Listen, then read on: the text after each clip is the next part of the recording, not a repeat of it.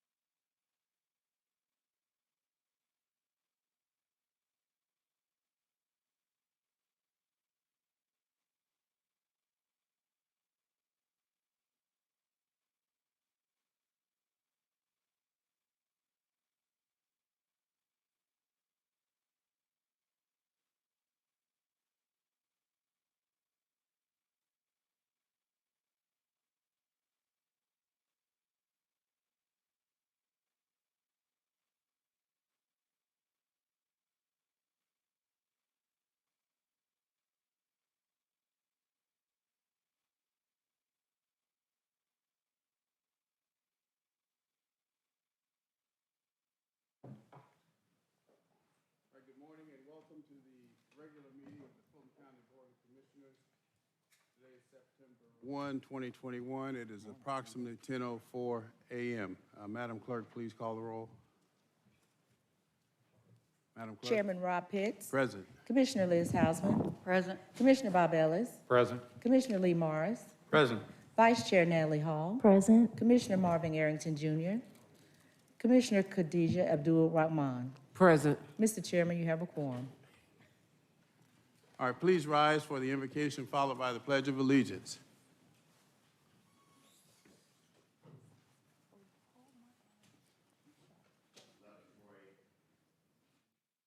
Almighty God, we are grateful for this day, for your grace and for your mercy. Pray now your peace and your power upon all who are present. Continue now, Lord, to have your hand of protection and guidance and wisdom upon our leaders. It is in your name that we humbly pray. Amen. Amen. I pledge allegiance to the flag of the United States of America.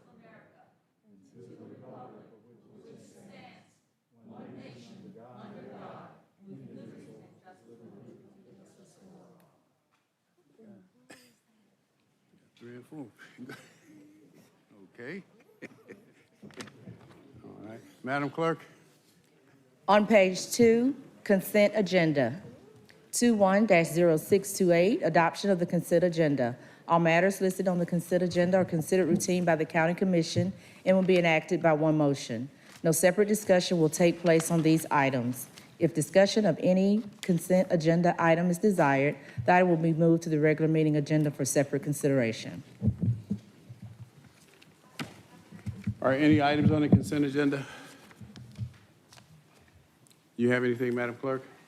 I do not. All right, I'll entertain a motion to approve the consent agenda. Done. All right, motion to approve by Commissioner Ellis, seconded by Commissioner Morris. Cast your vote, please. And the vote is open. And the motion passes, 6 yeas, 0 nays. Bottom of page 4, regular meeting agenda. 21-0640, adoption of the regular meeting agenda. Mr. Chairman and members of the board, we have some amendments to today's regular meeting agenda. On page 10, item to be removed and brought back at a later meeting. 21-0662, Human Resources Management. Request approval of GovHR as the recommended vendor for a management project. Items to be revised on page 6, 21-0464, and on page 7, 21-0647 and 0649, all finance renewal requests for health insurance. These items were revised to update the contract compliance information. And also on page 10, 21-0663, Human Resource Management. This item requested action was revised. Repeat that, what'd you say? On page 10, 21-0663, it's not a resolution. Okay. It should read, request approval of a COVID-19 vaccination and testing personnel policy. And those are all the amendments I have today. All right, any other items, Commissioners, on the agenda? Not a motion to approve as amended. Motion to approve by Commissioner Morris, seconded by Commissioner Ellis. Cast your vote, please. And the vote is open. And the motion passes, 6 yeas, 0 nays. 21-0641, ratification of minutes, regular meeting minutes, August 4th, 2021. Special call meeting post-agenda, August 11th, and recess meeting post-agenda minutes, August 18th, 2021.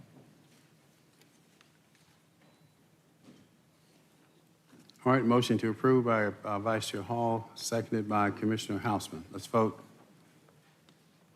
And the vote is open.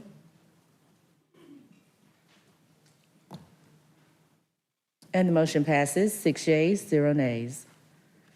On page 5, 21-0642, presentation of proclamations and certificates. The first proclamation is recognizing GMA President Mayor Vince Williams Appreciation Day, sponsored by Commissioner Hausman with full board support.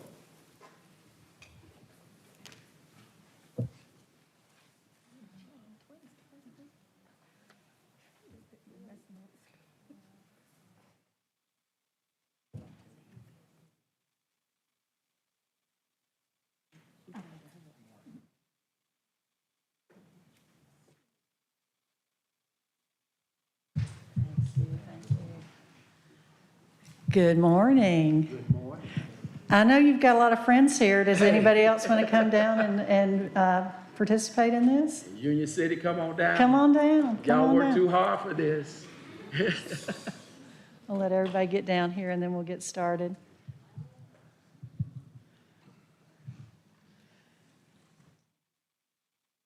Y'all know him, don't you? Hey. Good, good. It's a great day in Fulton County. You've made us proud, Mr. Mayor. State reps. I saw some. Yeah. State reps. They represent Come on down. Come on down. Union City and Fulton County. We got any other cities represented? Hey there. How are you? All righty then. It's my honor to recognize our good friend of Fulton County, a great mayor of Union City. And I'm so pleased that this is a proclamation that has the support of the full Board of Commissioners. We love you, Mr. Mayor, and if I can, I'd like to read this into the record. Whereas Union City Mayor Vince Williams was elected the 88th president of the Georgia Municipal Association, GMA, at the association's annual convention on July 2nd, 2020, and just completed his successful one-year term. And whereas Mayor Williams was elected to the Union City Council in 2007 and was elected to the city's 20th mayor in 2013. In his first year as mayor, he turned a multi-year financial deficit to an 81% increase and ushered in the greatest increase Recording of in jobs progress. in the city's history. And whereas Mayor Williams spearheaded the redevelopment of the city's central business district and has worked to increase educational offerings, implement transportation improvements, heighten public safety and trust building, encourage governmental transparency, and combat homelessness and hunger across the community. And whereas Mayor Williams spearheaded many efforts that have benefited Union City and Fulton County, including the redevelopment of Shannon Mall into the current movie and television production studio that has become a 24-hour operation, and his collaboration with city mayors and county commissioners on the Fulton County T-SPLOS program and the Fulton County Transit Master Plan. And whereas Mayor Williams has been a member of the GMA Executive Committee and Board of Directors, he has also served as chair of the Federal Policy Council, the Legislative Policy Council, and the Membership Council. And in response to the COVID-19 pandemic, he was selected as a member of the COVID-19 Advisory Committee. And whereas Mayor Williams continues to make a lasting impact on cities across the nation through his leadership role with the National Leagues of Cities, where he currently serves as the second vice president, he was a recently elected president of the National League of Cities for a one-year term to begin this November of 2021 through November of 2022. So now, therefore, be it resolved that the Fulton County Board of Commissioners commends Mayor Vince Williams for an exemplary year as president of the Georgia Municipal Association, and does hereby proclaim Wednesday, September 1st, 2021, as GMA President Mayor Vince Williams Appreciation Day in Fulton County, Georgia. Congratulations.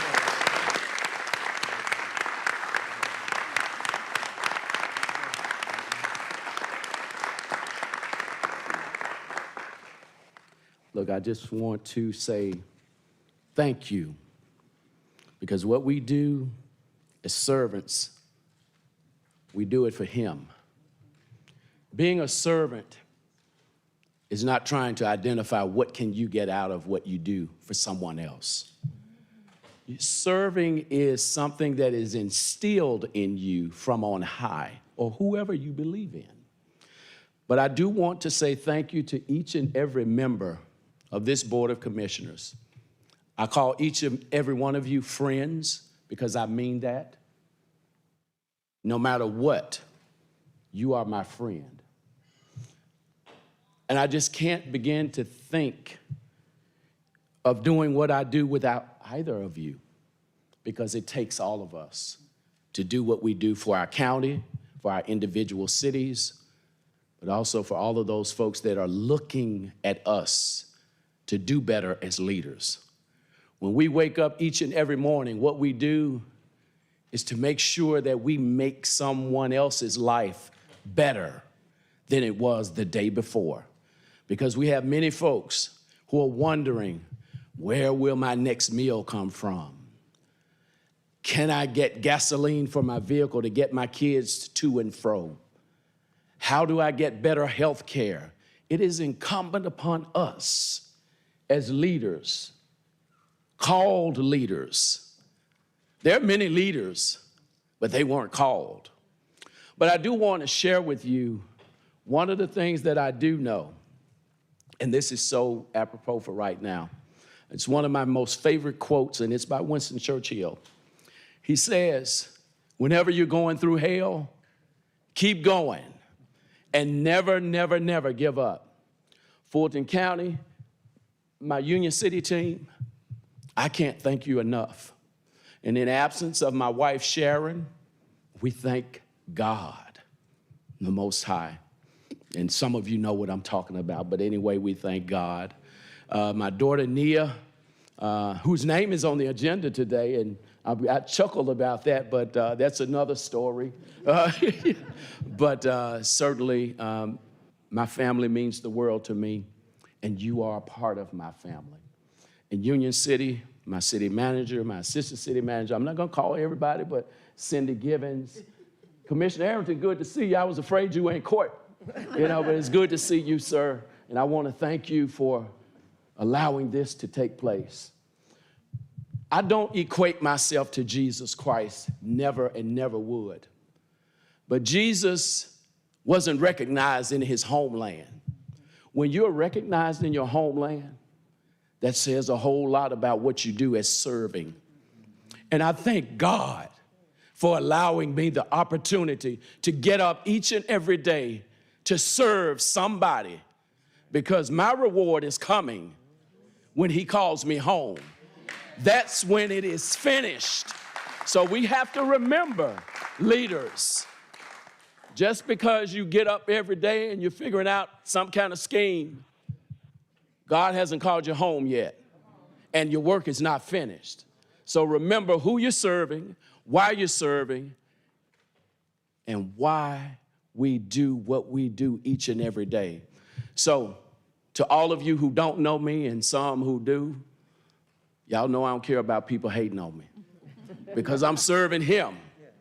But let me say this to all of you who may be listening and who may want to take a nugget somewhere out there on Nextdoor, social media, wherever you go, because I don't do Nextdoor, but I hear about you. Let me say this.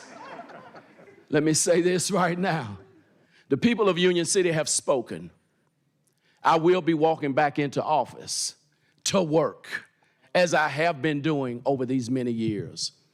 We just passed and adopted our 2022 budget last night. When I started as mayor, we had to start our city in 2014, less than $1 million. We are operating this year out of an $86.7 million budget with a $23 million fund balance.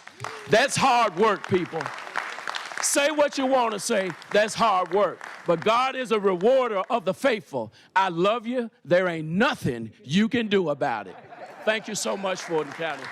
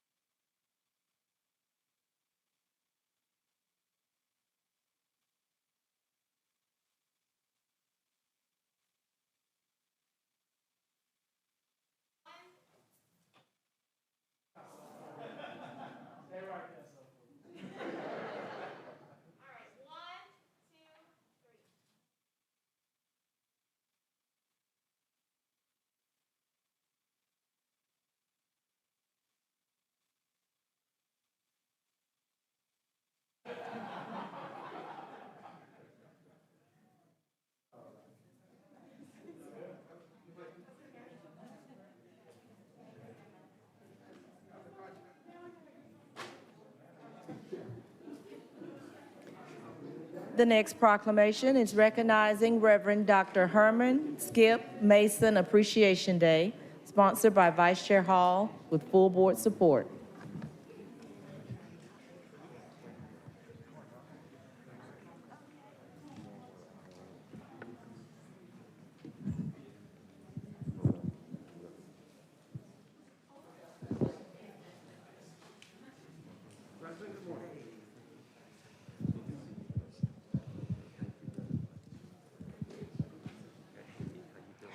Hey, Commissioner, how are you? Mr. Chair, how you doing? Bless you, I'm fine, good to see you. Hello, Commissioner. Are they gonna sound it? No, did they sound it? All right. And is that everybody for you, Reverend? Is there anyone else coming? I told I'm supposed to watch the live. Watch it live? All right. It is an honor to present this to you here at the Board of Commissioners meeting. Thank you for joining us. As you know, when you first came back to Atlanta, I came to that first service at your church, and we have been connected at the hip ever since. So it's an honor to present this proclamation to you. And it reads, whereas Reverend Dr. Skip Mason Jr. is a native Atlantan and is the senior pastor of historic West Mitchell Christian Methodist Episcopal Church in Atlanta since 2019 and has pastored at the following churches: St. James CME Church in Washington, Georgia from 1996 to 1998, Greater Hopewell Christian Methodist Episcopal Church in Atlanta from 1998 to 2013, and Trinity CME Church in Augusta, Georgia from 2013 to 2019. And whereas Reverend Dr. Mason earned his bachelor's degree at Morris Brown College, followed by his master's degree in library and information science from Atlanta University, and he earned both his Master of Divinity and Doctor of Ministry degrees from the Interdenominational Theological Center. And whereas Reverend Dr. Mason was named Pastor of the Year for the 6th Episcopal District of the CME churches in recognition of his work in being a good neighbor in our communities. And he was named the Atlanta Beltline Board representing the clergy and the voices of the West Side of Atlanta. And whereas Reverend Dr. Mason currently serves as Director of Library Services and Assistant Professor of African American History and Religion at Voorhees College in Denmark, South Carolina, where he has overseen the opening of its museum documenting the college's history. And whereas Reverend Dr. Mason is also a member of many fraternal, social, and civic organizations, including Sigma Pi Phi Fraternity, the Boulay, Prince Hall Masons, and the Shriners. And he is also the proud father of 2, Jewel and Jordari. Now, therefore, be it resolved that the Fulton County Board of Commissioners commends the work of Reverend Dr. Skip Mason, commemorating the history of Atlanta and Fulton County, and celebrates with him and his church congregation on the occasion of his 25th anniversary as a pastor, and does hereby proclaim Sunday, July 18th, 2021, as Reverend Dr. Herman Skip Mason Appreciation Day in Fulton County, Georgia. Congratulations. You're so welcome. Thank you very much. Thank you. Well, one thing you won't get is a sermon. You've already had that from Mayor Williams. But let me say thank you, Commissioner Hall, Commission Chair Pitts, to these distinguished commissioners, and to you, my brothers and sisters. I am so appreciative and humbled by this honor. This is the 3rd attempt. The first time I was sick, the second time the weather was challenged. And so I told my people and family to stay home and watch it on TV. But I'm so glad to see my longtime dear friend and sister, Tanya Alston, who's doing such wonderful work with the Atlanta Police Department Archives. I'm grateful for this recognition and for this honor. I love Atlanta. I love Atlanta. And every day I get to be a part of a rambunctious Facebook group called Vanishing Black Atlanta, where there are 53,000 other people who love Atlanta as well. And what we do, we reminisce, we reflect, we challenge each other's memory, but we do this because we love the city and we only want what's best for the city. We also say that if anybody is running for office, they need to stop by Vanishing Black Atlanta so that we can hear from you and know where you're taking our city. This is indeed an honor. I hope that I can live up to it. I pastor a church in the heart of the downtown community, West Mitchell Street. It has been on that corner since 1882.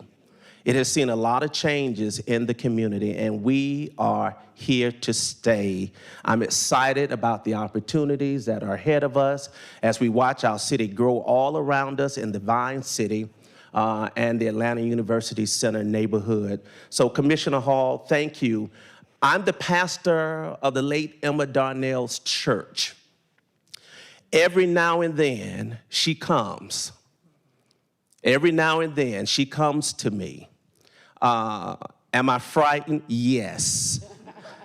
Am I encouraged? Yes. Because I know that Emma only wanted what was best for the church and what was best for the community. I thank God for this honor. May God bless you. May God keep you. Stay covered up, get your vaccinations, and let's live this life that God has so ordered for us to live. God bless you. Good to see you, David, as well. Amen. Thank you.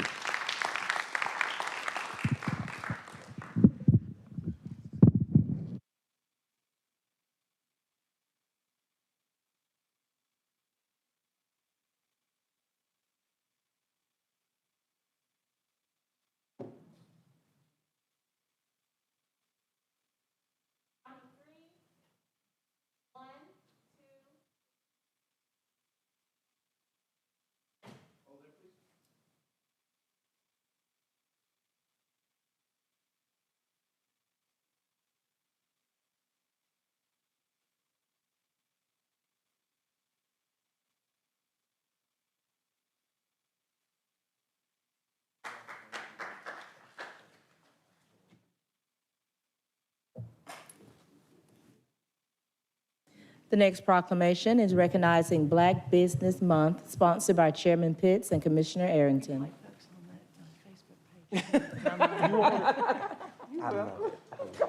Thank you. God bless you. God bless you.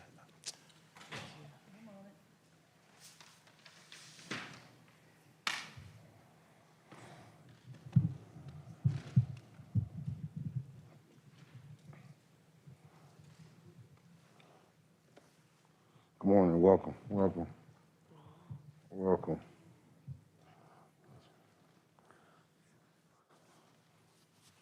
Whereas John William Templeton, a historian, and Frederick A. Jordan Sr., a civilian engineer, founded Black Business Month in 2004 to drive the policy affecting African American businesses, an initiative to recognize Black-owned businesses and highlight their importance to the community and national economy. And whereas, according to the U.S. Census Bureau, Black business owners account for 10% of U.S.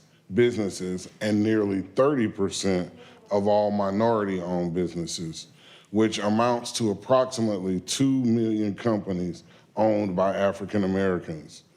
And whereas nearly 40% of Black-owned businesses are in healthcare and social services, repair and maintenance, laundry services, advertising firms, auto dealerships, consulting services, restaurants, barbershops, beauty salons, and more. And whereas Black Philanthropy Month, also observed in August of each year, is a global celebration and concerted campaign created by Dr. Jackie Bouvier Copeland and the Pan-African Women's Philanthropy Network in 2011 to illuminate the ingenuity and transformative impact of Black generosity and promote increased investment in Black communities. And whereas in 2021, National Black Business Month is particularly important given the disproportionate impact of COVID-19 on Black communities who already face challenges in starting, running, and growing their companies. And whereas the Atlanta Black Chamber, in conjunction with the Georgia Coalition of Black Chambers, will host events, spotlight companies, and provide resources to small business owners and entrepreneurs, encouraging the community to join the celebration, supporting Black-owned businesses and other entrepreneurs. Now, therefore, be it resolved that the Fulton County Board of Commissioners recognizes Black-owned businesses across the country and in Fulton County, and joins in recognizing the importance of Black businesses in our local community, and does hereby proclaim the month of August 2021 as Black Business Month in Fulton County, Georgia. Let's give it for them.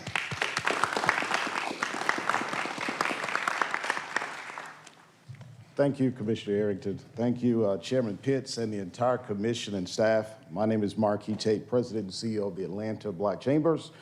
And on behalf of our Board of Governors, our Executive Committee, and our members, I have today with me to the right, Melvin Coben, our Executive Director, Michael Hill, our President Emeritus and founder of our chamber, and Joyce Rhodes, our President and Board Member, President of our Atlanta Black Chambers Foundation.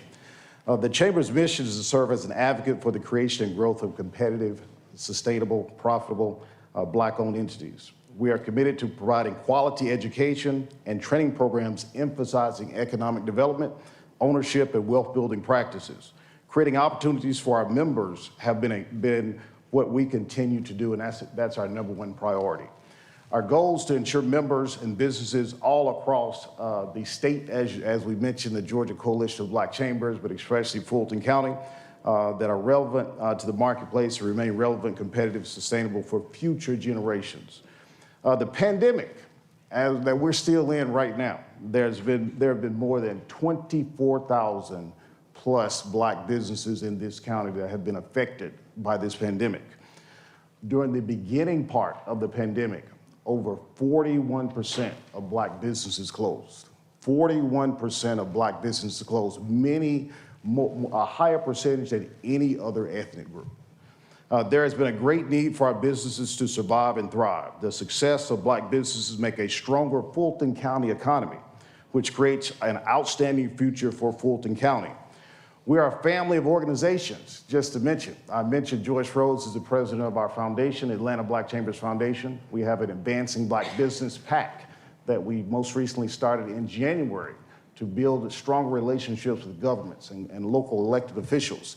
And we are definitely looking forward to working closely with Chairman Pitts and the Fulton County Commission and Fulton County government and all governments across the state as we move forward and actually announcing our initiatives for this coming year.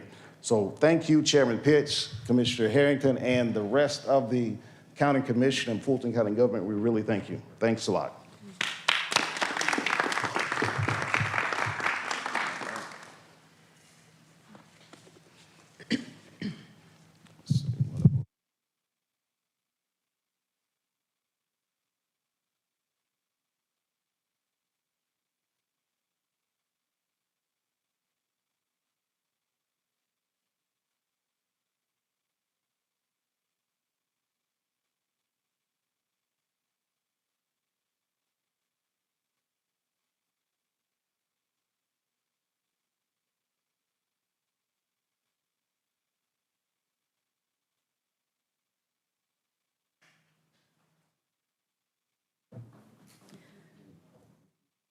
The next proclamation is recognizing National Recovery Month, sponsored by Commissioner Ellis.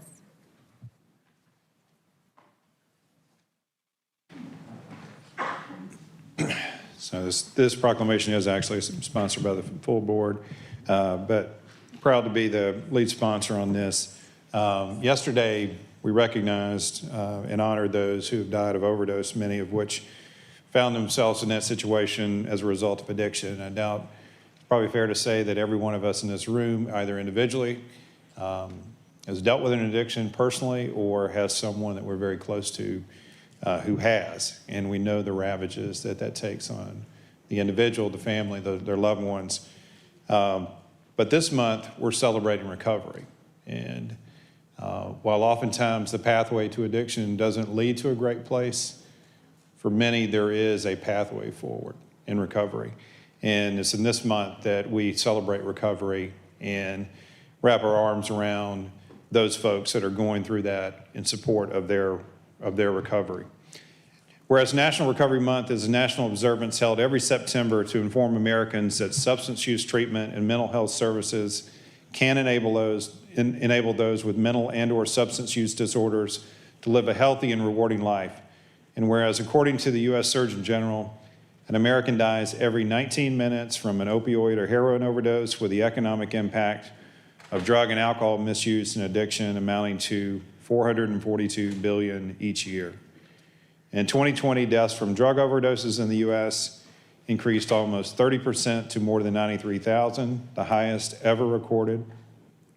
And whereas the 2021 Recovery Month theme, recovery is for everyone, every person, every family, every community, reminds people in recovery and those who support them that no one is alone on the journey through recovery, and everyone's journey is different, but we're all in this together.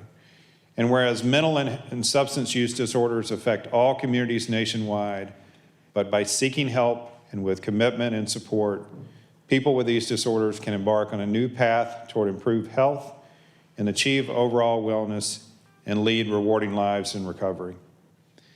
Now, therefore, be it resolved that the Board of Commissioners of Fulton County joins the Substance Abuse and Mental Health Services Administration in efforts to help more people achieve and sustain long-term recovery, and does hereby proclaim September 21 as National Recovery Month in Fulton County, Georgia.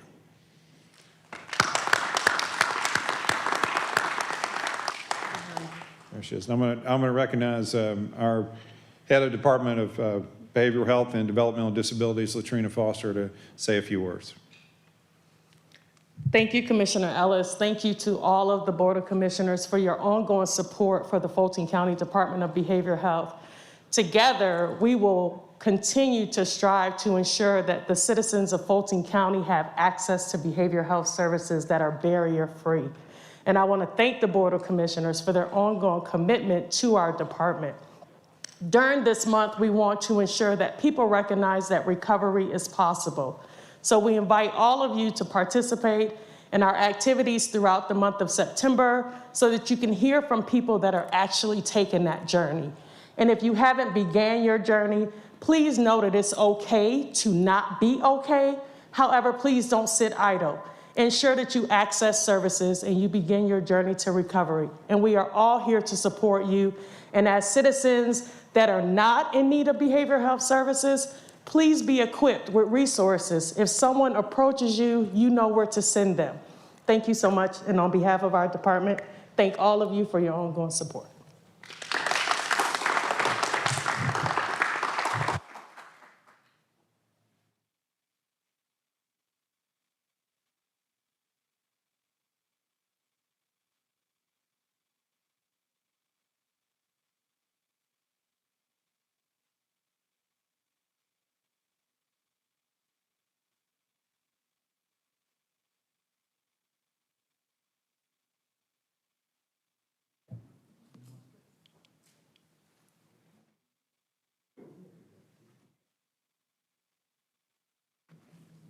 The next proclamation is recognizing Mays High School 40th Anniversary Appreciation Day, sponsored by Commissioner Abdul Rahman. Good morning. There you go. Any and all Mays alumni that are in the building. I know that Tanya is here, Tanya Austin, Greg Clay, and my buddy back there, Joanna Potts. And my Director of Operations, Pamela Lyons. You're to come down here and stand with us and give that to the Chief of Staff, because you are a product of Benjamin Elijah Mays. So you get to stand with us and all the others. Just want to let you all know, sometimes God puts stuff on my heart, and like Mayor Vince Williams said, it's what we do for God and not man. And today is especially a hard day for me. On my way here today, I got a call that my aunt succumbed to COVID. And so I would ask that please get vaccinated. And if not, please, please, please social distance. Please mask up. That was a call that I did not expect to get, and it almost floored me, but I know that she would want me to carry on. And so I just wanted to make that announcement. Now, whereas this proclamation, whereas Benjamin Elijah Mays High School welcomed students into an institution of learning on September 2nd, 1981, with Mr. Thomas E. Woods, Jr. serving as the inaugural principal, and whereas the school is named in honor of Dr. Benjamin Elijah Mays, an educator, author, scholar, faith, and community leader that influenced Atlanta and the world, and oftentimes would stop me and my classmates and ask us right in the lobby of the school, what are your plans? Where are you going? What are you going to do? And I thank him for that, because he molded a mold of excellence that permeates the entire United States. It passes the borders of Fulton County. Just wanted to put that out there. The school is named in honor of Dr. Benjamin Elijah Mays, an educator, author, scholar, faith, and community leader that influenced Atlanta and the world. And whereas Benjamin Elijah Mays High School is a legacy high school serving families in Southwest Atlanta, continuing in the legacy of Southwest High School as an institution of academic achievement, providing a foundation of learning for students to be lifelong learners, accomplish goals, and be contributors to society. And whereas alumni of Benjamin Elijah Mays High School have made historic and impactful contributions to society as educators, elected officials, political advisors, judges, mixed media artists, recording industry professionals, professional athletes, law enforcement professionals, and fire safety professionals, corporate leaders, successful entrepreneurs, coaches, published authors, creative artists, medical and dental professionals, public information officials, and many other areas. And whereas the alumni of Benjamin Elijah Mays High School continue in the motto of a legacy to keep and an image to uphold. As volunteers and supporters of the school through the Benjamin Elijah Mays High School Alumni Association, providing scholarships for students and resources for teachers and administrators. Now therefore be it resolved that the Fulton County Board of Commissioners recognizes Benjamin Elijah Mays High School as an esteemed institution of learning in the Atlanta community, and celebrates with its graduates on the occasion of the school's 40th anniversary, a milestone, and does hereby proclaim Wednesday, September 1st, 2021, as Benjamin Elijah Mays High School Appreciation Day in Fulton County. And so I want to take privilege here and ask two people to speak.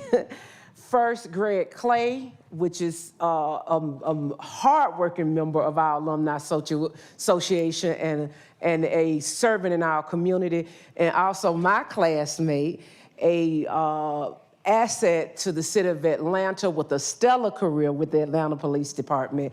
I would ask that you speak first, please, Greg. Well, Commissioner, one thing I've learned is that ladies can speak first. Okay, all right. As a gentleman in me, Tanya, I'll let you go first and follow up. Thank you so much, Commissioner Khadijah. And to the Commission Board, I thank you so very much for having us here today. Thank you, Greg Clay, who is the current president of the Mays Alumni Association.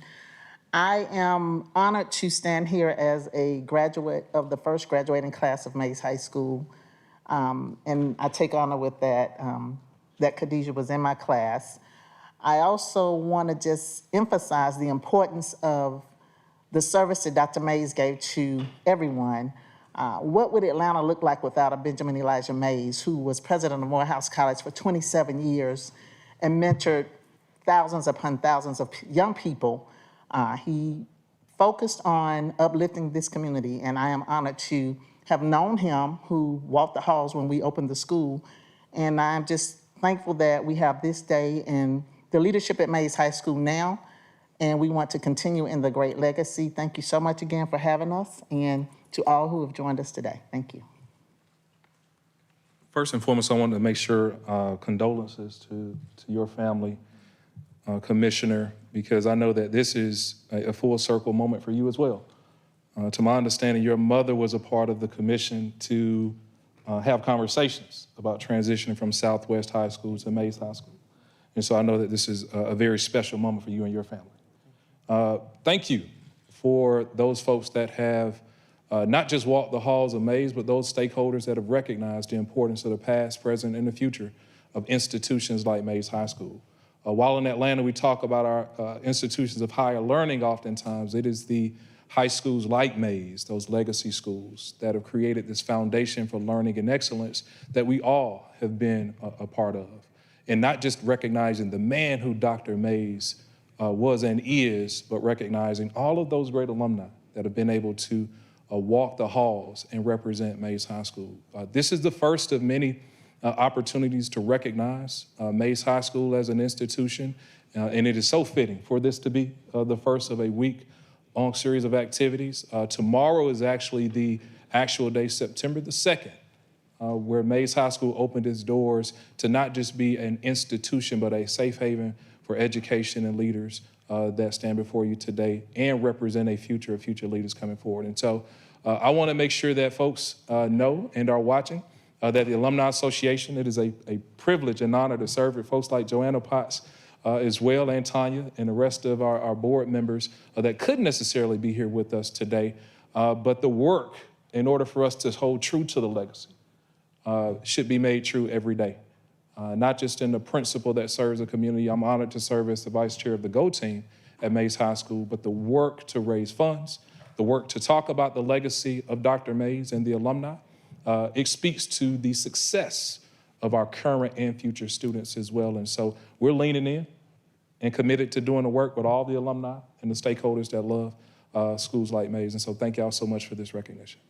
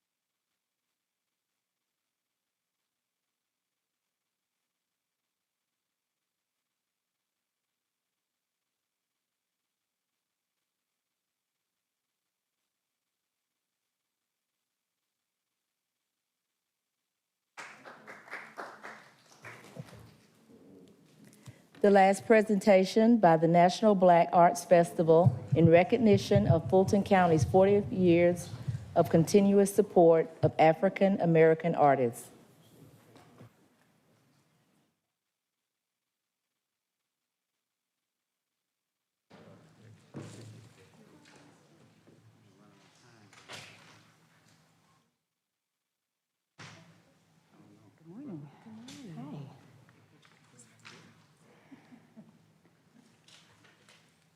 Okay. Good morning, everyone. My name is Stephanie Owens, and I serve as the Executive Director for NBAF. And today, on behalf of NBAF's Board of Directors and staff who are standing here with me, we would like to thank the Fulton County Board of Commissioners for over 3 decades of support as a legacy organization. NBAF was founded in 1987 by the Fulton County Arts Council and under the guidance of the Fulton County Board of Commissioners. And we hosted our very first festival in 1988. And so today we would like to present this beautiful piece by renowned visual artist Elizabeth Catlett. It is entitled Fiesta and was signed and dated in 1988 to commemorate that festival. And we would like to present this to the Board of Commissioners today as a small token of our appreciation for the unwavering support and partnership and for your commitment to the arts in the community. So thank you very much.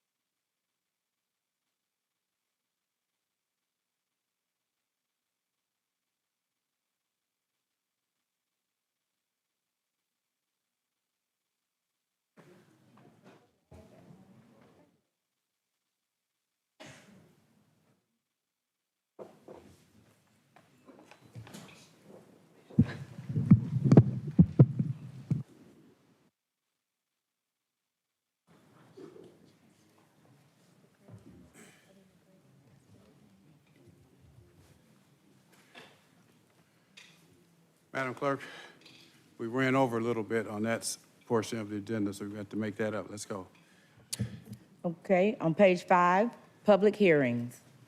21-0643, public comment. Citizens wishing to participate in public comment will be allowed to appear in person or may choose to participate virtually via Zoom video conferencing or by submitting their comments in writing online by registering on the county website, www.fultoncountyga.gov.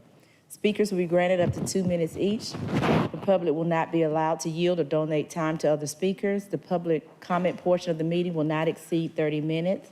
In the event 30-minute time limit is reached, public comments will be suspended and will resume at the end of the meeting. Mr. Chairman and members of the board, we'll start with the speakers here in Assembly Hall. We have received 11 speaker cards. Will the first 6 speakers please come down? Mei Lee Dong, Dr. Janice Johnston, Sandra Buckhart, Julie Adams, Lucia Frazier, and Jason Frazier. Come on down, please. When you have 15 seconds left, I'll say 15 seconds. That will be your key to sum up. Thank you. Yes, ma'am. I'm Mei Lee Dong, and I live in Alpharetta. This is my first time here, but I'm going to speak about, thank you. I'm going to speak about the contract for the Elections Group, LLC, that you are considering to ratify or approve $570,000. I want to express that what I have found about the group is that the leaders are highly biased on their Twitter feeds. They do repeated Twitters on their opinion that there are no stolen elections here, that there is no problem with the elections here. And so to reward them with a contract that will basically not change much of anything, perhaps reinforce the events that have happened to make it even more so for repeat. So the extreme bias that I have found in their public comments and also with the Elections Group tweets as well is very disturbing. So I request that you do not reward them with our money of $570,000. That's all I have to say right now. I'll let the others have theirs say.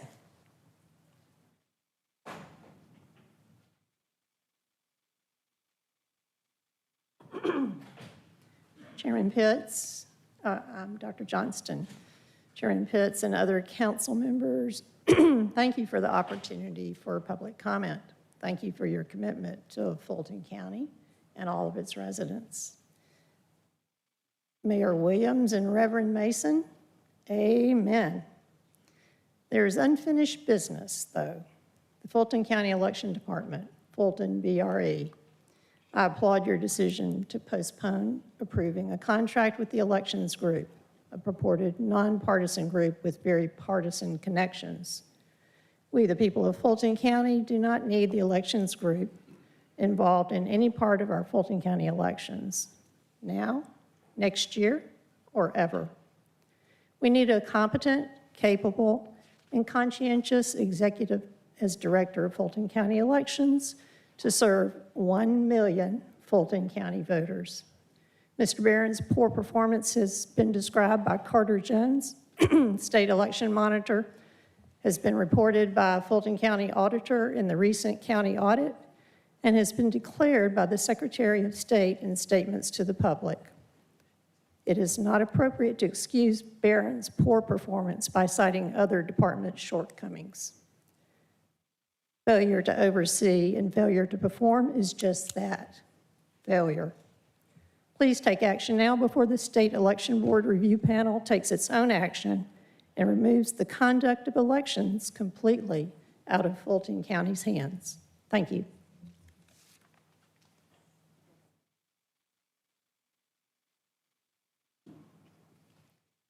My name is Sandra Burkhart. Chairman Pitts and other council members, I thank you for this opportunity to have public comment. Thank you for your commitment to Fulton County and all of its residents. I must oppose the above agenda item according to the organizational chart of Fulton County Commissioners. You answer to the people of Fulton County. Unless you have taken a vote of all the people of Fulton County, please refrain from supporting proposed congressional legislation. John Lewis was our own civil rights hero and a Georgia statesman. And if the Board of Commissioners wants to honor him and his remarkable life, please make a proclamation and do so. I have reviewed and opposed all 66 pages of H.R. 4, Justice Department control of elections, removal of photo ID requirements to vote, Justice Department control of election laws, nationwide voting control, and federal approval of redistricting maps. I just have a reminder to the Board of Commissioners. The last time Georgia was required to get Justice Department approval for redistricting, gerrymandering was then the Democrats were in control of the Georgia General Assembly. I oppose House Bill 4. The people of Fulton County oppose House Bill 4. I do not oppose John Robert Lewis. Thank you for your time.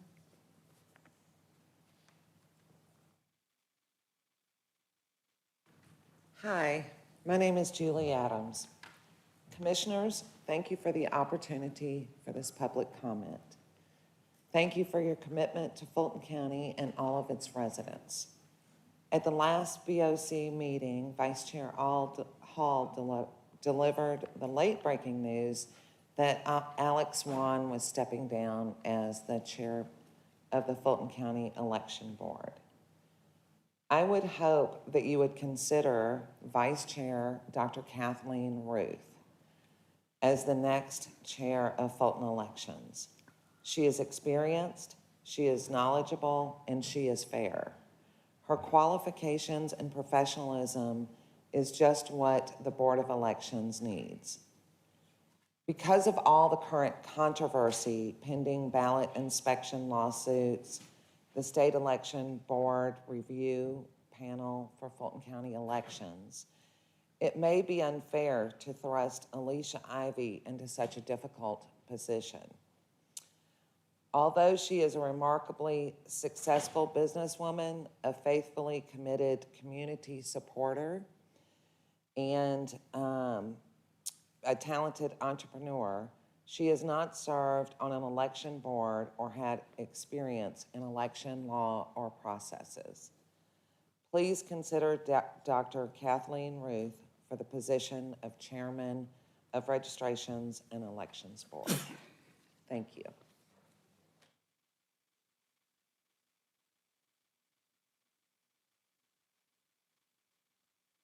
Good morning. My name is Lucia Frazier, Board of Commissioners. Some people think Come closer to the mic, ma'am. Sorry. Some people think that they may know better than voters and think it's okay to take power from the people. I saw a lot of really cool things this morning. Those people supporting their mayor, their leaders, their voices are going to be silenced if we allow certain actions to pass through us being you and me. You guys are us, we are you. So when you see things come down the line that put holes in our election process, stop it. Do things that secure the election. It didn't look good before, so let's make some changes to make it better. It looks like Swiss cheese, actually. So there's just so many holes in it right now from where I put my vote in or you put your vote in into the final count. Anybody can stick their hand in. Tamper. Let's stop that, okay? There's so many things. So I strongly oppose the approval of the Elections Group LLC, any other group that you might want to bring in or anybody wants to bring in. Let's keep it local. All election locations. Let's have local workers. There's plenty of volunteers. You don't even have to pay us. It's fine. I'm sure there's plenty of us. If you're worried about the money, if you're worried about staff, just ask, we'll be there. And those people of Union City, they worked hard to get their leader elected. Imagine if somebody tampered with their vote and their voice wasn't heard. Somebody else from another state to come in 15 and seconds. do that. I also strongly oppose the firing of Richard Barron. He was showing himself to be against the people. So if you're doing that too, it doesn't help us. Thank you.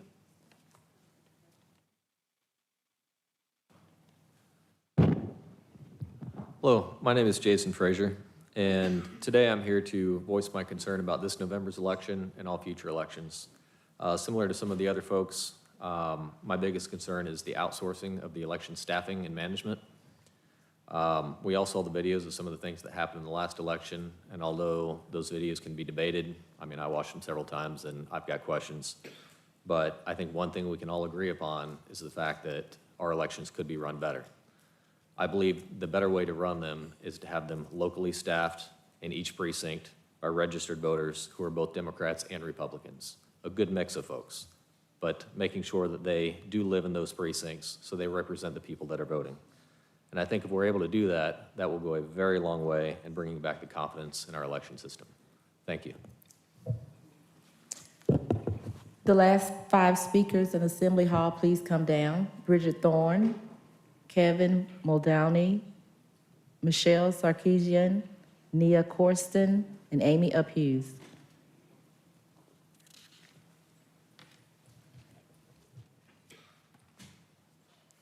Hello, greetings. I'm Bridget Thorne, as you know, most of you know. We, the citizens of Fulton County, are paying for a communications department with a full-time elections communications person. According to the communications director, they are battling misinformation. Their motto is to empower the people with information. Don't you think the citizens of Fulton County should know that Happy Faces temp employees work virtually every part of Fulton County elections, and that Happy Faces has a purse string connection to Stacey Abrams? Don't you think the citizens of Fulton County should know that 2 weeks prior to the election, Dominion, along with Happy Faces temp employees and the elections group, was running the warehouse while the normal Fulton County employees were quarantined with COVID? They had access to all early voting ballots, compact flashcards, equipment, and the ability to print ballots. and not to mention the $2 million bill that came with it. These groups were given keys to the warehouse, and they were pretty much unsupervised, except for an occasional meeting with Barron. There were no poll watchers. So my repeated question to the Fulton County Communications Department has been, did you obey the law by notifying the public the location, the dates, the time of the LNA testing by this Dominion-run warehouse? After all, Barron told you they were working around the clock. They're pretty much unsupervised and no poll watchers. Did the Communications Department obey or break the law? Fulton County Manager tells me that the Communications Department cannot give me a satisfactory answer. 15 seconds. How about a truthful answer? But you can't answer. Therefore, Fulton County Commissioner's motto should be empower the people with only satisfactory information. Is that correct? Is that what we're paying for? Thank you.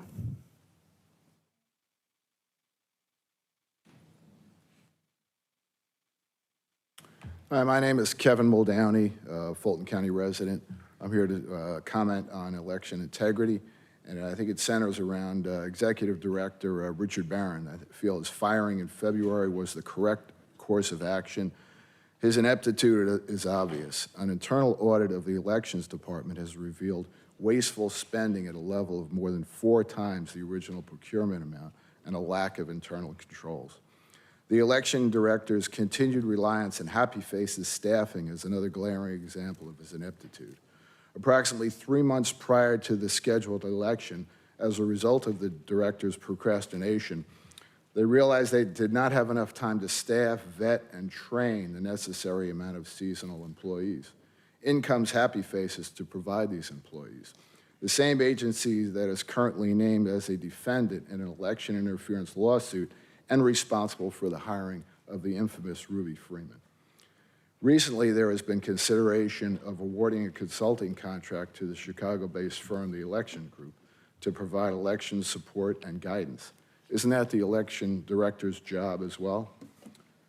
From the Fulton County website, it states the election director is responsible for, among other things, budget monitoring, recruitment and employment, screening, hiring, and training.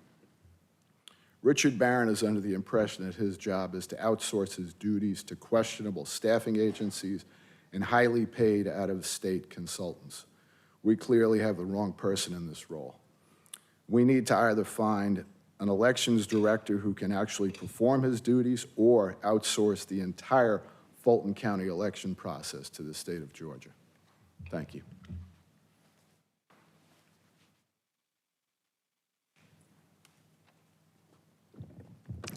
Good morning. My name is Michelle Sarkeesian.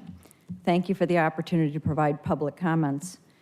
When any adult with budget and performance accountability makes a purchase decision for a home or a car repair, for a business vendor, for a service contract, they have a set of qualifications outlined, correct? And the more important the purchase, the more scrutiny the qualification process, correct? In fact, in business, you earn your way to larger procurement opportunities and budget authority with experience. Scorecards are used. Price, performance, verified references, escalation procedures, executive sponsors, turnaround time, background checks on team members, maintenance, performance clauses, legal challenges, and much more as contract importance and budget increases. Often, more than one layer of approval is required. Assuming we have professional adults in the Happy Faces in the elections group decision-making process, the public would like to see those detailed scorecards from before, don't make them up, and backdate them, and now including all competitive RFPs.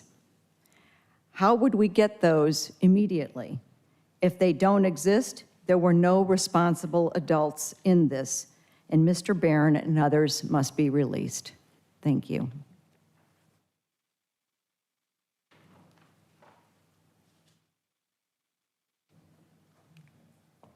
Good morning. My name is Nia Corson, and thank you for the opportunity to be here today. I am not here for selfish reasons or for partisan purposes. If we learned one thing during the last election cycle, it is we have room for improvement. Some of us felt like victors and some of us felt like victims. And regardless of our political affiliations, we all can find common ground in one goal. Our votes are counted in a fair and factual election process. Our collective goal, as outlined in SB 202, is to ensure that the state of Georgia assumes control of our county elections and to eliminate the participation and influence of the organization known as Happy Faces. As highlighted last week in a thorough internal audit conducted by the Office of the County Auditor, the arguments in favor of SB 202 and against Happy Faces are as follow. Lack of department standard operating procedures that led to uncertainty and doubt about the outcomes, inconsistent procurement procedures leading to invoices that were paid before a received purchase order, untimely payment of invoices, lack of supporting documentation, which leads to a nearly $2 million price tag against the allocated budget of $450,000.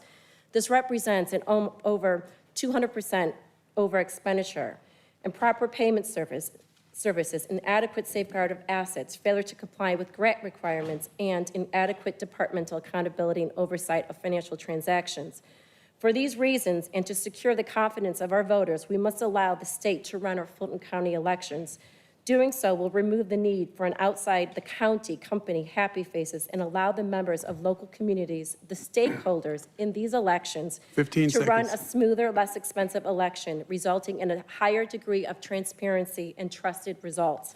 On behalf of everyone in Fulton County, bound together by this common goal, I respectfully request that this Board of Commissioners consider these irrefutable facts and come together in support of your citizens. Thank you for your time.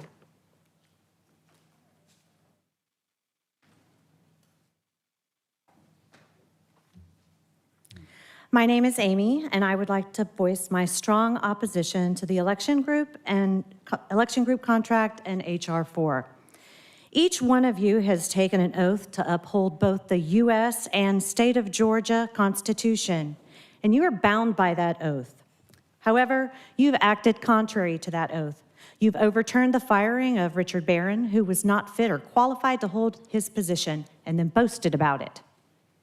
You have openly and publicly called both constituents and fellow members slanderous names. Now you want to spend an additional $570,000 on the election group that has ties to George Soros. You're actively working against voter integrity with H.R. 4.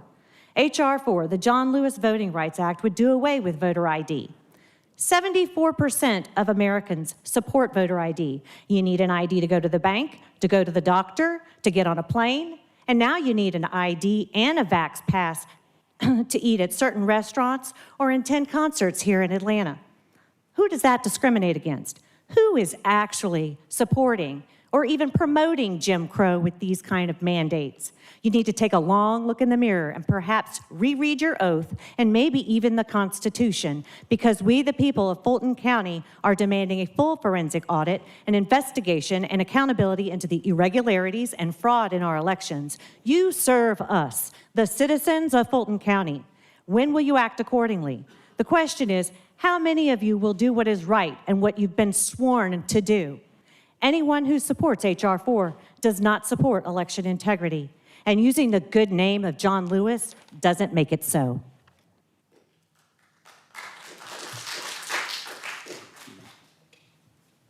The next set of speakers will be through Zoom. Good morning, Commissioners. The next person to speak is Benjamin Howard.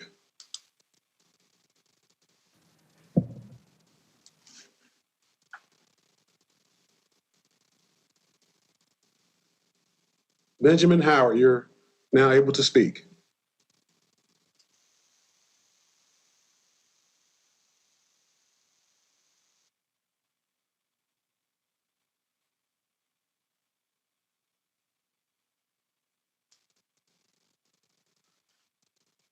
Okay, while we're waiting on Benjamin Howard, the next person is Sheila Hamilton.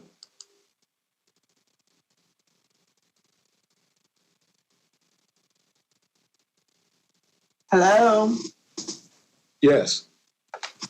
can you hear me? Yes, we can. Hi, this is Sheila Hamilton from the Mighty Six. Thank you, commissioners, for this opportunity to speak. I wanted to just speak about the last commission meeting where the constituents were disadvantaged during the public comment section.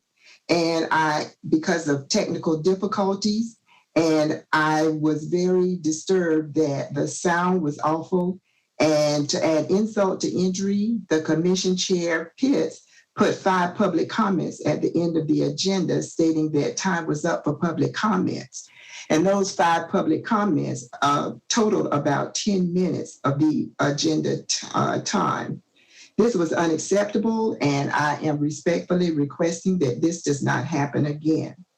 Out of respect for your constituents, our comments matter and affect the decisions made by you commissioners when voting for an agenda item.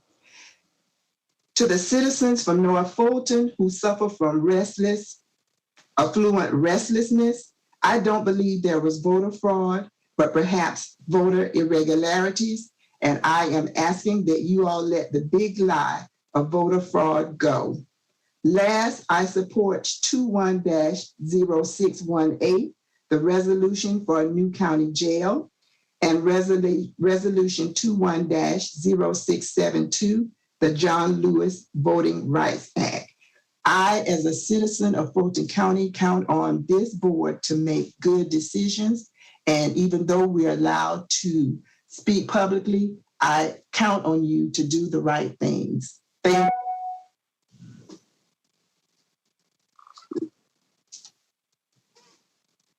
All right, the next one, again, is Benjamin Howard.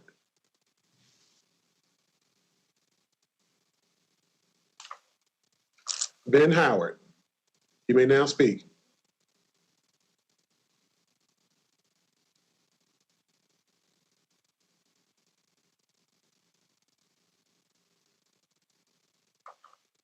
Benjamin Howard, you're unmuted. You're able to speak now.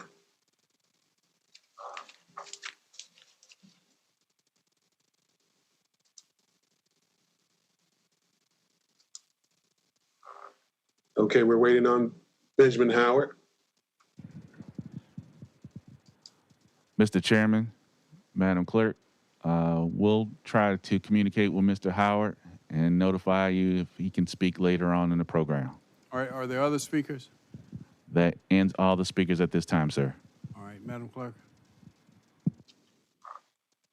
Okay, on page 6, zoning, use permits, and zoning modification applications. Zoning public hearing 21-0644, 2021Z-0003, 4090 Martin Luther King Jr. Drive. This is a rezoning from M2 to C1 commercial for property located at 4090 Martin Luther King Jr. Drive. The applicant is seeking to use the 2,900 square foot building for a restaurant. The building was formerly a Dairy Queen, but it is vacant for almost 10 years, maybe a little over 10 years. Prior to 2007, the Board of Commissioners allowed, or the zoning ordinance allowed, commercial uses located within the industrial districts. However, in 2007, the zoning ordinance was amended to prohibit commercial uses within industrial districts. The property is located on the southwest side of Martin Luther King Jr. Drive, the third lot from the corner, just down from the convenience store that the Board of Commissioners approved in the August board meeting. The applicant is looking to lease the property for a restaurant. The staff's recommended conditions include a number of improvements to the property, including the removal of the vacant signpost and vacant signs. Will calls for the sign on the property to be a monument sign compliant with the zoning ordinance. Additionally, the landscaping along Martin Luther King Jr. Drive, as well as within the parking lot islands. These enhancements and site improvements will contribute to the beautification plans for the Fulton Industrial Corridor. Staff recommends approval. All right, it's a public hearing, or open the public hearing. Anyone from the public care to speak on this matter? Come on down, sir.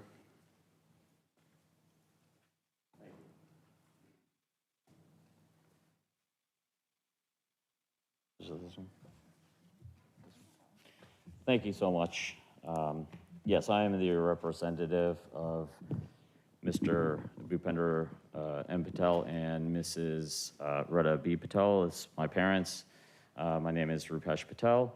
And yes, just like Ms. Parker just said, we are seeking a rezoning of our property from M2 to C1. It has been a restaurant property for the past 40+ years, and we will be beautifying the property. We already have a lease tenant that wants to do a restaurant there for the community, and so that's it. Yep. We just need to get our C1 rezoned zoning for the property. Yep. All right. So, You're representing thank you. the applicant? Yes, that's correct. All right, any questions? I'm a minority partner Understand. in the property. Yeah. All right, anyone else from the public here to speak? And does the applicant accept the conditions? Yes. Okay. All right, anyone else from the public here to speak? Now we'll close the public hearing. All right, Ms. Parker, what's your recommendation? Approval conditional? Yes, approval conditional. All right, and the applicant accepts the conditions. So what's your pleasure, commissioners? All right, motion to approve by Vice Chair Hall, seconded by Commissioner Abdur Rahman. Any questions or comments? Cast your votes, please.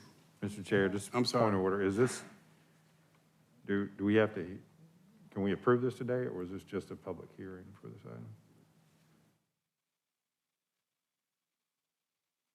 This is a rezoning case, and it's a public hearing, and the board can take action to, on the We can zoning take case. action today? Okay, thank you. All right, motion before us is to approve with certain conditions that have been accepted by the applicant. Strike that, the representative of the applicant on behalf of the applicant. Motion is to approve. Cast your vote. And the vote is open. And the motion passes unanimously. All right, thank you. Thank you. Thank you so Continue, Madam Clerk. 21-0645, MARTA Quarterly Report Briefing. Is Mr. Parker here? Come on down, Mr. Parker. And while Mr. Parker is coming down, let me just take a second to report that you will recall that we approved unanimously the resolution that allowed the county to invest part of our ARP funds with minority and female-owned businesses that are domiciled in Fulton County or have branches in Fulton County. And the great news is that MARTA followed our lead, and they voted to do likewise. So I want to congratulate you publicly for that. And we've also spoken with the state of Georgia, asking them to do so. We're also in communication with Senators Warnock and Ossoff, asking them to make this a national effort so that the country will once again follow Fulton County's lead. So thank you, Mr. Parker. Yes, thank you for those comments, and I'll mention that in my presentation. But I do want to recognize both our board chair as well as the members of the Fulton delegation, Rita Scott, our board chair, Frida Hardage, Al Pond, and Stacy Blakely, who are listening remotely, and thank them for our support. And next slide, please. Is there a... we have a relatively quick agenda. You can see it here, and I'll ask to move to the next slide. Want to give a quick update on important federal updates as it relates to transit. Next slide, please. The Senate has voted on a bill that we are very, very excited about. One of the two big items that will directly affect MARTA and this region is one is an increase in our formula funds by 30% in the Senate version of the bill, as well as a very important change to the Small Starts program that increases the eligibility by $100 million to $400 million. And we do have a lot of projects, including within Fulton County, projects that would be eligible for this, and we would be able to have slightly larger projects entering into the Small Starts program, which is a much simpler process than the Full Starts program. We do recognize that while the Senate has voted the bill, the version of the bill from the House has not passed yet, and they have committed to vote by November 27th. So we have a lot of excitement and anticipation for a new authorization bill that will really help to move and advance transit here. And I think we've got great support from our delegation, as well as you can see, Secretary Buttigieg, who was here in Fulton County visiting several weeks ago. Next slide, please. Talk about our update on our expansion plan. Next slide, please. As you can, as I was talking about before, we continue to evaluate funding avenues and see that the federal program will be positioned very well to support expansion both within Fulton County as well as the MARTA jurisdictions. We are exploring other non-sales tax potential revenue sources to help fund these projects, and these are a few of the ones that we are talking to cities around Fulton County as well as the MARTA jurisdiction to provide additional funding. I think we all recognize the difficulty of passing sales tax, additional sales taxes, so we want to make sure that we're considering those projects. Next slide. You know, we have several important projects that are all based in the Fulton County Transit Master Plan. We have done an awful lot of work over the past several months advancing the concept in South Fulton Parkway. We heard loud and clear from mayors, including Mayor Williams, who you all recognized, as well as other mayors in South Fulton, as well as commissioners, how important not only South Fulton Parkway is, but Roosevelt Highway. So we have been doing a variety of work to develop the plans to make some improvements along both South Fulton Parkway and Roosevelt Highway. We will be working with our board of directors over the next year to see how we can work to fund and make sure that we have allocated money as local matches to fund these projects, and we will continue our outreach with the Fulton County commissioners as well as the mayors and the citizens in South Fulton to make sure that we are focusing on this very important project, and just want to point out once again how important Roosevelt Highway is and the ridership down in that corridor is to MARTA. Next slide. The other projects that we continue to advance are leveraging the GDOT investment on 400, which is you know, a project that GDOT is trying to bring to move into the next phase of construction, although I think you're aware of the slowdown that they have in the procurement process, as well as the investment that GDOT is making or will be making along 285 with their managed lanes. We continue to develop the details of the stations. We're beginning to advance the concepts of on 285 so that we can make sure that as GDOT advances that project in the future that they completely have all the details of what the transit corridor would look like. I think it's very positive, GDOT's approach on 285 with a full P3 that will give us some more opportunities to help fund that project. So we want to make sure that MARTA is working well with the ATL. We clearly need to work with the ATL because this project does span outside of the MARTA jurisdictions into Cobb County and touches Gwinnett County. So we want to make sure that we're coordinating that well with the region. Next slide, please. Small things matter. We all know that, and one of these small things is bus shelters that we've been advancing wholeheartedly, and I think we've provided a detailed update on where before and after pictures of what we've installed. We're making tremendous progress. By the end of this fiscal year, which is the end of June of 2022, we will have installed 133 bus stops, amenities, shelters, and benches within Fulton County, even more across the MARTA jurisdiction.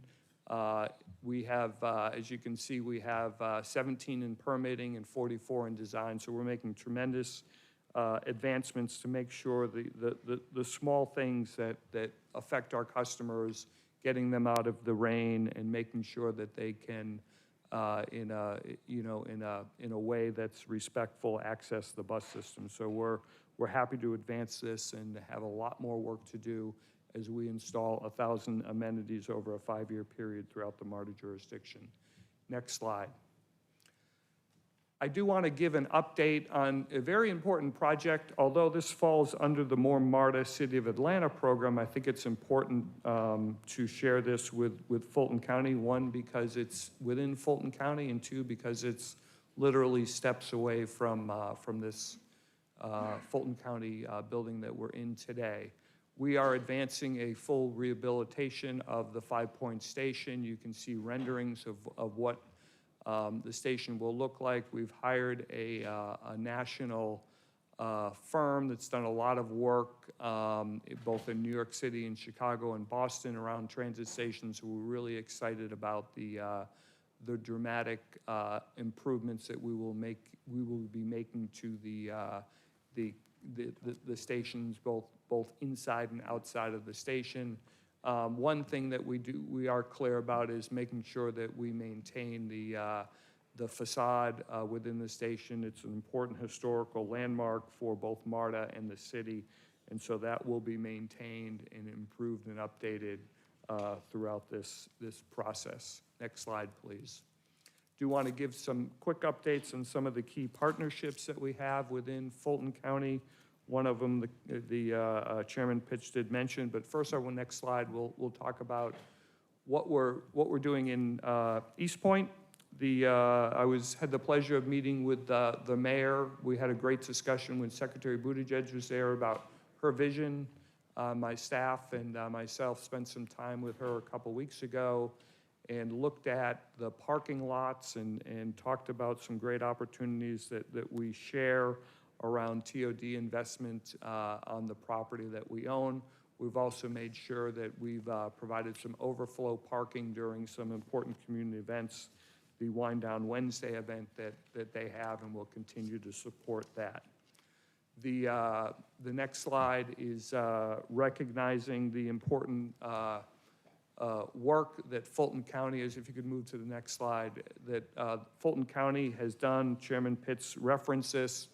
We were honored to have him at our recent committee meeting talk about to our business management committee, talk about the resolution and the actions that Fulton County has already taken. Our MARTA board was very, very supportive of this, and like Fulton County, we had a unanimous action of our board, and it will go to our full board next month, and we will be following your lead in terms of making sure that minority-owned financial institutions are being invested in as part of the MARTA program ongoing. One of the things we do, and I just want to mention, is that while this action is about investing the MARTA funds, we also currently work with all of our contractors to make sure they're well aware of minority banks within the MARTA jurisdictions, so that the companies that we do business are also strongly considering working with minority banks. Next slide. I do want to give an update on the next slide around our Hope Atlanta program. Some statistics. This is a program that is a joint venture between the MARTA Police Department. Our non-sworn protective specialists are working with social workers from Hope Atlanta to do significant outreach to our the unhoused and homeless populations. You can see some of the statistics here about engagements and how effective the group has been in terms of placement. The board has, we started it about a year ago. The board has recently approved an extension of the contract, and we intend to continue to invest in it and actually expand the program. We want to recognize that we need to move outside of just our subway stations and have more teams working, particularly in some of the areas, particularly some of our bus shelters are being used as sites of refuge, and we want to make sure we're giving outreach to the unsheltered in areas outside of our physical stations. Next slide, please. Real exciting opportunity we had at 5 Points. Commissioner Hall joined us, and a local artist who happens to also be a social worker, who started his career, actually went to UGA, and in his career was doing sketches of some of his patients. We were able to get a grant through the federal government and commission this individual to actually do some sketches of the individuals that we've been giving outreach to. And we have placed these within 5 Points. And I think the important thing is not just the artwork, but recognizing and bringing awareness to that the unhoused, the homeless population are people. We're recognizing them as people. We're displaying them in a proud way in our stations so that our customers can really think about the human interactions that we have with people who are less fortunate, and how the outreach can really help them. So we were glad to have Vice Chair Hall at the event that we recognize the artist. And with that, you can go to the next slide. I want to thank the Commission and Chairman Pitts for the opportunity to present, and I'll turn it back to you, Chairman. The questions, Commissioners? Mr. Hall? I just want to thank you for everything that you're doing in Fulton County to advance us in transportation, public transportation, because it's very important to the economic development of Fulton County. And the work that you and your team are doing is absolutely outstanding. I've seen some of the things that I've requested in the past, like more trash cans and pickup and lighting and so many things that you've actually delivered on, and you delivered very swiftly too. And I personally can appreciate page 10, 5 Points. You said, well, it's in Atlanta, but I represent a district that's uniquely positioned entirely inside of Atlanta, so it's important to me. And the artwork for those individuals that are experiencing homelessness that was displayed at that 5 Point station is truly, it's just an honor and a pleasure to have them on those walls representing. And thank you. Thank you. Commissioner Morris? It's heartening to see the federal government sort of moving in the right direction on transit funding. It's exciting. I'm curious whether the new proposals might have any impact on the transit issues with respect to the Beltline and the funding that's still going to be necessary there. Oh, yeah, we absolutely see the projects on the Beltline as, a key component to our portfolio of projects that we want to deliver. And, the biggest impact that we will have around the Beltline projects is not that the design of programs have changed, but the pool of money available across the nation will be bigger. We know it will be bigger. And so the competitiveness, these are projects that we have to compete against transit agencies around the country, so a bigger pool of money will make us more competitive. And as someone who was on the city council when the Beltline proposal came to us, transit was the primary driver of that project. And we've done great with the trails, we've done great with parks and even affordable housing. We've really picked up on the affordable housing aspects and the development around the Beltline, but that transit has sort of dropped a little bit in the priorities, it seems. So if the federal money produces something that will hasten that along, I think that would be terrific. Again, with the spokes of the streetcar, yes. That's the goal. People don't sometimes realize that they're not just going to ride around in a circle, that they'll be able to get to the MARTA stations, they'll be able to get to the streetcar and everything else. So good luck with all that. Thank you. Commissioner Abdul-Rahman. Thank you, Chair. I am a staunch supporter of MARTA. You already know that. But I would be remiss if I did not bring to your attention that I received about 50 calls about an incident with MARTA Mobility. I don't know if you're aware of it, but I did, between me and my staff, allay that I did feel an isolated incident. We had a senior citizen that was picked up for an event, went to an event, and when the event was over, she waited for the driver and was told there were no drivers, and it was short-staffed. And so something that should have maybe taken 45 minutes for a pickup spanned into 3 hours. Now, the good thing about it is that when it happened, I was able to, have a conversation with the local police. And even though they could not transport her, they did sit there with her until about a two hours. MARTA Mobility did send someone out there. I wanted to bring it to your attention because I know you would want me to bring it to your attention. And I wanted to openly bring it to your attention because anytime in any of our community, whether it's disabled or the seniors, but when you have seniors that are out, that are in a wheelchair, and that's primarily how they get around. Like the constituent told me, she said, had she known she didn't have a ride back, she would not have went. Right.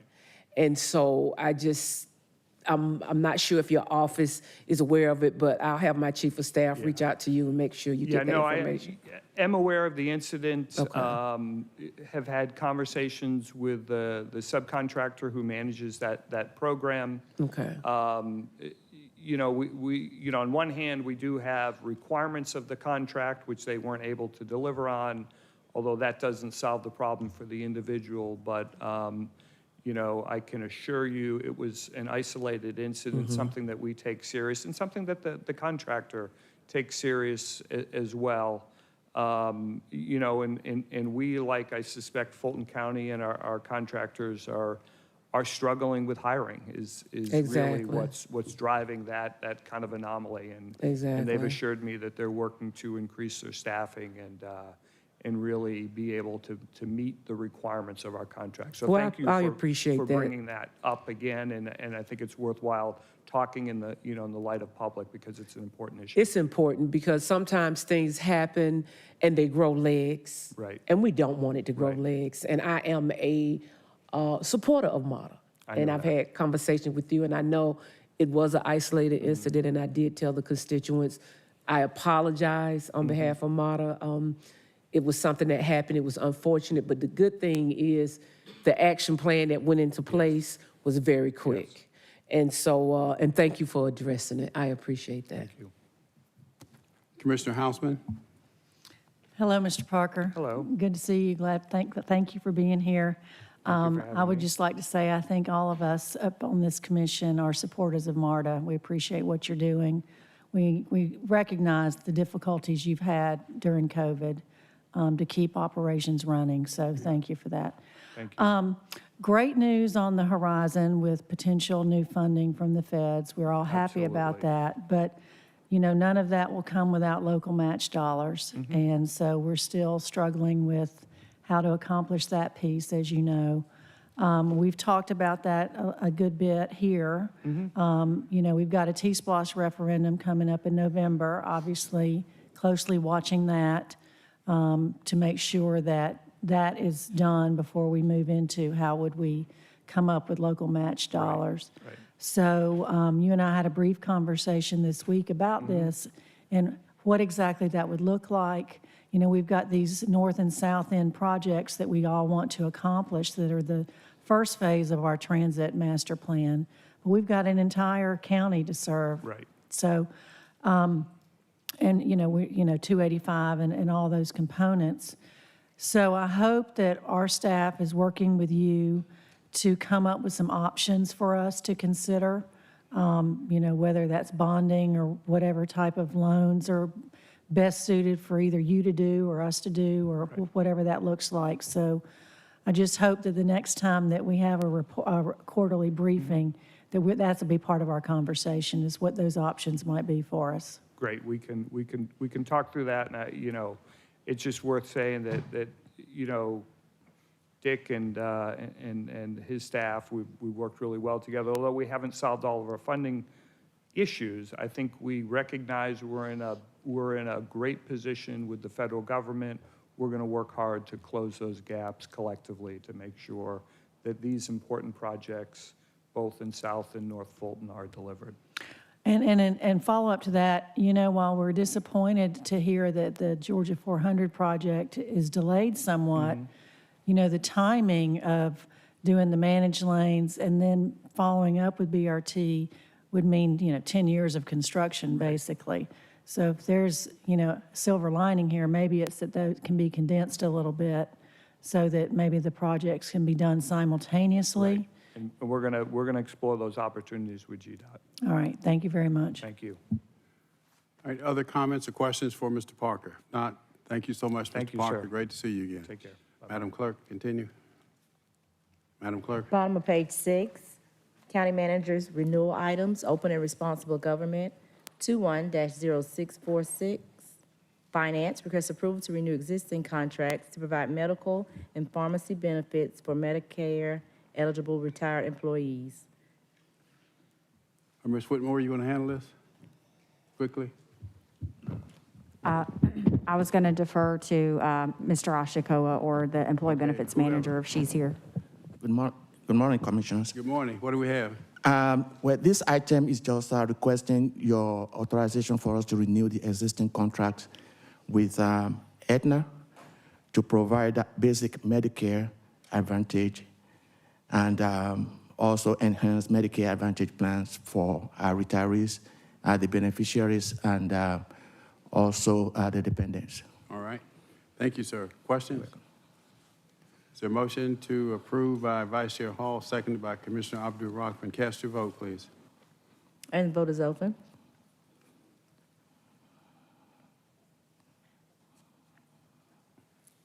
And the motion passes unanimously. On page 7, 21-0647, Finance requests approval to renew existing contracts, Employee Health Benefit Plan Dental. This is a contract, renewal contract for Aetna, and they will be administering the dental PPO and HMO plans to eligible active employees, along with retirees, their beneficiaries, and dependents. All right, motion to approve by Vice Chair Hall, seconded by Commissioner Abdul Rahman. Let's vote. And the vote is open. And the motion passes unanimously. 21-0648, Finance requests approval to renew existing contracts, Employee Health Benefit Plan Vision. This is IMED renewal contract, and this will be effective just with the other two that I read or I discussed with you earlier. This will be effective from January 1st through the end of December 2022. And IMED will be administering the vision benefit coverage to eligible active employees, retirees, beneficiaries, and their dependents. Thank you, sir. Motion is to approve by Vice Chair Hall, seconded by Commissioner Hausman. Let's vote. Vote is open. And the motion passes unanimously. 21-0649, Finance requests approval to renew existing contracts for employee health benefit to administer to active employees and pre-65 retirees. Two contracts we're requesting approval for here. One is for Anthem to administer self-insured HMO, POS, and HSA plans for active employees, retirees, and beneficiaries, along with dependents. And then the other one is for Kaiser to administer fully insured HMO for active employees, non-Medicare plan for pre-65, and then the Senior Advantage plan for Medicare retirees and beneficiaries. All right, the motion to approve by Vice Chair Hall, seconded by Commissioner Abdul-Rahman, and a question from Commissioner Ellis. Yes. Not directly on this question, but on this particular item, but can we, I'd like for us to reconsider the agenda after this, that we hear the remaining two items that are related, 0657 and 0658. I'm not really sure why they aren't following this anyway. It's approval of the rates. What page, Commissioner? On bottom of page 8, this is approve the rates for the stuff that we're just approving. And then 0658, which is another related benefits item.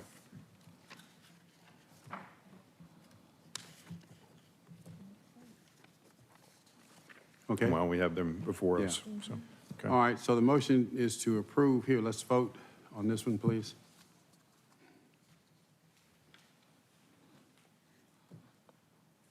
And the vote is open.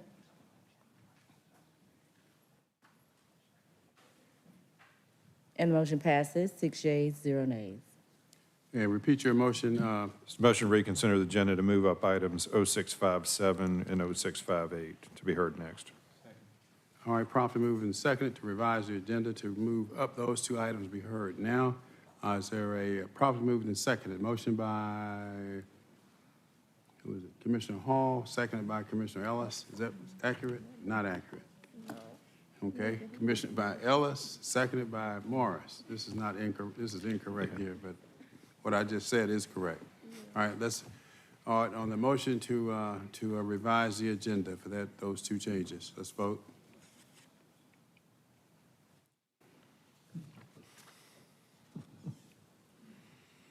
The motion to reconsider the agenda passes unanimously. Okay, now that's 0657. Madam Okay. Clerk. Bottom of page 8, 21-0657, Finance requests approval of the 2022 premium rates for the medical and pharmacy, dental, and vision plans. All right, is there a motion? Motion to approve by Commissioner Morris, seconded by Vice Chair Hall. Let's vote, please. And the vote is open. And the motion passes unanimously. On page 9, 21-0658, Finance requests approval of recommended proposals to provide legal insurance. All right, is there a motion to approve by Commissioner Ellis, seconded by Vice Chair Hall? Let's vote, please.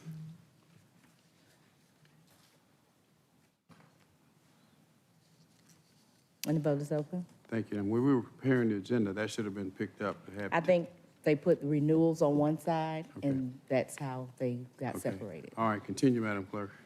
And that motion passes unanimously. Back on page 7, bottom of page 7, 21-0650, request approval to renew an existing contract to provide portable moving and storage unit rental. All right, motion to approve by Commissioner Morris, seconded by Commissioner Ellis. Any questions? Vote, please. And the vote is open.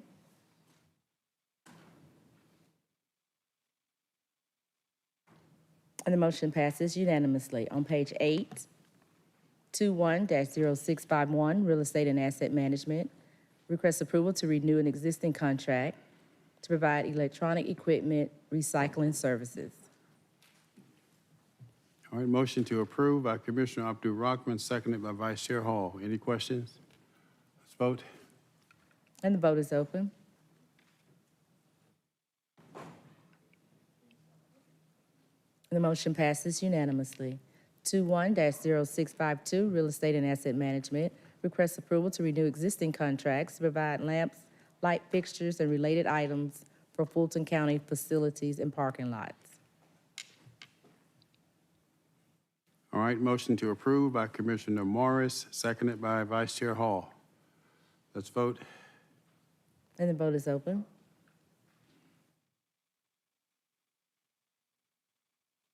And the motion passes unanimously. Under Infrastructure and Economic Development, 21-0653, Public Works, request approval to renew existing contracts, provide program management consulting services for the remainder of the T-SPLOST program. All right, motion to approve by Commissioner Houseman, seconded by Vice Chair Hall. Are there questions? None. Cast your vote.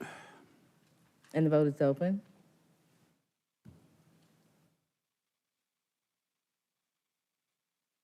And the motion passes, 6 yeas, 0 nays. Thank you. Continue, Madam Clerk. County manager's items under open and responsible government, 21-0654, presentation of COVID-19 operational response update. 2 minutes, Mr. Manager. Well, I won't even have any opening remarks then. No, I do think we moved through this very rapidly, and we plan to just have a brief summary up front of the material you've been provided. And then Matt and Doug are here to answer any questions, along with Dr. Paxton on the trends, Anna and Pamela on reopening and ERAP, and then Ken, Herman, and Sharon on the vax or test program. The trends really show no prospect at this point of abating. 7-day average now above 400.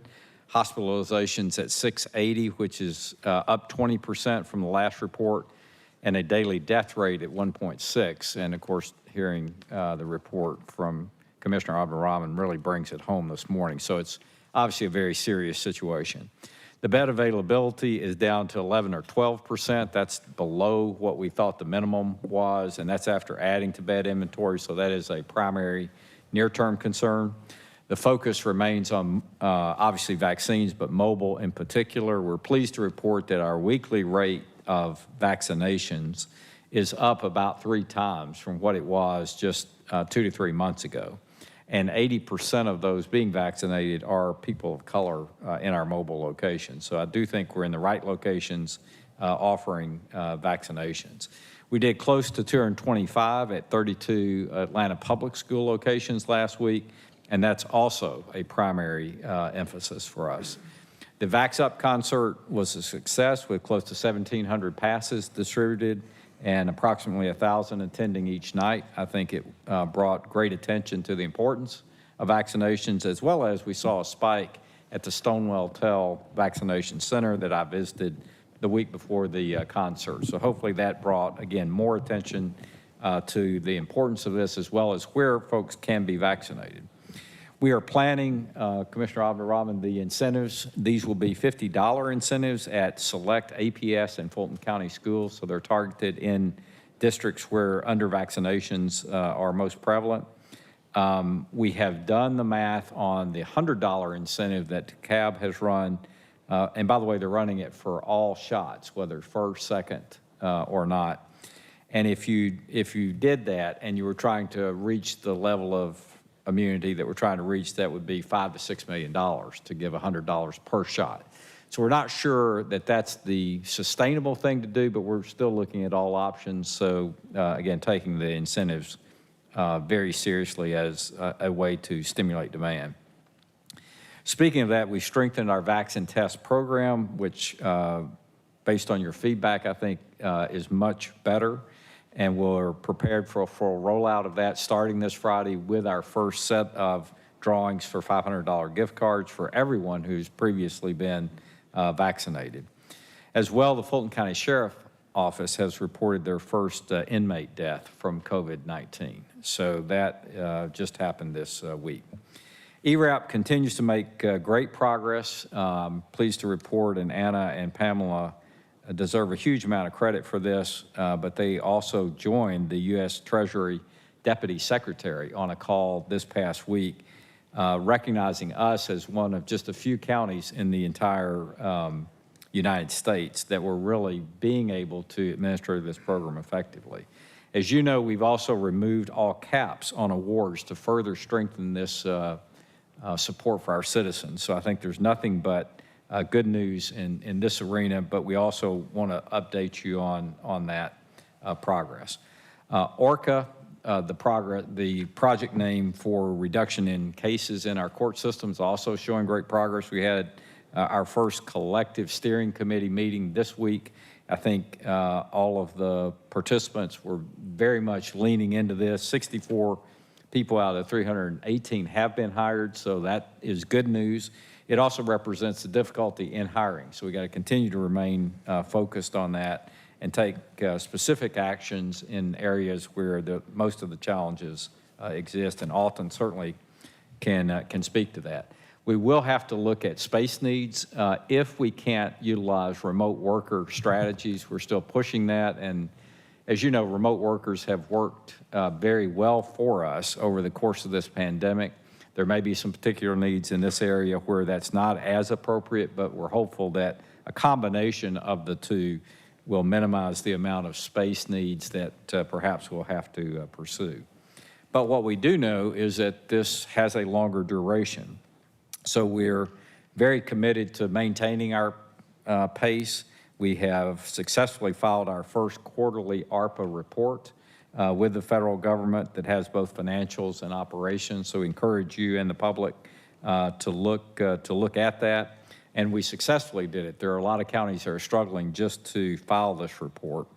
We've also made adjustments now in terms of the budget for anticipating a third shot, or the booster shot as it's known. And that's about $3.5 to maybe $4 to $4.5 million through the end of the year. The good news is it appears now that the FEMA reimbursements are available through the end of the year. So of course that gives us more resources, assuming, and this is a big assumption in our plan, that our FEMA reimbursements are honored and then result in cash coming back in. In the middle of this chaos, we've depended really on key leaders. I just want to make note of two. Felicia Strong Whitaker was awarded with her department Achievement of Excellence in Procurement. That's one of 42 counties in the United States. So not only has she done a great job throughout her career here at Fulton County, but doing it during COVID, I think, is like doing a triple gainer. So thanks to Felicia. And then also Glenn Melendez, who we all know that technology has been key to us in terms of being able to carry on and deliver service to citizens as well as support our workforce, is up as one of the finalists for CIO of the Year in the public sector. So congratulations to Glenn, who's right over here. And again, I think that's just two great examples, but two really central ones of how individuals have made a difference during this pandemic. And I hope that, again, you applaud them as you just did along with the rest of us. So Doug and Matt are here, and we'll start, Mr. Chairman, if you would, with questions on basically the trends along with Dr. Paxton. Then we'll move to ERAP and anything on reopening, and then we'll finalize with the Vax Test program for final approval. Okay, gentlemen, you're on. Pretty much here to answer any questions or concerns. If we do just want to go ahead to slide 3, there has been an update in that number for the 7-day case rate for Fulton County. When we put this together with 408, it subsequently went up to 428.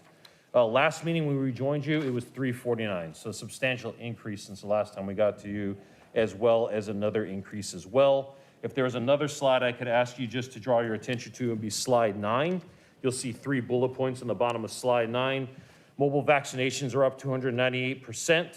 The mobile units have vaccinated about 80% people of color since June 27th. And we've deployed to 85% of our mobile units to under-vaccinated areas in our community. So there's just a couple places to go ahead and highlight. You always know where our scorecard is to go ahead and see additional information. And we'll go ahead and stand here. Dr. Paxton should be joining us online to answer any questions or concerns. Mr. Chairman, I just want to take one moment to go ahead and express my condolences to you, ma'am. I'm sorry to hear about the loss of your family member. I wish there was something else I could say, but I do want to go ahead and pass my condolences on to you. Thank you. All right, Commissioner Abdul-Rahman, followed by Commissioner Hausman. Great report, gentlemen. Short and sweet. Thank you for the condolences. It's very hard to be a proponent of vaccinations only to have members of your family to succumb to it because of misinformation. I'm just being candid. In the communities of color, what's in it, and I often say we don't know what's in a McDonald's hamburger, but we eat it. So I just want to take this time to say this is very serious.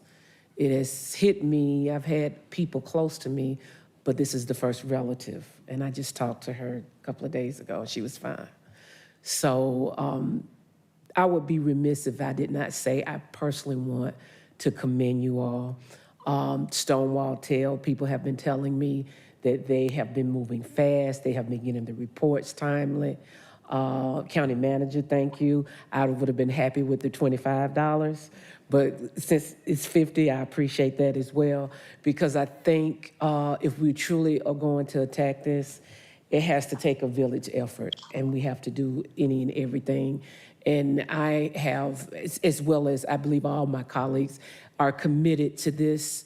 But a lot of times I get the calls, you know, sometimes late at night, sometimes early in the morning, what happened at the vaccination center, or I need to get it done, where can I go, this, that, and the other. And some of the calls I have been getting have been singing your praises. And I just wanted to openly tell you, I do hear the difference, I do see the difference, and I'm hoping we will continue this and we'll see the numbers to go even higher. So I appreciate that, thank you. Yes, ma'am. Thank you. Commissioner Hausman? Good morning, afternoon, a little afternoon. So here we are at September 1st, and we were predicting this would be the peak. What do you think about that at this point, as far as what we should expect in the next month or so? So Doug will feel that it's not looking good. You're going to see that the peak may go higher and also have a longer plateau. But Doug, if we can get a little more statistics there. I don't have the forecast models in here, but the forecast models have been pushed to now September 14th in the latest modeling.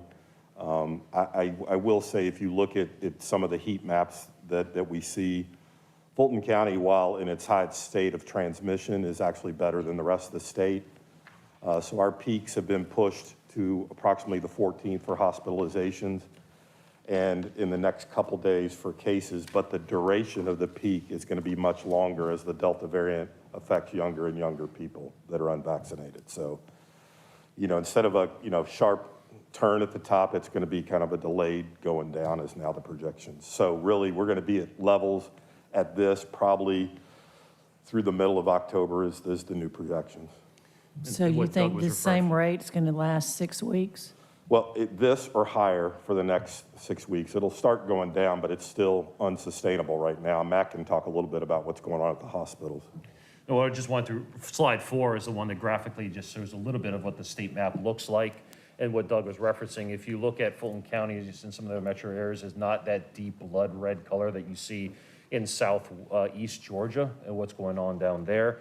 And a lot of that's attributed to the fact that of what we've done with vaccinations and the people in our community that have taken those vaccinations seriously. We're still going ahead and working to go ahead and get more individuals vaccinated.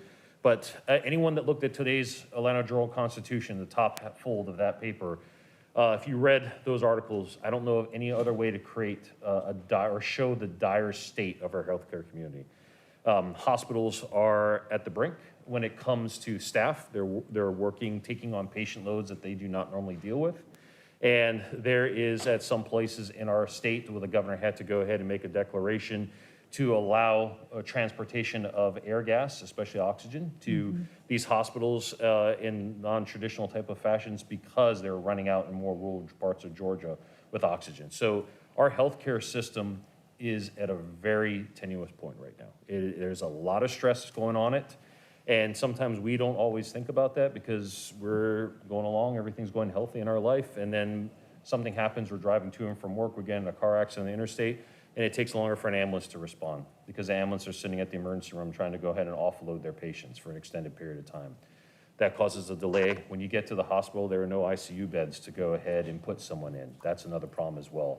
They're turning med-surg places, they're turning pre-operation places, post-operation places in hospitals into ICUs. They're trying to find staff, but the staff members that they deal with that are traveling nurses and respiratory therapists are going to other states that are offering just a little bit more when it comes to the hourly rates or bonuses. So it's very difficult. The state is putting National Guard folks to go ahead and help where they can.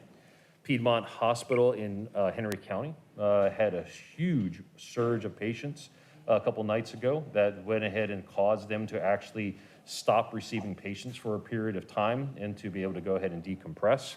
And I think that's what you'll see with other hospitals in our area as time goes along. There's just such a burden on them, and we need to go ahead and do something to stop that. And the one thing is making sure people are vaccinated, putting your masks on, and trying to go ahead and limit the social interaction as much as at all possible. Thank you for that update. So are you hearing any talk about setting up the temporary hospitals like they've done before? Is that a staffing issue as well? So Region D Coordinated Hospital is Grady, and they work with the governor's office as well as the other hospitals in our footprint. At this time, what they're reporting back to us is the governor as well as the other hospitals feel that the best thing to do is surge within the walls of a healthcare organization. So they have unstaffed beds in these hospitals, and what they're doing is trying to work to bring in nurses and respiratory therapists to staff these beds. So there is still capacity within the walls. It comes to the staffing, to people that are properly trained to work in the critical care type of environment. So that's what we're dealing with, trying to get those individuals. I believe 3 of the hospitals that I'm aware of in our footprint have requested additional staff members. We've worked with the state to go ahead and put that request through, and the State Department of Public Health is trying to staff those positions at this particular time. So Grady did receive some.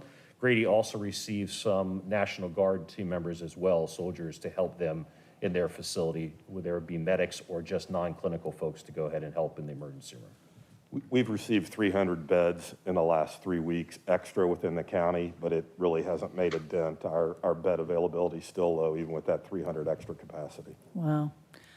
Well, and here we are on the verge of another holiday weekend where people like to congregate and gather and celebrate. I heard a story on the way in this morning about a recommendation that if you're not vaccinated, don't be around people. Stay home, you know, stay distanced. And I don't know if we're going to try and spread that message, and I know you don't really do that, but I see our communications folks over here. I would think that that might be part of what we start talking about as well, if that is the recommendation, that we really get that out there for people to be extra careful during this upcoming holiday weekend. You're spot on, Commissioner Hausman. That CDC did release something today saying if you're not vaccinated, they're recommending you do not travel. Dr. Paxton, you're in the line. Would you like to go ahead and add a little color commentary to that point? Certainly. I mean, honestly, the thing that we still need to continue to emphasize is that people should get vaccinated. That is going to always be our goal. And if you're unvaccinated, then yes, you absolutely do need to take special precautions. And so I think not traveling is one of them. I mean, if you're vaccinated, please reconsider. And if you are unvaccinated, then you should be wearing a mask and saying all the things you've heard me say a million times in this setting. But as Doug has pointed out, that the CDC has come with a special recommendation around travel, because we know that around holidays people tend to travel more, and that would put them at more risk. Thank you, Dr. Paxton. I just think we should be spreading that word as well. Thanks again for all you're doing. Thank you, ma'am. Vice Chair Hall. Thank you, Chair. There seems to be some confusion about the steps that should be taken after being directly exposed to someone that tests positive for COVID. We just had a retirement party just last night where the caterer tested positive this morning for COVID, and there were a lot of people that attended that event, and so everyone basically has been directly exposed. And what should they do in relation to that? Because some people are saying, just go get tested and keep, moving about, or what should they do? Happy to go over that. Dr. Paxton, please. Yeah, the recommendations do vary depending on whether you are vaccinated or not. If you are vaccinated and you are a contact with someone, then it is recommended you can still continue to work. You do not have to self-isolate if you don't have any symptoms. And we recommend that you get tested within 3 to 5 days after your last contact with the infected person. And then if you test negative, that you continue to mask up, social distance, and to monitor your symptoms until you've completed that full like 14 days after your exposure. That is people who are vaccinated. Now, if you are unvaccinated, then you need to do just the normal isolation. If you are you need to remove yourself from the environment and you need to isolate. We also, again, recommend test and monitoring of symptoms. Thank you. Commissioner Ellis? Yes, thanks. Just sort of two things. One small request. I do want to applaud the Board of Health team for getting the data out there and let them know that a lot of people look for that data. And just a small request associated with that. I know that as we've gone to reporting the stuff twice a week now, I've had a few folks just voice a little bit of frustration about, I guess, the reports not coming out sort of consistently on time on the Tuesdays and Fridays, I believe. So just, just an ask that if we could, just that we're consistent with that, because the citizens definitely are looking for it and asking about it. The piece I had a question about really related to testing. I think it's, sort of two things are fairly evident, right? Besides the, validity of vaccines and the importance of that. The second thing, that's clearly evident is that all kinds of employers and groups and that sort of stuff are beginning to ask, before you appear, sometimes whether or not you've been vaccinated or not, proof of a negative test. And, we had sort of altered what we were doing with testing. We got different folks there, than what we had before.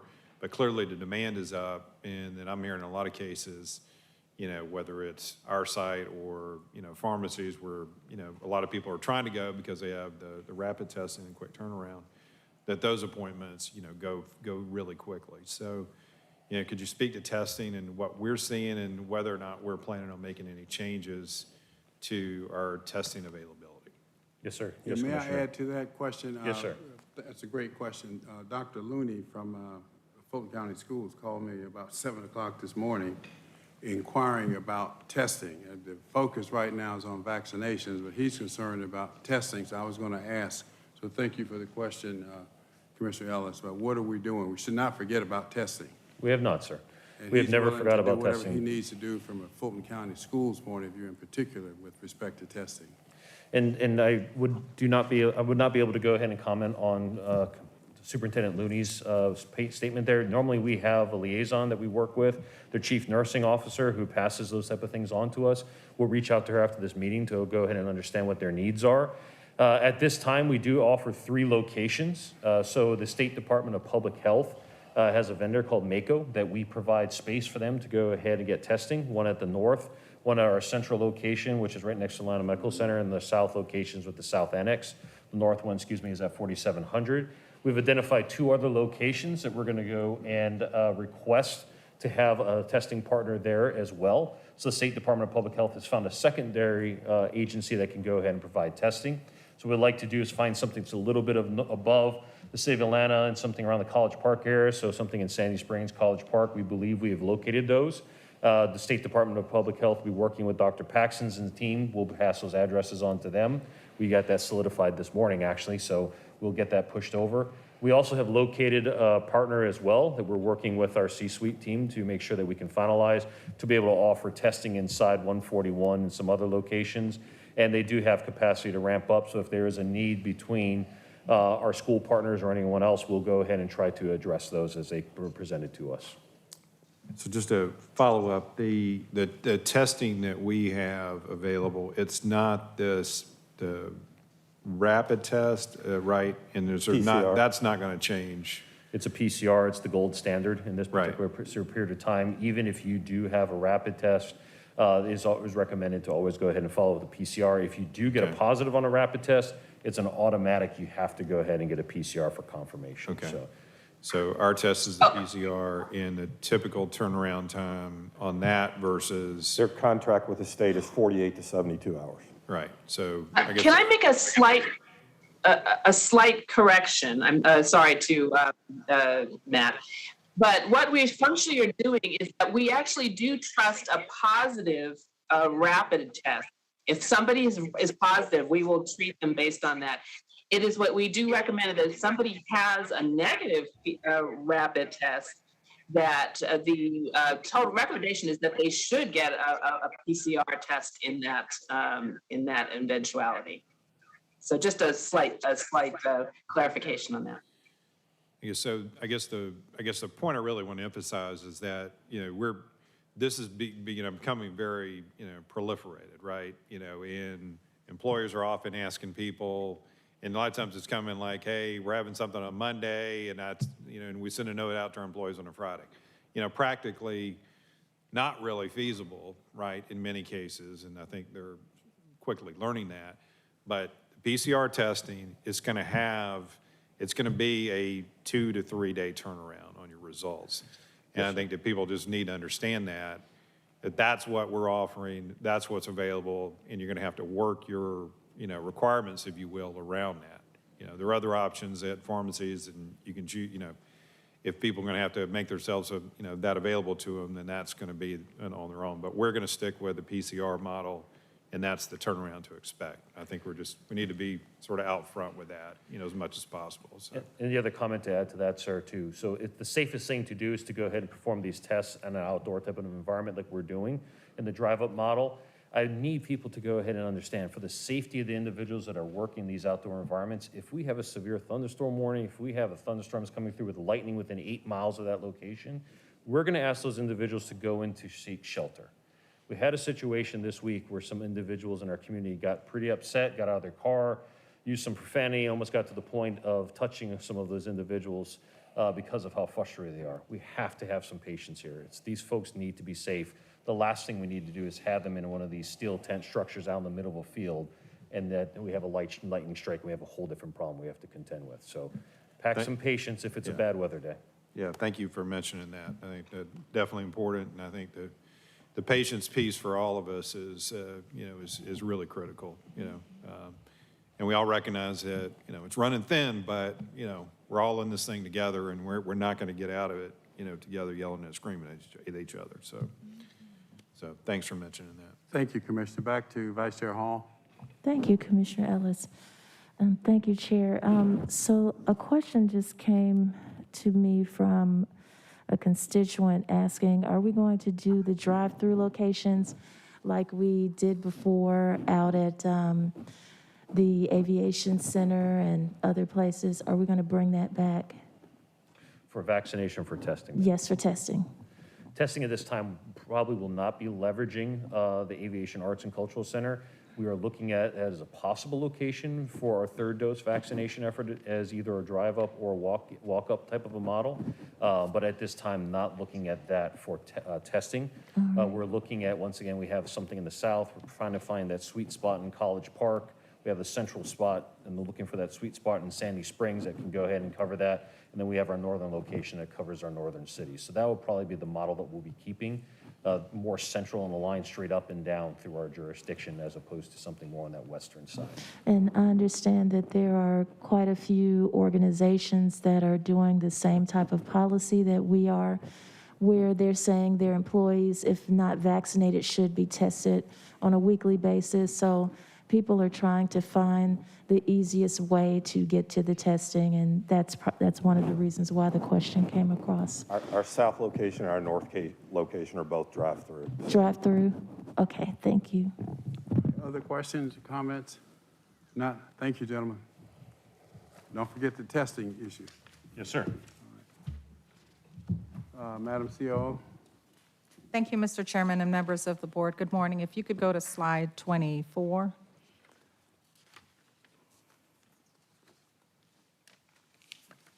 Commissioners, while they're pulling that up, I could go ahead in the interest of time and walk through. We are slightly delayed in receiving information from our provider on the on the status of our ERAP adjudication, and that's because we are working with a company that's based out of New Orleans, who has been severely impacted by the hurricane. And so we ask for your patience. This information is only as of the 23rd of August, and so it's not as up-to-date as we're typically used to providing to you. So as soon as we do get in touch with them and are able to update and reconcile our systems, we'll provide in a separate email the updated numbers on applications and adjudications. But it does show, as of last week, and as we share this information with our stakeholders, that we are on a good pace in terms of adjudication and do plan to continue on an expedited basis to expend the funds for ERA. Next slide, please. The manager alluded to the changes that we put in place. This was a recommendation that Pamela Rochelle brought to our attention because we found out that the state had opened their portal to Fulton County residents, and it didn't make sense if our constituents had access to the state portal for emergency rental assistance that we had different thresholds for funding. And so what we did was adjusted the Fulton County threshold to be consistent with the state's threshold. And so a constituent can go to either website and either program and get the same or identical benefits. And that was the purpose for making the adjustment. If you recall, our original thresholds were set as a result of our limited funding, and the board wanted to make sure that we could assist as many people as possible. So we set those thresholds based on the data analysis of our average rent in our jurisdiction. But now we do believe it is prudent for us to be more consistent or be consistent with the state's threshold, and you'll see the changes there. It basically provides that we will not impose a cap for the amount of assistance provided on a monthly basis, and the total assistance has no cap as well. The cap that you have for the max number of months is consistent with what's in the Treasury guidelines, and that's now at 18 months. Next slide. I just wanted to, on this last slide, before I turn it over to Dr. Rochelle, highlight some of the program happening since the last time that we reported to the Board of Commissioners significantly. And I'm sure you all are aware by now, the United States Supreme Court struck down the CDC's eviction moratorium, which does have an impact on our operating mode for emergency rental assistance. We no longer have that protection. Of course, as previously reported, we do have a strong working relationship with our magistrate court, thanks to the recommendations of Commissioner Morris and Abdul Rahman. And so leveraging that relationship, we're going to continue to press on to ensure that we try within our program limitations to avoid eviction of Fulton County residents who are participants in our emergency rental assistance program. So I wanted to highlight that development of the Supreme Court decision and make sure that you are aware of our partnership with the court to try to mitigate that. The second highlight is that we did have a pretty intimate phone call with U.S. Deputy Treasury Secretary Wally Adeyemo. It was a good phone call, and the fact that we were one of 8 jurisdictions represented across the nation was good for us to hear from our peers, other learnings as well, and successes that they're implementing in their jurisdictions. One of the things we heard from him that was significant to our progress is that Treasury is finalizing the process for drawing down the second tranche of ERA2, which we don't yet have. And so that was good to know, because if we are moving on an expedited case to expend those funds, given our investments, then we will need to have access to the second tranche of those funds as soon as we can. So it was good to hear that direction from him. We continue to communicate with both Senator Ossoff and Senator Warnock's office, and they have become good allies now in advocating with Treasury that not only do we need a loosening of the restrictions on the expenditures of the ERA funds, but more importantly, we do need access to that second tranche, and we were able to communicate that to both of their offices on that call organized by Senator Ossoff. Finally, under the chairman's assistance and leadership, we did organize a summit with the Atlanta Apartment Association where we had over 125 attendees, which constituted property managers or owners of property outside of the city of Atlanta that were in our ERAP jurisdiction. It was great to have a communication with them, and we were surprised how many of them weren't aware of the process to access the funds that we have. And so we've tied them with someone, if they have any questions or need assistance accessing the portal as a landlord, that they could have access to that individual in our community development department. We were able to present the instructions on how to access those funds, as well as to answer any questions. Mr. Chairman, before I take questions, I would like to have an opportunity to have Dr. Rochelle talk about the impact of the hurricane on our operations here in the last couple of days. Thank you, Anna. The Hurricane Ida did impact our operations for 2 days, specifically the call center and our ability to process our daily payment cadence.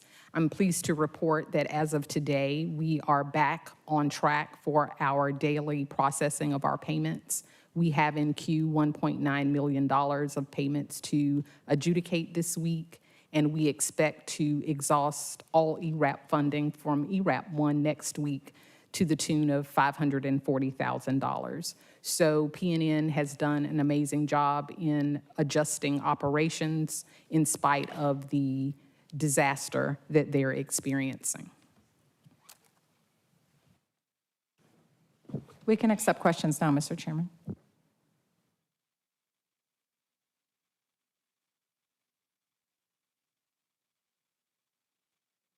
Any questions, sir? Commissioner Abdul-Rahman. Thank you, Chair. First of all, I want to commend you all. And the reason, I know because I get the calls and I get the emails, you know, when they feel like you're not moving fast enough. But more importantly, I always try to be fair. Because part of my district is inside the city of Atlanta. And unfortunately, I have so many that I cannot help. I try to give them outside resources because they're having to call United Way. And I liken it to how they were trying to get through with unemployment. You try early in the morning, you try all day and hope that you can get in.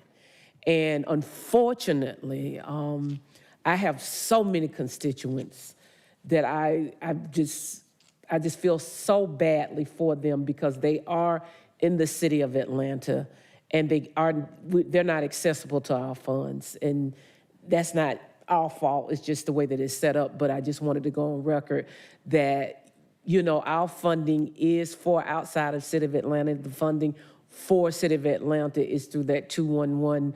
And anybody in the that can hear my voice, just continue to call until, you know, they make some other arrangement or adjustments, because I know that you all had a very daunting undertaking just to get the ones resolved that were in backlog. And I've seen you all work hard and, you know, bring in the additional individuals. So I wanted to take this time to openly commend, even though it's not perfect, and I know we have hiccups, but based on what I know across the state, Fulton County is, we are dealing and doing the rental and the utilities by far. I would want to say best. I guess my colleagues in DeKalb County would tell me maybe we're tied for first place, but at any rate, I would be remiss if I didn't, because I know sometimes I can be critical, but I also want to say when you are doing it a good job. Would like to know, is there anything at the state level dealing with the mortgages? Have we heard anything at all? Quite candidly, Commissioner Abdul-Rahman, I have not followed up with them recently yet on it. They have not proactively provided us any information, but your question does give me a reminder that I do need to follow up with them on mortgage assistance and when that portal will become available. I don't have any updated information. Okay, all righty.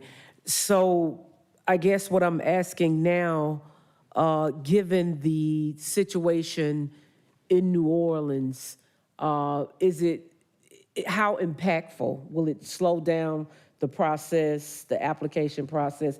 I just want to be on one accord because I do get the calls. I would like to give Pamela an opportunity to answer that question. She's done a fantastic job of administering the program day to day. Okay. She's closer to this than I am. Commissioner, the 2 days of impact were Monday and Tuesday. The team in New Orleans, I have been keeping close to hourly contact with them. We have recovered our operations. We've had to pivot some of the operations to Houston, but all of that is done. The constituent on the end will not be able to tell whether they're speaking with someone in Houston or New Orleans, but our call center is up and operating, and we have resumed payments as of last night. Okay, let me ask you,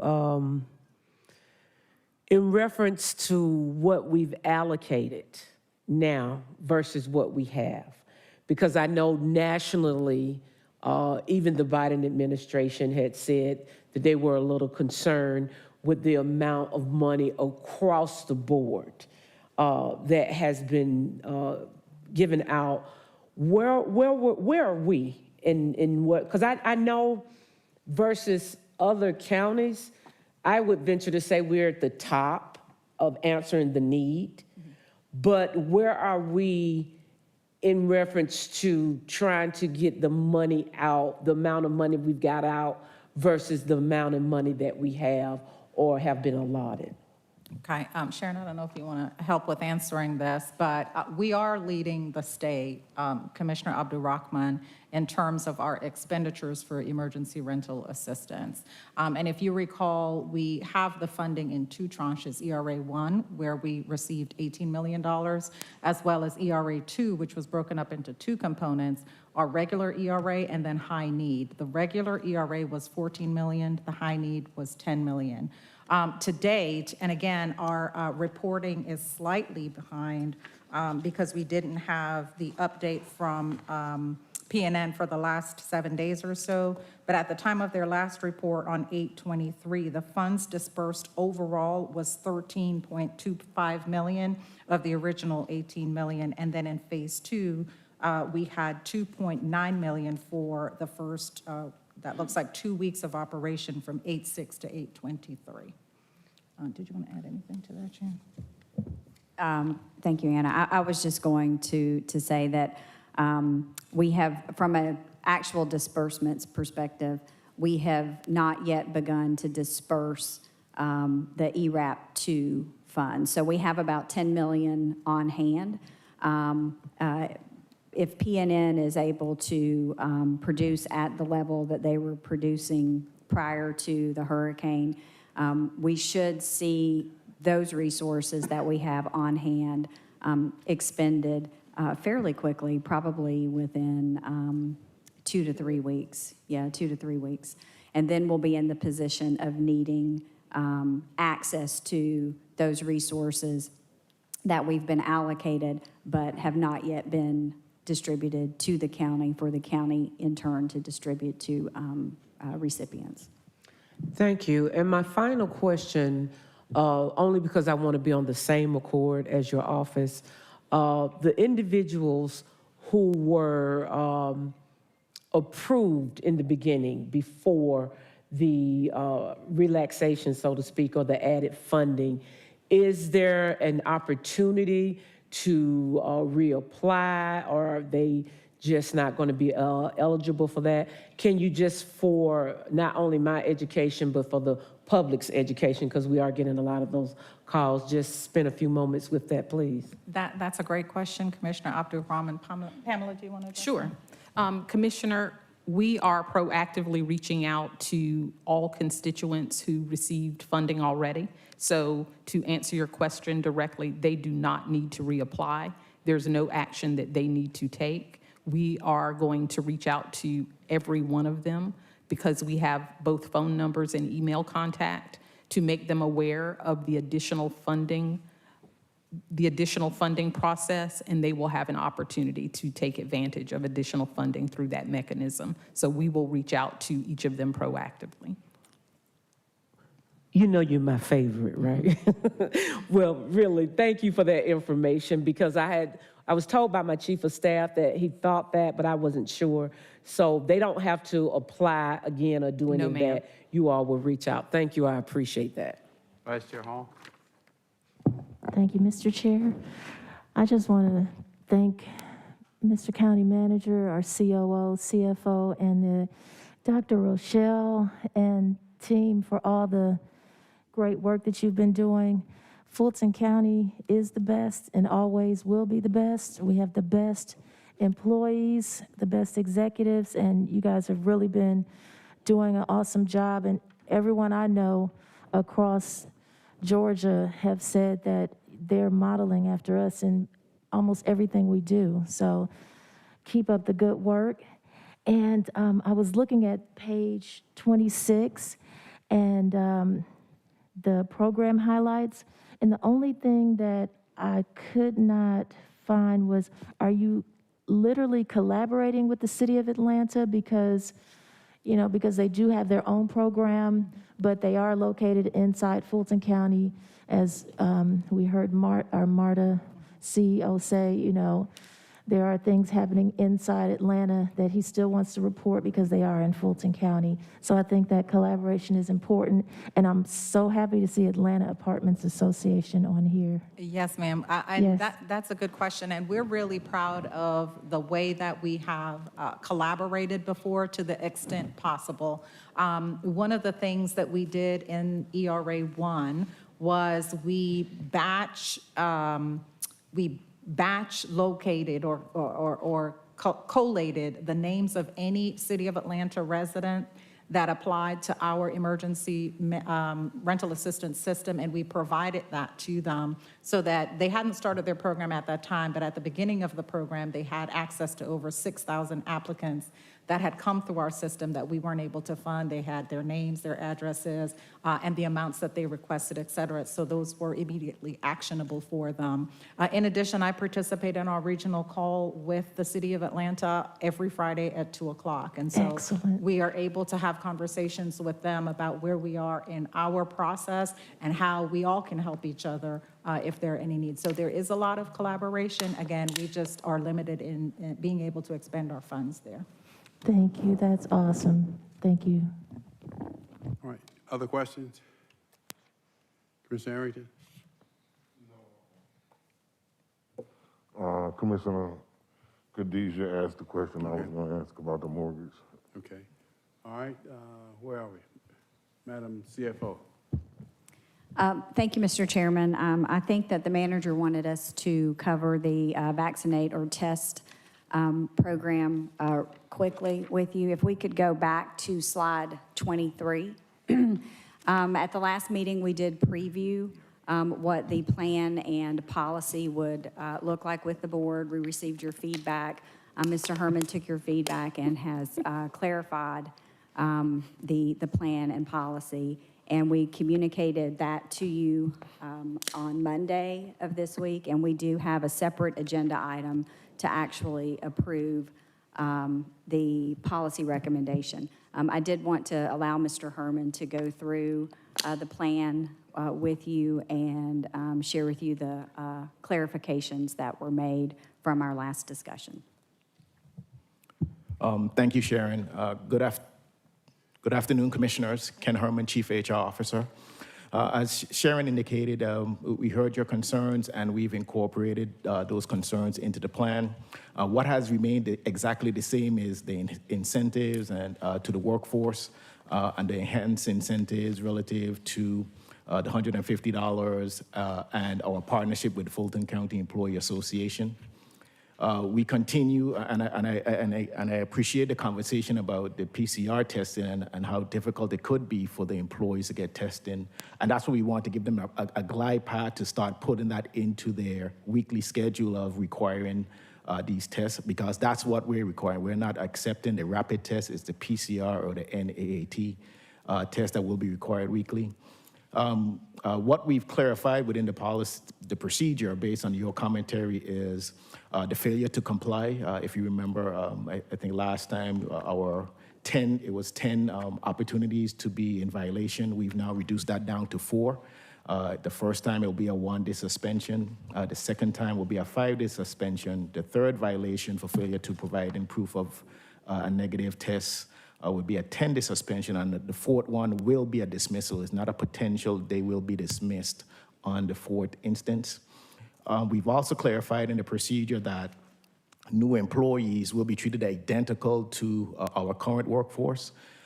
New employees will be required to either provide proof of vaccination before submitting their offer letters, and also 3 days, if they're not vaccinated, 3 days before they report to work, be required to provide proof of a negative COVID-19 test before they can start work with us on Wednesdays. We've had further conversations with the elected officials, and all of them have indicated that they will be opting in to the program and potentially developing a little bit more stringent policies within their own respective work units. And I think, Commissioner, those were all of the items that I had from my notes from last week that you had asked us to go back to the drawing board and incorporate. And as Sharon has indicated, later on in the agenda is the actual policy that we need you to approve, that once that's approved, we can then start the communication plan with our partners, External Affairs. We have meeting schedules for tomorrow with the HR liaisons to have direct conversation with them about how this will work. And we're also in the final implementation stages of a software tool that would allow for easy communication between the workforce and HR and the respective supervisors, so that, as I think Commissioner Rotman said last board meeting, that we do no harm to those employees and make sure that we got the communication right and we're not impacting employees unnecessarily. I'll stop here and take any questions that you may have, Commissioners. Commissioner Abdul Rahman, followed by Commissioner Ellis. Thank you, Chair. Will we have testing here at 141 Pryor? That was one thing that we're working on. I think Sharon and Matt has been working on a vendor to have testing on site. So it sounds like we've found a solution, and I'll brief the board as soon as we nail it down, but that's our intention. That's the goal, Yes, okay. ma'am. That's what I wanted to make sure, since we, it's their job, their livelihood is on it. So if we can have testing here, that would be great. Second, do we have a sunset to this policy, which means when we reevaluate it 6, 12, 18 months? We've talked about that, and that's what we said. We have a glide path of 6 months. 6 months, at some point, we will come back to the Board of Commissioners and have further dialogue as to, do we want to continue with this posture or draw a line in the sand that says, no, we want a vaccination. But we'll have that conversation with you within a 6-month time frame. And hopefully by that time, we will already have achieved the 100% vaccination rate around our workforce. So it will just sunset out by itself. Okay. I appreciate what you all doing. Once again, I've had so many employees reach out to me. Here again, I'll tell you what I shared with them. I respect anyone for their personal preference. I would never tell anybody that what my opinion is or what I think to be very strongly, because I am for vaccinations. However, we must have policies that serve everyone as opposed to serving the few. And I appreciate you all going back and incorporating this. I'm hoping and praying at some point we won't have to have this conversation. But if you, for whatever reason, choose not to vaccinate, I wish you would. But if you choose not to, then understand that the choice could have a effect. It affected my household. And so I just wanted to say, please do not forfeit your right to employment with getting fake cards. I still see that on social media. Every chance that I get, I'm going to continue to tell our employees, and that's not to say that our employees will do that. But we know sometimes people in desperate situations, please do not, because we do have the capability to know whether it is a valid card or not. So please do not submit a fraudulent card, and please comply with all of the requirements, and hopefully we can get through this together. Thank you. Thank you, Commissioner Abdul-Rahman. Commissioner Arrington? Mr. Herman, I heard you say no rapid test, but I believe that there is a rapid PCR test. I want to make sure that we're clear in our communications to employees. Commissioner, in our conversation and our review of what we saw on the CDC website, they highly recommended not to utilize the rapid tests, the ones that you might find like in your local CVS store, because of a myriad of different things. Not only they're unreliable in the results, but if they're the ones from the CVS store, for example, I don't know that the test is actually your results from someone else's results. So that's why we are insisting that we'd use the PCR test or the NAAT test, that you have to go to a various lab or a Walgreens or PCS to get that test result, because those are the more consistent ones that are more reliable. Thank you. Thank you, Commissioner Arrington. Commissioner Ellis? Yeah, so basically, it has to be verified by a provider and sent back, right? Correct. I don't have really any questions on this. It just makes sense after we're done with this conversation, Madam Vice Chair, that I think we ought to take up and vote on the policy versus come back and talk about it an hour later. So just when we get to the end of it, would want to reconsider and see if we can take that up. Okay. And thank you, Commissioner Ellis. Commissioner Hausman?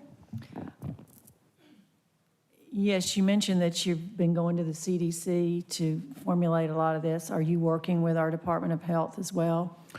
Yes, Dr. Paxson and Dr. Holland are very instrumental in helping us craft this mandate.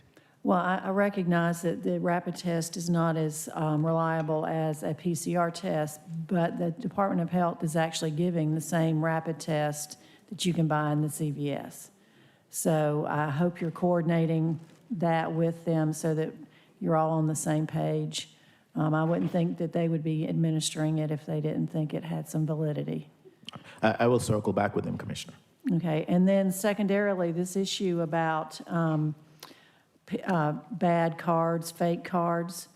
Is there anything in our policy that addresses if an employee does produce a bad card and what the consequences to that would be? Yes, it's clear in the procedure that anyone discovered to produce a fraudulent card will be dismissed. And I would also say to the workforce, and as Commissioner Rahman said, I strongly recommend against it because the HR, we have hired someone specifically for this job to review these documents on a weekly basis. They have a strong auditing background. And once we become familiar with the various tests from the various testing providers, we will know and be able to quickly identify fraudulent cards, fraudulent test results, and will take swift action against those employees like we typically do when we find misleading information in their applications, for example. Okay, well, communication is the key here. So I hope that that is being clearly communicated to the employees. Yes, ma'am. Thank you. Thank you, Commissioner Hausman. Commissioner Abdul-Rahman? Thank you, Vice Chair. Just on the backs of what Commissioner Arrington said, if you all could revisit the testing that individuals pick up out of the CVS, and the only reason why, I'm going to tell you why I think it's very important. Not only in my family, but a lot of the constituents I had out in that Wolf Creek area, in that South Fulton corridor, when their children were exposed and they were not getting that PCR test back in a timely manner. My suggestion to them was to pick up the one out of CVS. They picked up the one out of CVS. They immediately got a positive, and they immediately quarantined themselves with their kids. And so I can understand, Mr. Herman, where you're coming from with that premise, but I think given the level of where we are, that at some point there may need to be a little tweaking in the ability to accept that. I understand your concern, and I recognize it, but I also understand the validity of not getting that test back in a prudent time. And if my child has been around someone at the school and comes home and the school may have a delay or not in letting me know, if I pick up the test for me and my son is positive that I picked up from CVS, and I get that information before I get the PCR, then I'm just saying I know personally of situations like that, and we may need to revisit that. Thank you very much, Commissioner. We will have further conversation with our Board of Health officials about how could we incorporate the PCR, sorry, not the PCR, the rapid test at home, and also what Commissioner Hausman has alluded to, that the Board of Health are also using a rapid test, and incorporate those potential changes in the procedures before they're rolled out to the workforce. Commissioner Morris? A couple of things. First of all, thanks. I think this is much improved, and thank you for listening to all the feedback. I want a couple of clarifications. One is you've indicated that a fraudulent card will result in dismissal. If we adopt Commissioner Ellis's suggestion that we vote on this policy today, which I support, is that part of this policy, even though it's not in the bullet points here? The disciplinary actions is incorporated in the current procedures as drafted right now. Okay. And then I thought I heard you say that after the third strike, the fourth time, the employee would be dismissed. But up here it says subject to dismissal, as if that's optional, which is... It's subject to dismissal. It's not optional. They will be dismissed. They will be dismissed, okay. Correct. So, okay. I'm not sure subject to means that, but if that's the clarification and what we'd be voting on, I think that's terrific. Thanks for those clarifications.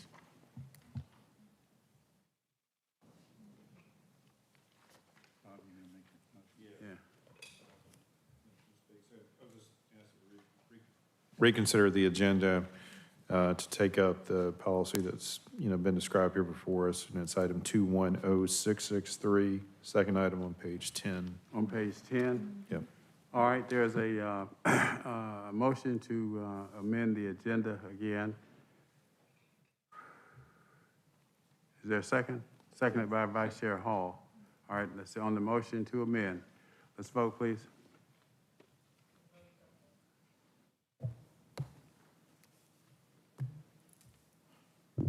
And the motion to reconsider the agenda passes unanimously. All right, and sound the item, please. On page 10, 21-0663, Human Resources Management requests approval of a COVID-19 vaccination and testing personnel policy. All right, motion to approve by Vice Chair Hall, seconded by Commissioner Abdur-Rahman. Questions or comments? If not, cast your vote. And the vote is open. The motion passes unanimously. Continue, Madam Clerk. Done with COVID? Yep, Mr. Chairman, that was it for the presentation.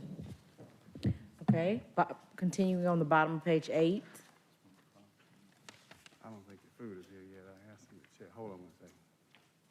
Ms. Thomas? is there? Okay. Let's take about 5 more minutes, 10 more minutes, and we can break for recess for lunch. Is that okay? We get to the commissioner's item. This next is. Okay, bottom of page 8, 21-0655, purchasing and contract compliance, request ratification of countywide emergency procurements. All right, motion to approve by Commissioner Ellis, seconded by Vice Chair Hall. Vice Chair, question? Yes, thank you, Mr. Chair. I just had a question about the items that total a little over $6 million for, I think it's Postlethwaite and Netterville. And it simply says, for professional services related to program administration, adjudication, and processing of rental assistance applications for the Emergency Rental Assistance Program, Phase 2, as part of COVID-19 response. There's one on the 12th for a little over $568,000, one on the 12th for a little over $429,000, another one on the 12th for a little over $5.9 million. And so my question is, did we hire a lot of contractors, or what did we do to spend over $6.4 million? Thank you for the question, Commissioner Hall. This is, it's what we often refer to as P&N. That is our provider. That is the company we outsource the administration of ERA to. And so that's why you see the large amount attributed to them. And the separation of the items is simply indicating that the source of funds is separate. How we're paying them are from separate sources of funds. Mm-hmm. One is from our ARP funds, and one is from the other two are from ERA. So it is safe to say that they are literally running the entire emergency rental assistance program Certainly phase solely? Yes, certainly phase 2. Phase 1, if you recall, we had used them to enhance our staff augmentation. We had about 100 call takers as well for the call center, as well as adjudicators. But this round, we are using them to outsource pretty much the entire program, except for the application management system component. Okay, and my last question is on the item for Dillon's Catering for over $12,000. It says to support the delivery of essential community services relating to food insecurity and other economic assistance to Fulton County residents. Were we literally passing out free food to constituents at some point? Commissioner Hall, this contract, was to provide meal service to students living in hotels in South Fulton. And so those homeless students who some experienced food insecurity, even though there was a lunch program, many of them did not have access to get to that program. And so this caterer provided weekend meals for students to support their food insecurity. That is great work. That should be just, we need to tell these stories. Thank you so much. You're welcome. Commissioner Abdul-Rockland. Thank you, Chairman and Vice Chair. Thank you for recognizing that was a great collaboration with the County Manager's Office, and I commend you all. I was able to ride out to the hotels and see the parents and the students. And I would suggest any of my colleagues, if they have that issue going on in their area, it's very sobering to see how not only grateful the parents were, but the students as well.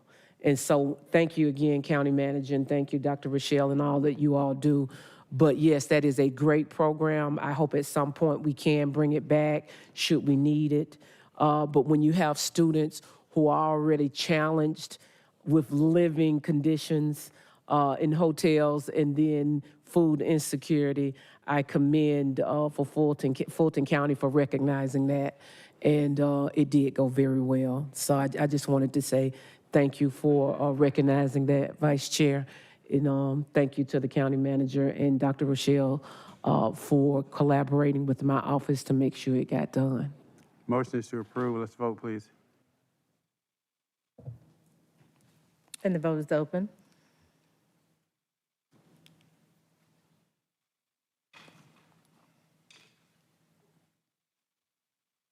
And the motion passes, 5 yeas, 0 nays. Continue. 21-0656, Finance, Presentation, Review, and Approval of September 1st, 2021 Budget Soundings. All right, motion to approve by Commissioner Ellis, seconded by Vice Chair Hall. Let's vote. And the vote is open.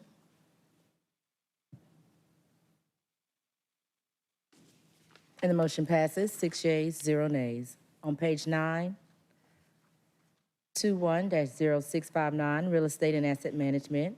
Request approval of a statewide contract to provide expedited mail and package delivery services. Motion to approve by Vice Chair Hall, seconded by Commissioner Ellis. Cast your vote. And the vote is open.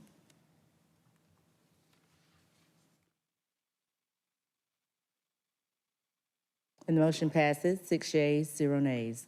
21-0660, Real Estate and Asset Management. Request approval to increase spending authority to cover the cost to purchase additional maintenance, repair, operating supplies. All right, motion to approve by Commissioner Ellis, seconded by Vice Chair Hall. No questions. Cast your vote, please. And the vote is open. And the motion passes, 6 yeas, 0 nays. 21-0661, Real Estate and Asset Management.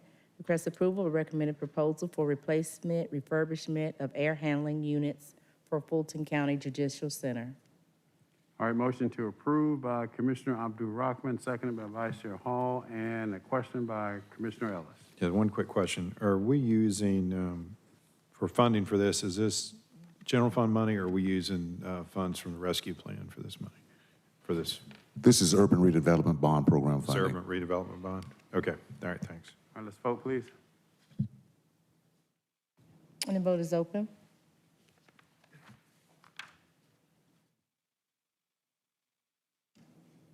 And the motion passes, 6 yeas, 0 nays.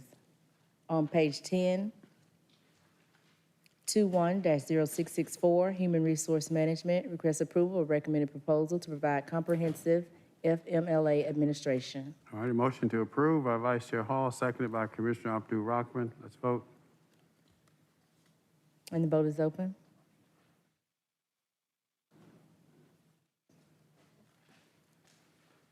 And the motion passes, 6 yeas, 0 nays. Under Arts and Libraries, 21-0665, Arts and Culture, request approval of recommended proposal to provide opportunities for individuals with disabilities to fully utilize arts facilities. Motion to approve by Vice Chair Hall, seconded by Commissioner Abdul-Rahman. Cast your vote. And the vote is open.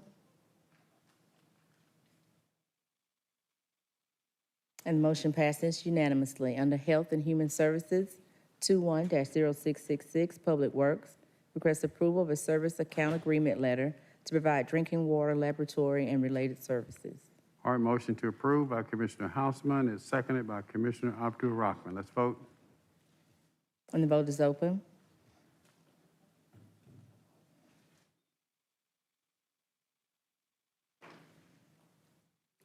And the motion passes unanimously. 21-0667, Public Works, request approval of a statewide contract to provide equipment rental services. All right, motion to approve by Commissioner Ellis, seconded by Vice Chair Hall. Let's vote, please. And the vote is open.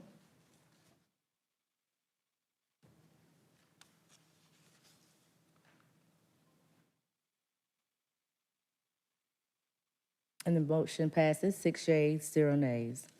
On page 11, under Infrastructure and Economic Development, 21-0668, Public Works, request approval of a water utility easement for the purpose of maintaining a water line and installing water meters along Sandy Creek Road. A motion to approve by Commissioner Hausman, seconded by Commissioner Abdul-Rahman. Let's vote. And the vote is open. And the motion passes, 6 yeas, 0 nays. Under Justice and Safety, 21-0669, County Manager requests approval to amend an existing contract to provide professional services to assist county management with the design and implementation of the court backlog project. Motion to approve by Commissioner Morris, seconded by Vice Chair Hall. Question from Commissioner Ellis. Just a request, and maybe a question too. I know Mr.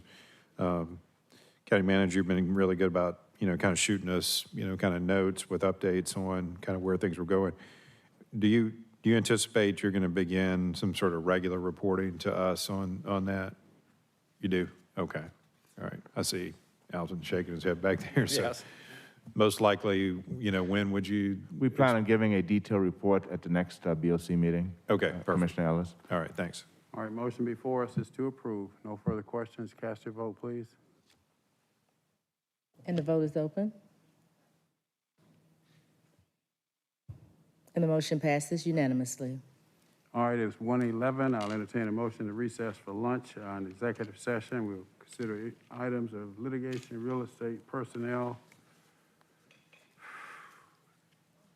Motion to approve by Commissioner Abdul-Rahman, seconded by Commissioner Hall, Vice Chair Hall. And the vote is open, and the motion passes unanimously. All right, let's shoot for resuming by no later than 2 p.m. Thank you.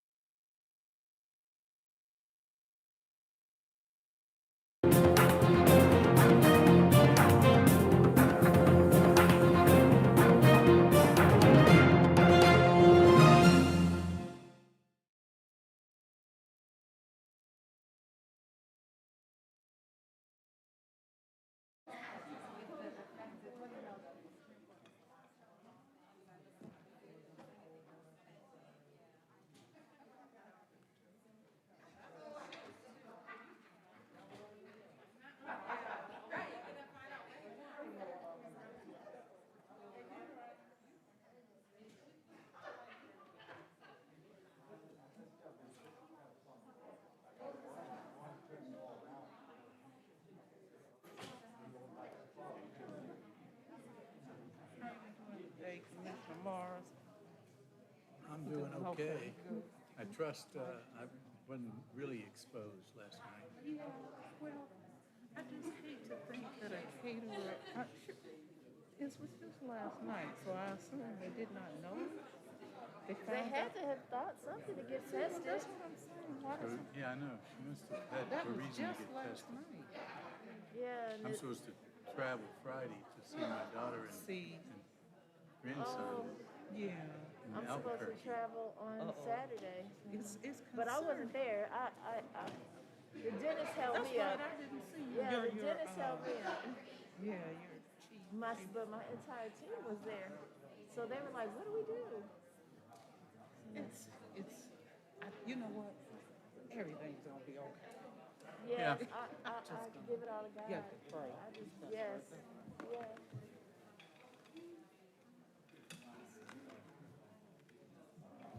Everybody took your advice and took that potty break. We get one more, we can roll. We'll be. Yeah, we get these executive session things knocked out with forums.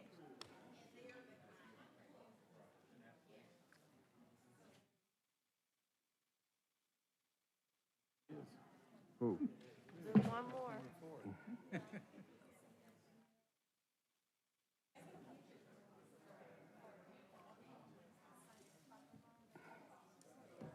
Yeah, so I was gonna ask you, did you know about that? I just saw it, that's not, You just saw it? 'Cause I was like, can she do that? I don't think so. Well, I'm just gonna vote today, tell the country to held up so we can buy some more time. That's gonna be a really heavyweight, high profile position for the next 2 years. And I have nothing against Alicia, but she ain't.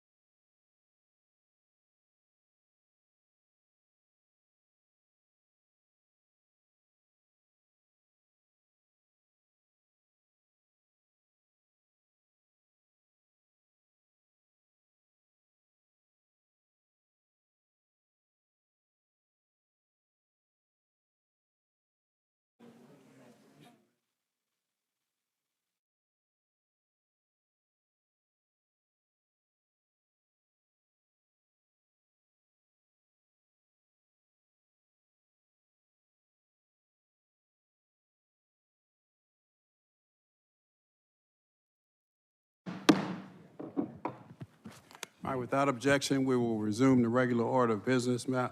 Items from executive session. Well, actually, call the roll for quorum first. Madam Clerk? Okay. Chairman Rob Pitts. Present. Commissioner Liz Hausman. Present. Commissioner Bob Ellis. Commissioner Lee Morris. Present. Vice Chair Natalie Hall. Present. Commissioner Marvin Arrington Jr. Commissioner Khadijah Abdul-Rahman. We have a quorum. Correct? Yes, Mr. All right. Chairman, you have a Madam quorum. County Attorney? Is there a motion to approve the request for representation as set forth in items 1 and 2 on the executive session agenda? She said, maybe we're not wait on some of the votes, like maybe for some of the This is representation. What'd I say? Representation. Yeah, what did I say? Oh. Person's representation. She's okay with it. All right. For the first couple, first one? Yeah, yes, okay. You can do them one at a time. There were 2 requests for representation. They were in items 1 and 2 on the executive session agenda. All right, motion is to approve by Commissioner Morris, seconded by Vice Chair Hall. Let's vote, please. And the vote is open. And the motion passes, 4 yeas, 0 nays. In the absence of a quorum, we're going to hold for a moment, please. Yes, ma'am.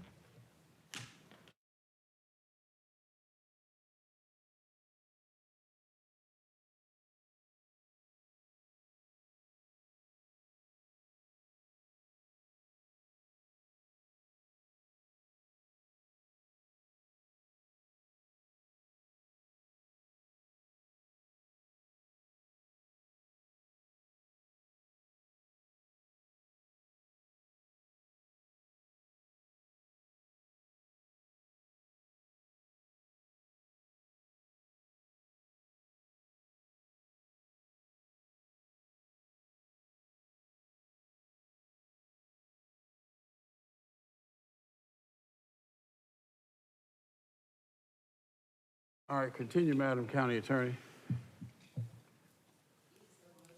Speak up, I can't hear you. Is there a motion to approve settlement authority in the matter set forth in item 3 on the executive session agenda? All right, motion to approve by Commissioner Abdul-Rahman, seconded by Vice Chair Hall. Let's vote, please. And the vote is open.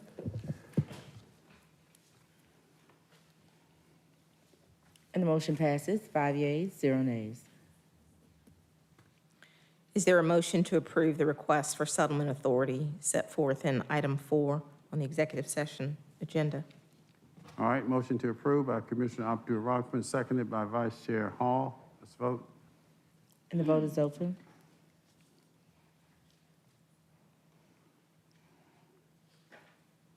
And the motion passes, 5 yeas, 0 nays. Is there a motion to approve settlement in the matter of Kevin Harris v. Theodore Jackson, which is pending in United States District Court, Northern District of Georgia, civil action file number 120 CV 02348, in the amount of $20,000 with authority of the chairman to execute the settlement documents? Motion to approve by Commissioner Abdul-Rahman, seconded by Commissioner Lee Morris. Let's vote. Vote is open. And the motion passes, 6 yeas, 0 nays. I have nothing further. Thank you.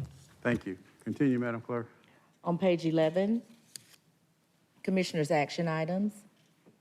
21-0579, request approval of a resolution establishing a set payment of $250 per day for members of Fulton County boards, committees, authorities, and commissions, where commissioners make appointments, establishing exceptions for those entities, where payments are established by state statute, law, or regulation, and for other purposes, sponsored by Commissioner Arrington. All right, what's your pleasure? I don't know if we got the numbers from finance and how much this will cost, but again, I don't know how we can value one person's time over another when people are volunteering or offering their time. So I think that it is essential that we do it. I don't know if 250 is the right number, but somehow we need to apply some uniformity to these boards. And I believe Commissioner Morris has said he'd be willing to work with me on that. So again, whether we adopt this or not, we need to be looking at uniformity as we compensate our boards. A blind man couldn't read that. What are the numbers, Sharon? That's 912,000 for 150. This is 1.3 million. And that's Okay, so it looks like it's 912,000 if it were 150 per board. Looks like maybe 1.2 or 1.3 at 250 per board. But we really need to, again, at least I am of the belief that we need to have some uniformity as to compensation. And if someone does not believe that we should have that uniformity, I would love to hear why we do not need that uniformity. All right, Vice Chair Hall. Thank you, Mr. Chair. I just wanted to address, okay, so I don't remember where this came from, but this schedule of boards and authorities has all of the boards and authorities listed on here and all of these per day amounts and per diems and everything. And so my question is, there's a reason why they're all different. So how in the world can we set one number for all of them? Because I just need to understand, why are they all different to begin with? Was there something specifically about the boards, some of these boards, that caused them to have a different cost? Is there history to this, Madam DA or anyone? Well, I'm sorry, Madam County Attorney, I made you the district attorney. yeah. Well, some are set by state law, and those you can't change. Okay. Some of these are started by municipality, and those you can't change. The others that are Fulton County related, you can change. And so if you wanted to. And so what was the measure that was used to determine what those per diems were for the various Fulton County ones? Was there some kind of rule, or how were they set? They would have been set by the Board of Commissioners. Just throwing out a number. We could, I don't know if, we could go back and see if we could find meeting minutes to determine what kind of discussions were had. Oh. Okay. All right. And most of them were set 20 years ago. Oh, my God. But for me, the boards are different, Commissioner Hall, but the people serving on them are not. And so if you got a person serving on a board and they spend 2 hours at one meeting and another person spends 2 hours at another meeting, the fact that the boards are different doesn't matter. The time spent by those individuals is the same. And so if we're gonna compensate one of those individuals, we should compensate all of those individuals, or we should compensate none.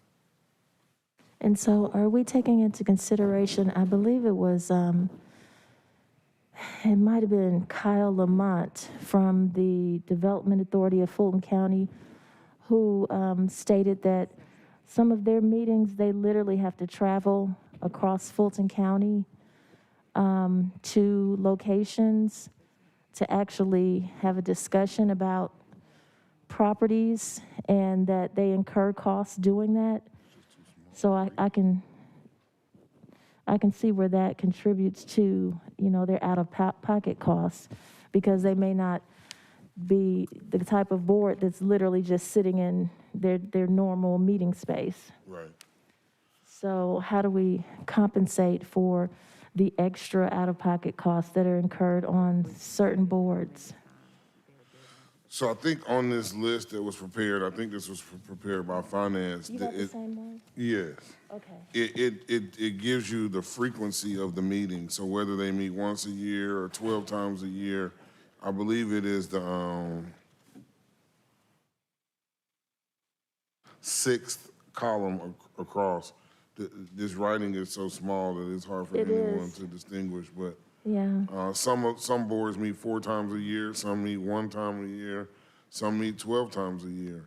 But again, I just don't know how we can value or devalue someone, right? Because if people are doing things, some people are being paid and others are not, then that means we're devaluing those people that haven't been paid.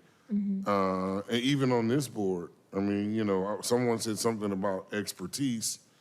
Well, we've got lawyers on this Board of Commissioners, but they get paid the same amount as everybody else on the Board of Commissioners. That's unfair. Well, all I'm saying is that, we can't use expertise. We can't use someone's expertise or someone's you know, collegiate level or master's level to say, oh, well, this person should be compensated more than that person. You know, we just, and I don't know, what was the number that we did for the Development Authority? Maybe we can just use that number. But 150, I think, 150? So, I mean, at 150, the total cost is 900,000. But, you know, I don't know how. Yeah, and even like for Development Authority, that doesn't even come out of our budget, right? Like that comes out of their own money. Yeah. So, I don't know, we may have to supplement some of these departments or just provide money for payment, but I know, you know, we said we adopted the $15 an hour minimum wage a few years back. That obviously was for employees. But I mean, I would love to hear colleagues, you know, why we shouldn't make some form of payment uniform, or why we shouldn't eliminate all payment. Well, can I offer a friendly amendment that if we make it uniform, we do still address those boards where people literally have to use their personal vehicle to travel across town and, you know, pay for their own gas and everything. I don't have a problem with that. I would accept it. I think the way that it's drafted, it is only for the certain boards that are county originated. Mm-hmm. And none so of those sports travel? Because I know even the Arts Council has adopted moving from place to place to have their meetings. They literally go from one arts center location to another, because they've invited me to a couple of their meetings over the past 4 years, and they were at different locations around Fulton County. Commissioners, let me kind of help us out here. First of all, there is no motion before us, but it seems like I mean, we're all over the board on this, and maybe it's not ready for any action one way or the other. Because my position is going to be totally different, that all of them need, none of them. Can we need to be hold paid, it? But that's, I guess we can hold it. I think it's been held a couple times already, so we probably, you know. I don't think we've taken a vote. I think that we held it the last time. It never came up for a vote, if I recall Well, correctly. Yeah, I mean, you know, I'm fine with whatever the will of the board is. I just think we need to address this, and I think we ought to do it sooner than later. So if, you know, again, if anyone has comments or discussion, it'll be good so that when we do bring it back, it will, you know, include everyone's opinion. All right. I'm finished. You finished? All right, Commissioner, this week you kind of sum up everybody. It's got Commissioner Morris, followed by Commissioner Houseman. Yeah, I'll try to be quick. You know, I think to the question of why they're all different, it reminds me of when I got into the homestead exemptions questions. When one homestead exemption for the elderly was based on federal taxable income, and another was based on Georgia taxable income, and another one was based on federal adjusted gross income, and one amount was $30,000 and one amount was $40,000. It was because different General Assembly members at different times wrote the thing. So different commissioners, different boards of commissions did these at different times. And I'm sorry, Commissioner Arrington, that I haven't had a chance really to look at that schedule and study it, but because I am supportive of trying to do something that is as uniform as we can do, given the exceptions that the county attorney has mentioned, and the fact that some of these are per diems, some of them are per meeting, some of them are per month, and so we'll have to figure out how to resolve all that. If we do all of them per diems, then I think that number could potentially go higher because somebody who was getting $200 a meeting may do some other work and expect a per diem for that other work outside of a meeting. So we'll have to resolve all that. But conceptually, I don't have a problem with trying to make it as uniform as we can, given all those different issues. And I think you're right. lawyers should probably get less than everybody else, but at least it's the same amount. All right, Commissioner Houseman. I'll support that, Commissioner Morris. I think it might be helpful if we actually engage these board members and find out the time commitment that they're having to make to serve. If we're going to work towards something that is more uniform. I mean, and they don't look like they all meet on the same schedule either. I think that has some bearing on it.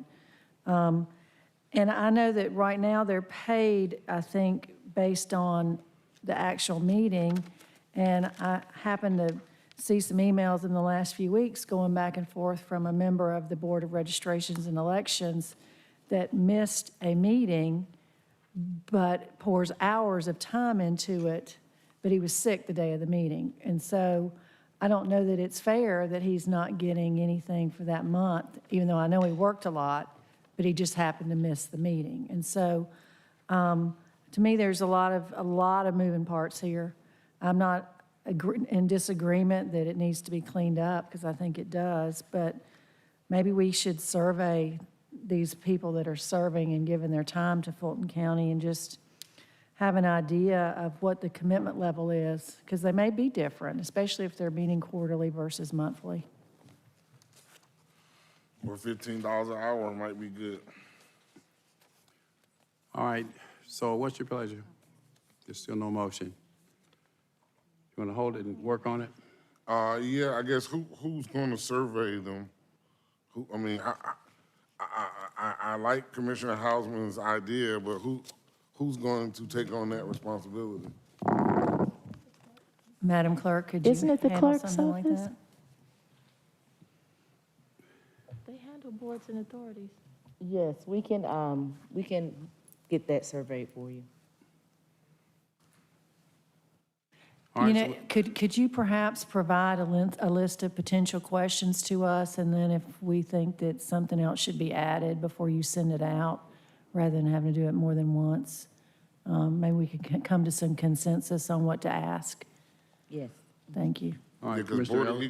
Equalizations meets like 247 times. in a year. Exactly. So they're different, and I think that's set by state probably, isn't it? I'm not Commissioner sure. Ellis. Yeah, I'd be brief too. I mean, just personal view, I mean, I think there are certain of these that Board of Equalization, Board of Registrations and Elections, Board of Tax Assessors, I think, as well as the different authorities, they really all stand on their own. I think I don't think we should monkey around with them, and also don't think for task forces and advisory councils that those should be types of things that stipends and meeting compensation should be provided. I think those should be voluntary. If we're going to consider something, it should be for, boards which are, mandatory that we've either created by statute or that are required by us for statute to have. So, my personal view. There are no task force in this sheet that we have here. This is just all board and authorities. Well, they're advisory boards, and I would put that in the same vein as a task force. All right, I'll entertain. And there a are motion. task forces on here. Entertain a motion to hold. So moved. All right, properly moved and second. Let's vote, please. And the clerk, you're gonna clerk, yes, to Okay. hold. Okay. This isn't complicated now. The motion is to hold. Let's vote. My screen is dead on my machine. Is the machine working? All right, all in favor, say aye. Opposed, noes. It's approved. It's held. Next item. Okay, the vote is open on the motion to hold. What? The vote is open on the motion to hold.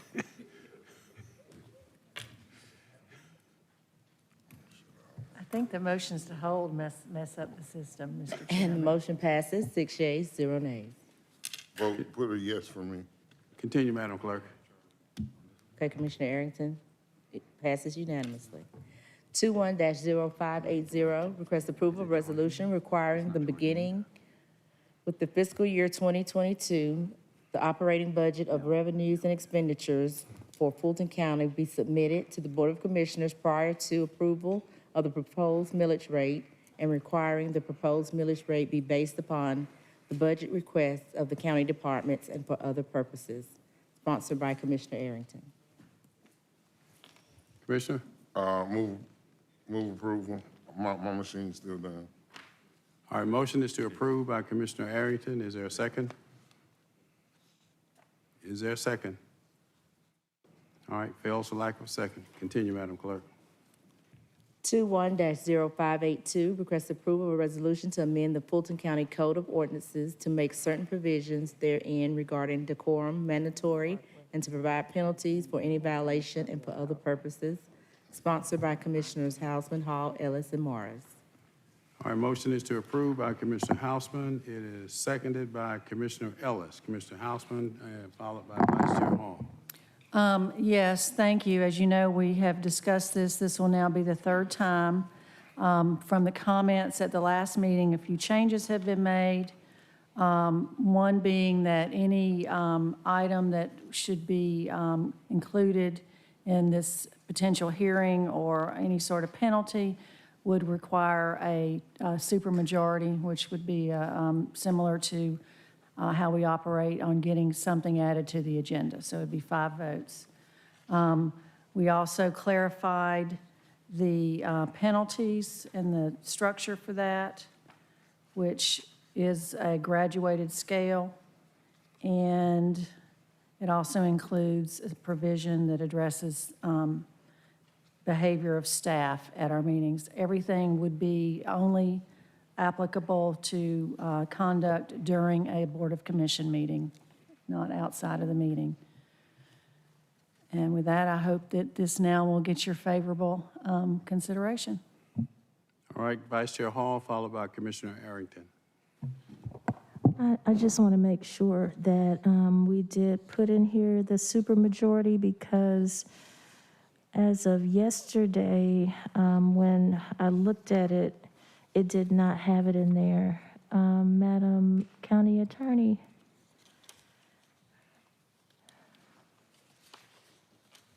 I think it had said unanimously. Wait a minute. Yeah, that draft did say that, but it was changed. Okay, I just wanted to make sure. That was on page 5.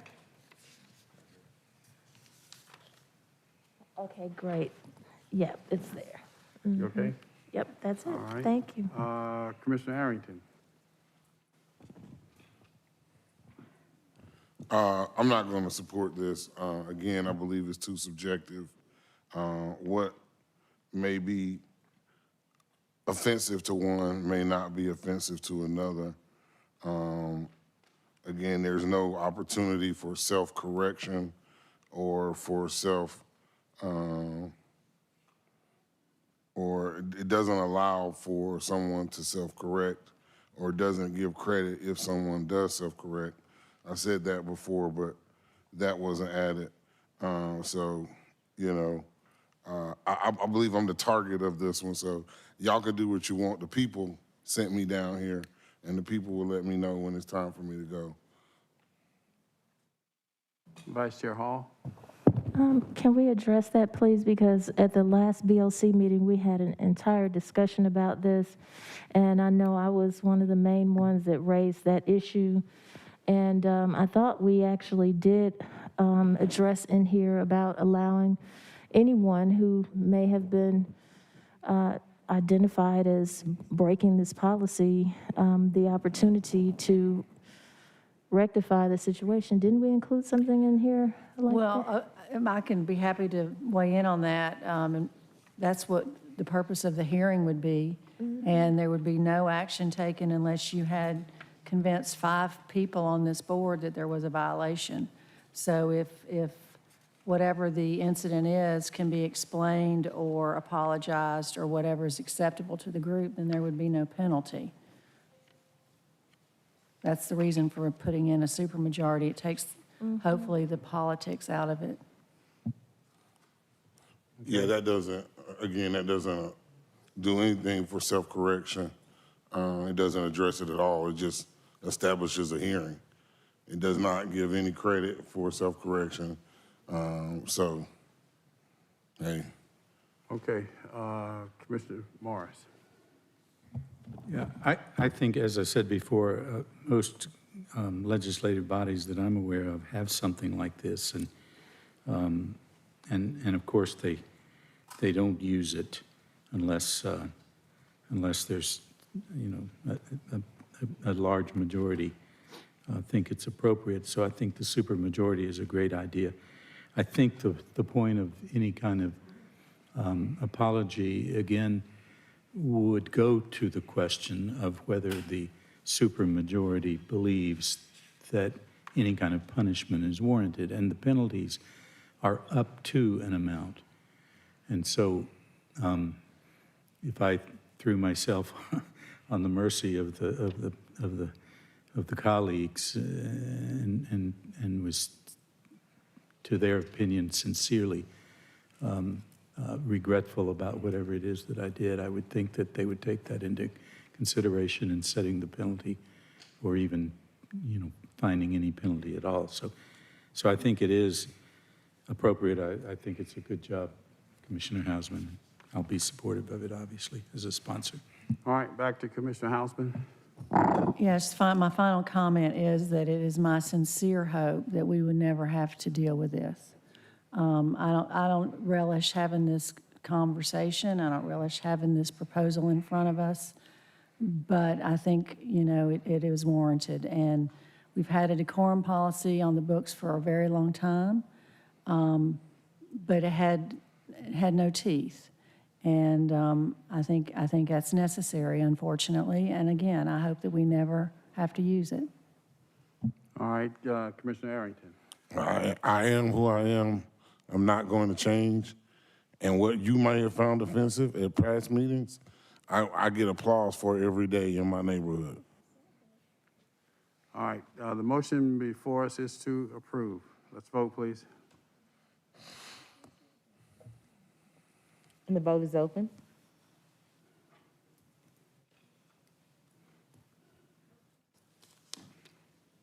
And the motion passes, 6 yeas, 1 nay.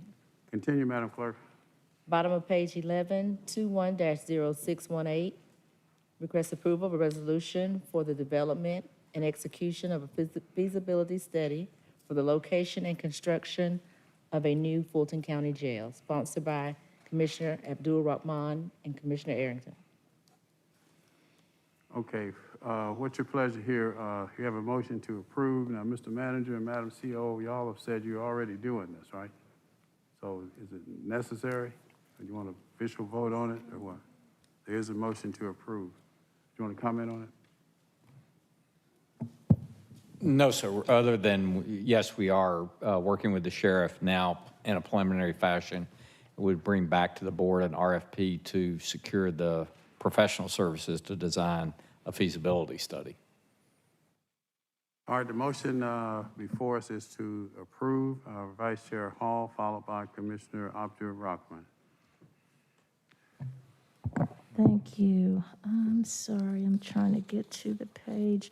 So my only question is, the sheriff is an elected official. He's actually a constitutional officer.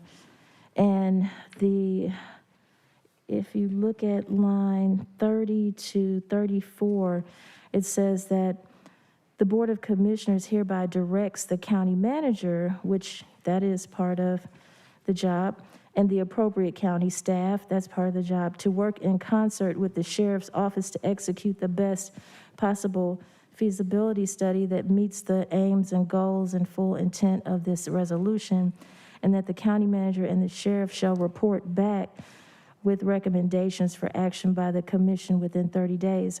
I don't want anyone to think that the Board of Commissioners has authority over the sheriff's department. So I just want to make sure that that is clear, that he is his own elected official and constitutional officer, and we can't direct him to report back to us or to do anything. All right, Commissioner Abdul-Rahman. Thank you, Chair. County Manager, should this pass today, does that tie your hands for anything that you are already doing, or your office? No, ma'am. Okay, so this is purely procedure. This is purely policy. I know that maybe some of my colleagues feel like this is not needed, but just like we put in legislation that said we were going to do small business loans, that we were going to do mortgages, we didn't. And so I'm not to be adversarial, because county manager, it really isn't, alternate, it really isn't. I appreciate the work that you already have done. But I think given my conversation with Commissioner Arrington, what we went through with the city of Atlanta, with the jail, some of the rhetoric that's out in the community, I think it would be good as a body that puts in policy that we let our citizens of Fulton County know as a body that we have authored a resolution only, and Vice Chair Hall, if there's something you'd like to take out, I have no problem, but I think it's imperative that we let those know that regardless of what another government entity may be doing, that Fulton County is taking our overcrowding situation very seriously, that our policymakers here have decided to put policy in place that's being backed up by the county manager and the office. And so this is purely from a policy standpoint that we're on one accord, that we're asking for, not going above the constitutional officer or not implementation. We're asking, go ahead with the jail feasibility study. We are ready to move on, because I would be remiss if I didn't say, I know our chairman in good faith tried to do something with the City of Atlanta Detention Center, and it didn't work out. And so now some of the conversations that I'm hearing is Fulton County didn't want to allow Keisha to do something, or Keisha didn't allow it's a lot of rhetoric that's going on. So here, once again, as a body of policymakers, I just think it would be in our best interest at this juncture to have a policy in place that can be reported that as a body, we are saying we're going on with the feasibility study. And so it's not about implementation. It's not about me trying to tell someone to do something that they're already doing. It's about us setting ourselves from other entities and making sure that the policy that we put in place as policymakers is getting sent out correctly and on one accord. Commissioner Arrington, followed by Commissioner Morris. My comment really is in reference to the appointments that we made, and maybe asking the clerk to follow up with the City of Atlanta and schedule this meeting.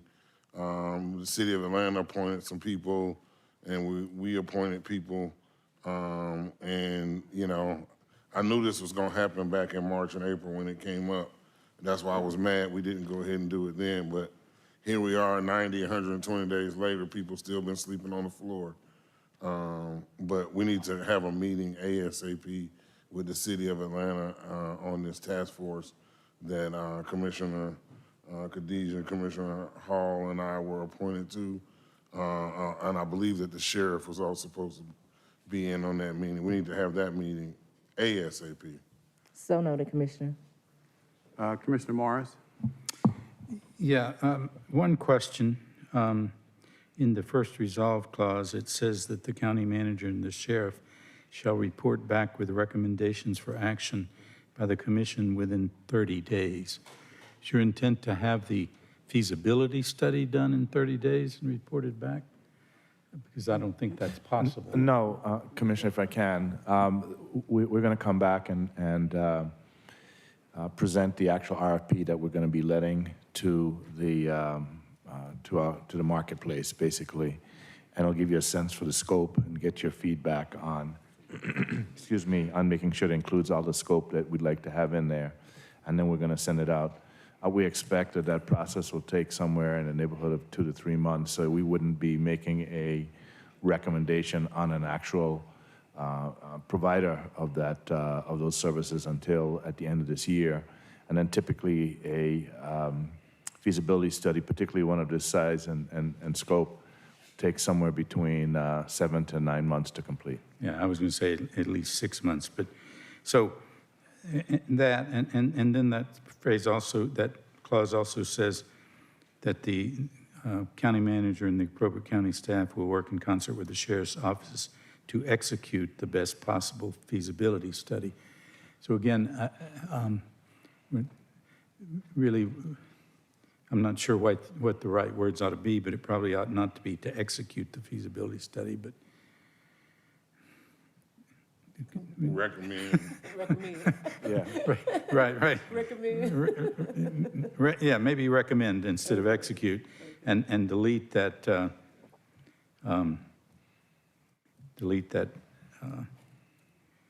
maybe just delete within 30 days, so they come report back with recommendations for action. Would that be friendly amendments? Okay, and then one more, I'm sorry. Go ahead. It's the lawyer in me, Mr. Harrington. That's why we shouldn't be paid as much, but in the fifth whereas clause, the Board of Commissioners recognizes the need for a new facility. Quite frankly, I'm not sure I'm there yet. Me either.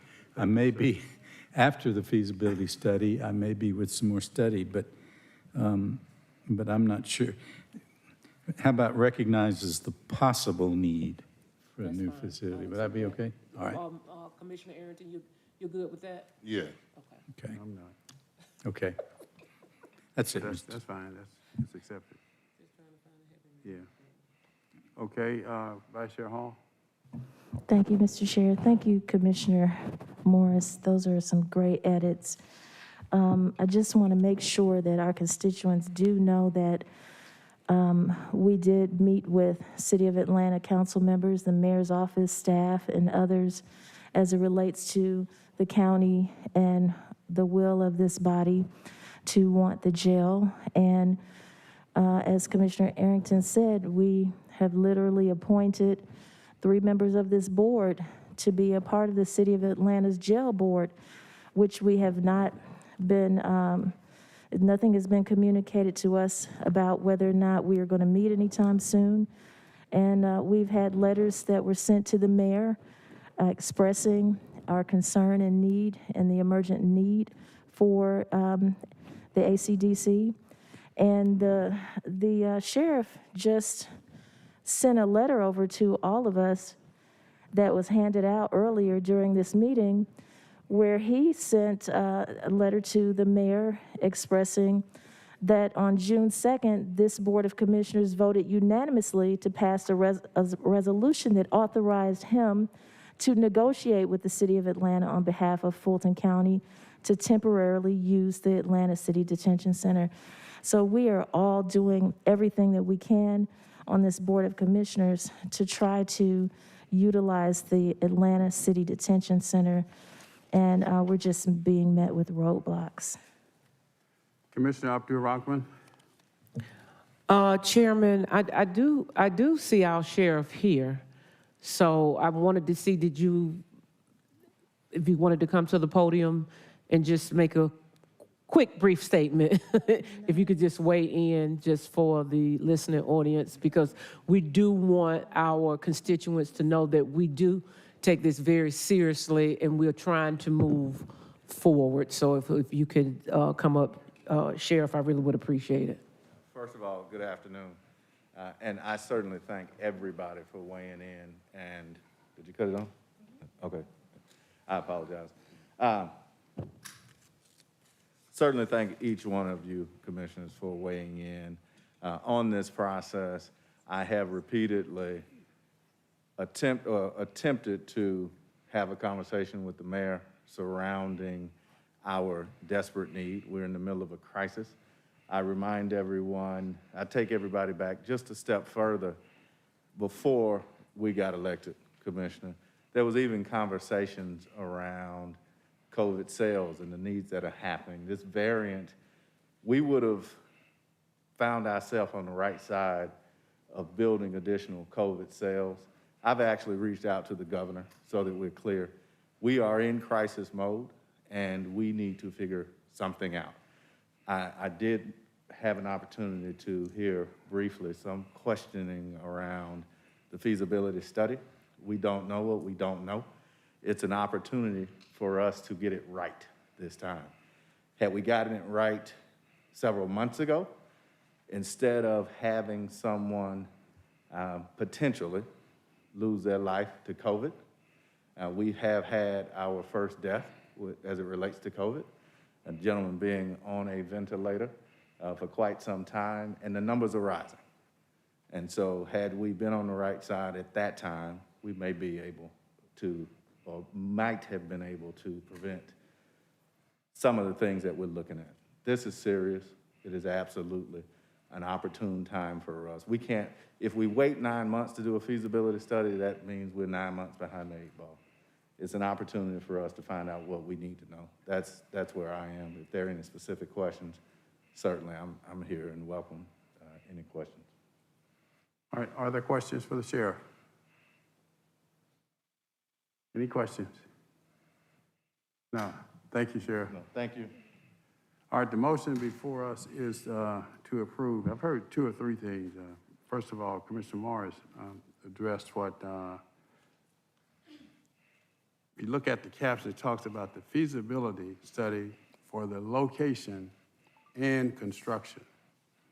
Nowhere in there is need. So it presupposes need, and I'm like Commissioner Morris, got a lot of hurdles to cross or jump over before we get to where this resolution seems to be taking us. But nobody's addressed this need. The issue of the city council and the mayor, once again, and I've said this before, I've served over there, Morris, you have as well.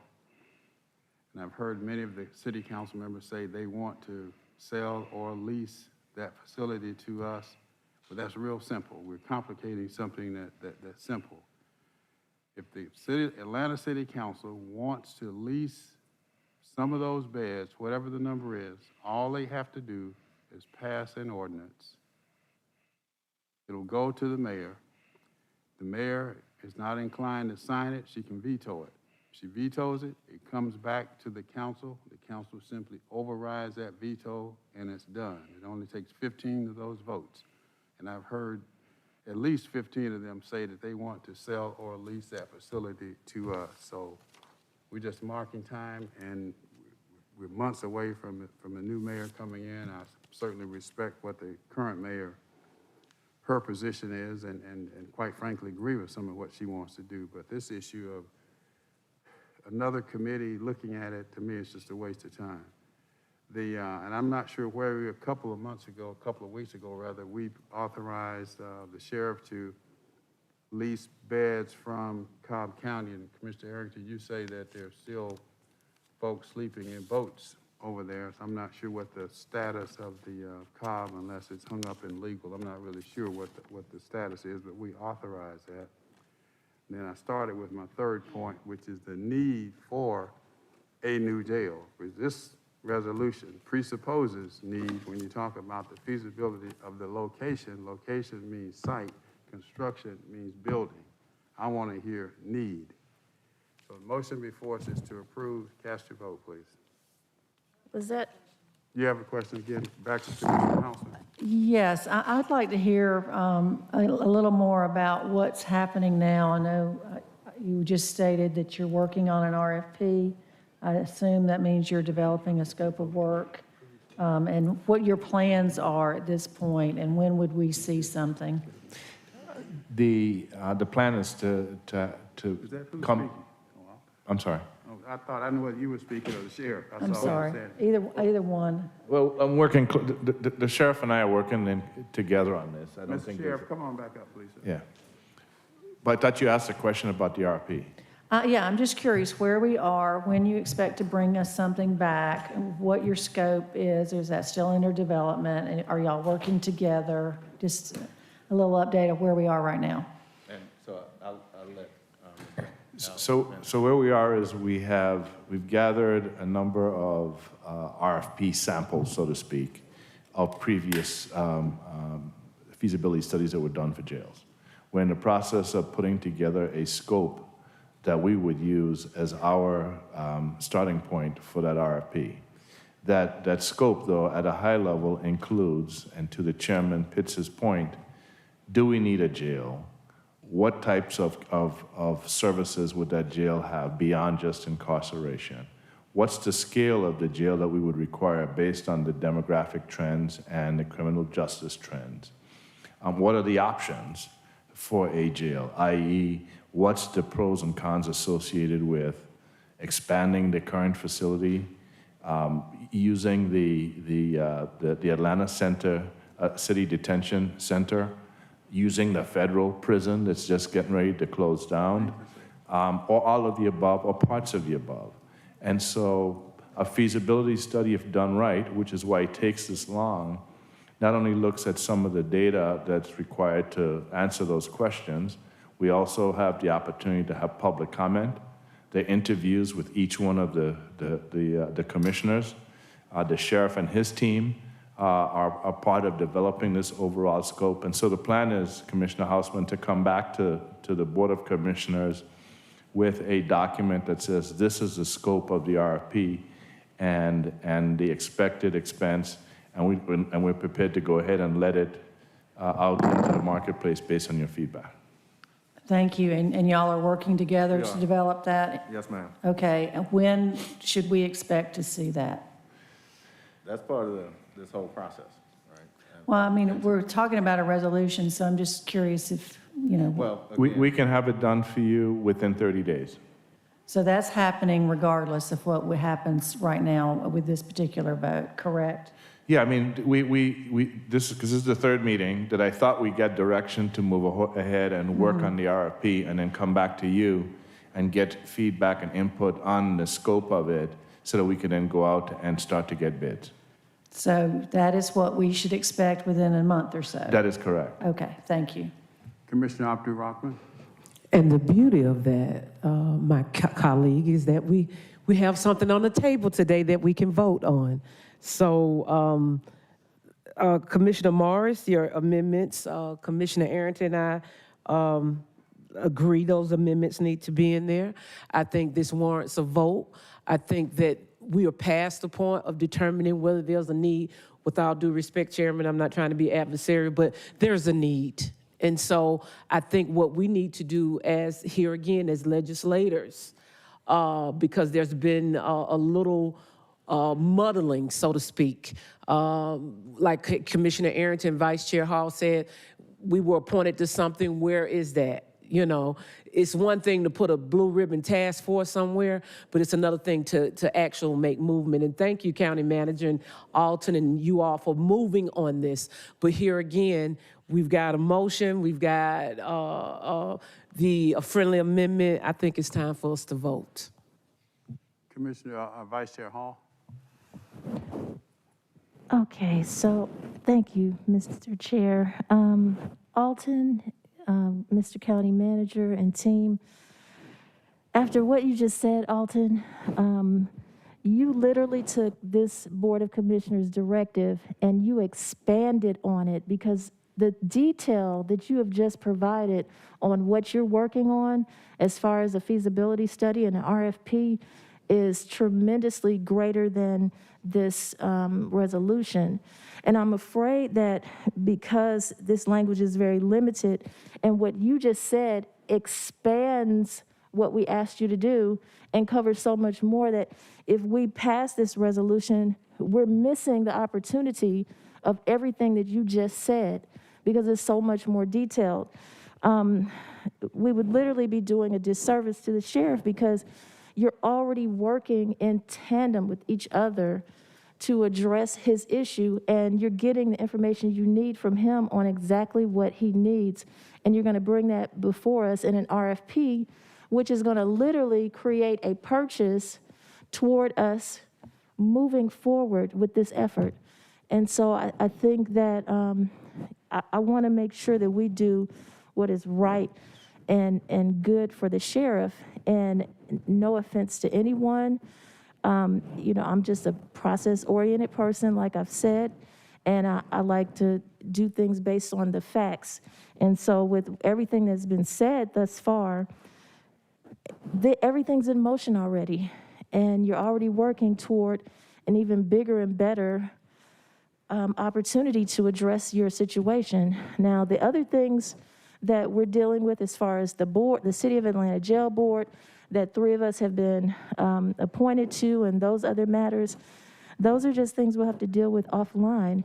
But this jail feasibility study and RFP is well on its way, and in much more detail than we have before us. So, Commissioner, I'm sorry.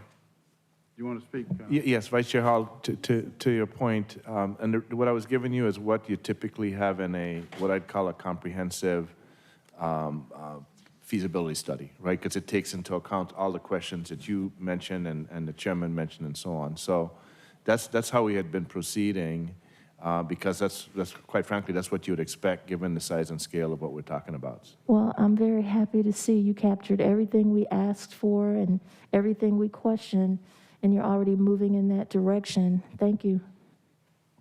Commissioner Ellis? Thanks, Mr. Chair. Thanks, Madam Vice Chair. There's some good comments there.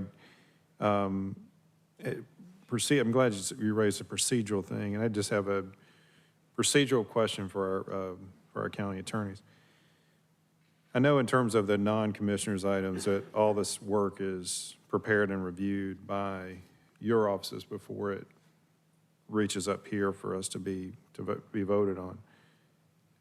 Are all of the commissioners' actions items that we see, and the reason I ask this is I see some they look different in terms of their format and layout.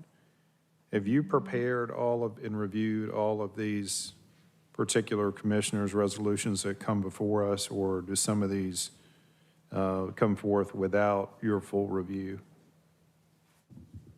Well, our office doesn't draft all of them. They are sent to be put in the proper form, but we don't review substantively those that are prepared by a commissioner's office, because it's a policy document, and so commissioners get to decide what they want their policy piece to be, and so we would never But in terms of right, and I understand that generally speaking, but in terms of a review, in terms of, does it precisely sort of fit, kind of, is it legislation or whatever that would potentially fall outside the bounds of things that we can do and so forth? I mean, have you reviewed all of these, or some of these basically just sent to the clerk and asked to be placed on the agenda?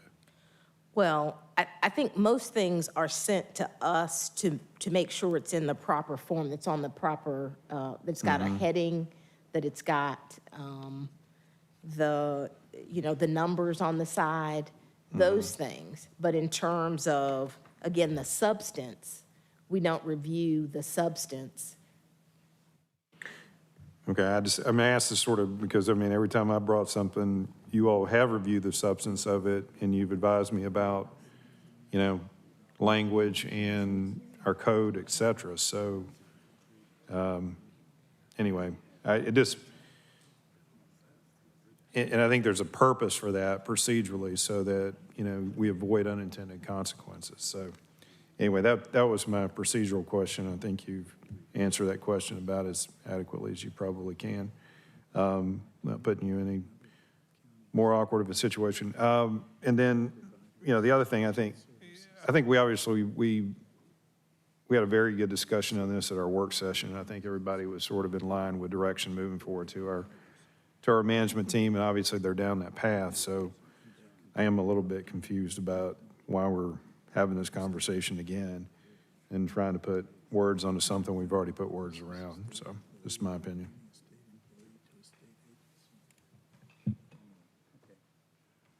Commissioner Abdul-Rahman? Got a couple of quick questions. I don't want to belabor the point, because this is policy. If you want to know why we're putting it in place, it's policy. And I would also say and add to you that I just asked the county manager, does this go against anything? Is there a problem with it? In which it's not. We're policy makers. And so this is the purpose of it, because we are legislators. We are policymakers. This was sent to the county attorney. Sheriff, I'm going to ask you a question. Do you support this resolution? I absolutely do. Okay, sir. So I think we kind of get tied up in the politics of stuff sometimes. This is very, from a policy standpoint, just to support what the county manager's office is doing.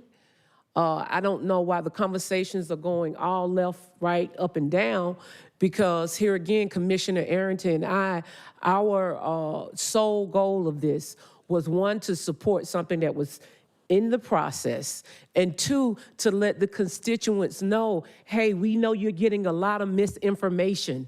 We know that people may be telling you that City of Atlanta's doing something and Fulton County's not, and Fulton County's doing something and Atlanta is not. So that's why it's good to have policy in place to show that we are supporting our county manager and what his efforts are to bring the feasibility study. We are supporting our sheriff, who unfortunately has had to go back and forth.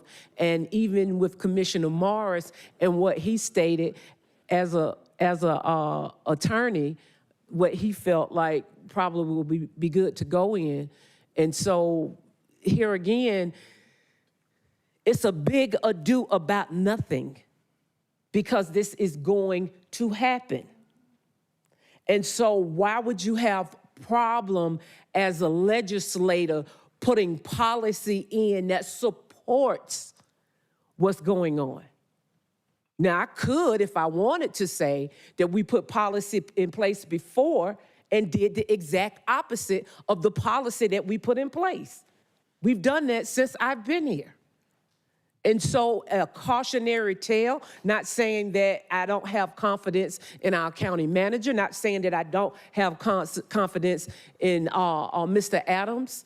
Let's do what we have been elected to do, which is to put policy in place. It was moved, it was second, and there was a friendly amendment. Let's vote. Commissioner Arrington.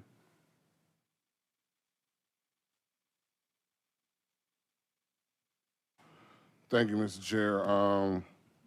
You know, I would even do a friendly amendment to include all of the stuff that Alton said he's going to be doing and that they're planning. I mean, you know, we need to get it done. It's already being done. This is a way, I believe, to, you know, help put some structure around it, help put the deadline, and I think it does do us good to say, to be able to say to the public, you know, that we are, you know, have undertaken this step and undertaken this move. So, colleagues, I would ask you to support it, and, you know, if we need to make changes, I don't have any problem with making any changes to it, but, and the county manager's indicated it doesn't interfere with him, and, you know, we can include whatever else we need to include that Alton is doing, not doing, planning on doing, not planning on doing, as it may be. All right, Vice Chair Hall. Call to question. Let's just move forward. Second.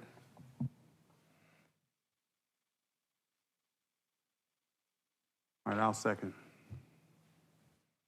Question's been called. Let's vote on calling the question.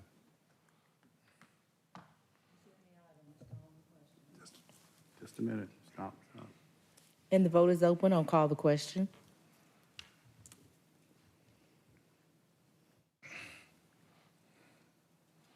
And the motion passes unanimously.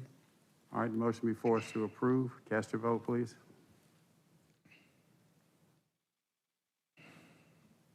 And the vote is open.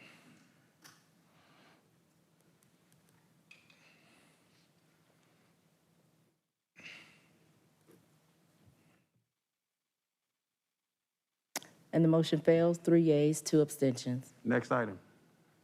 On page 12, 21-0670, request approval of a resolution to to identify positions to be used for appointment of Fulton County's representatives to the Region 3 Emergency Medical Services Advisory Council and for other purposes, sponsored by Chairman Pitts. Okay, very quickly, I met with the manager and the county chief operating officer on this matter, and the idea here was to bring some structure to how appointments are made and who is appointed to this particular advisory council. And I was convinced after reading what was proposed and listening to what was proposed, it made complete sense to me, and therefore I agreed to sponsor it, and I hope that that you will support it. Madam County Attorney, strike that, Madam Chief Operating Officer, would you explain why this is before us? Yes, Mr. Chairman. So the resolution that is before you represents a course of action with respect to the appointments for the Region 3 Council that's supported by the staff that has the responsibility for monitoring the activities of the council as well as presenting before the council. And that includes our Director for Emergency Management as well as our Director for 911 Services.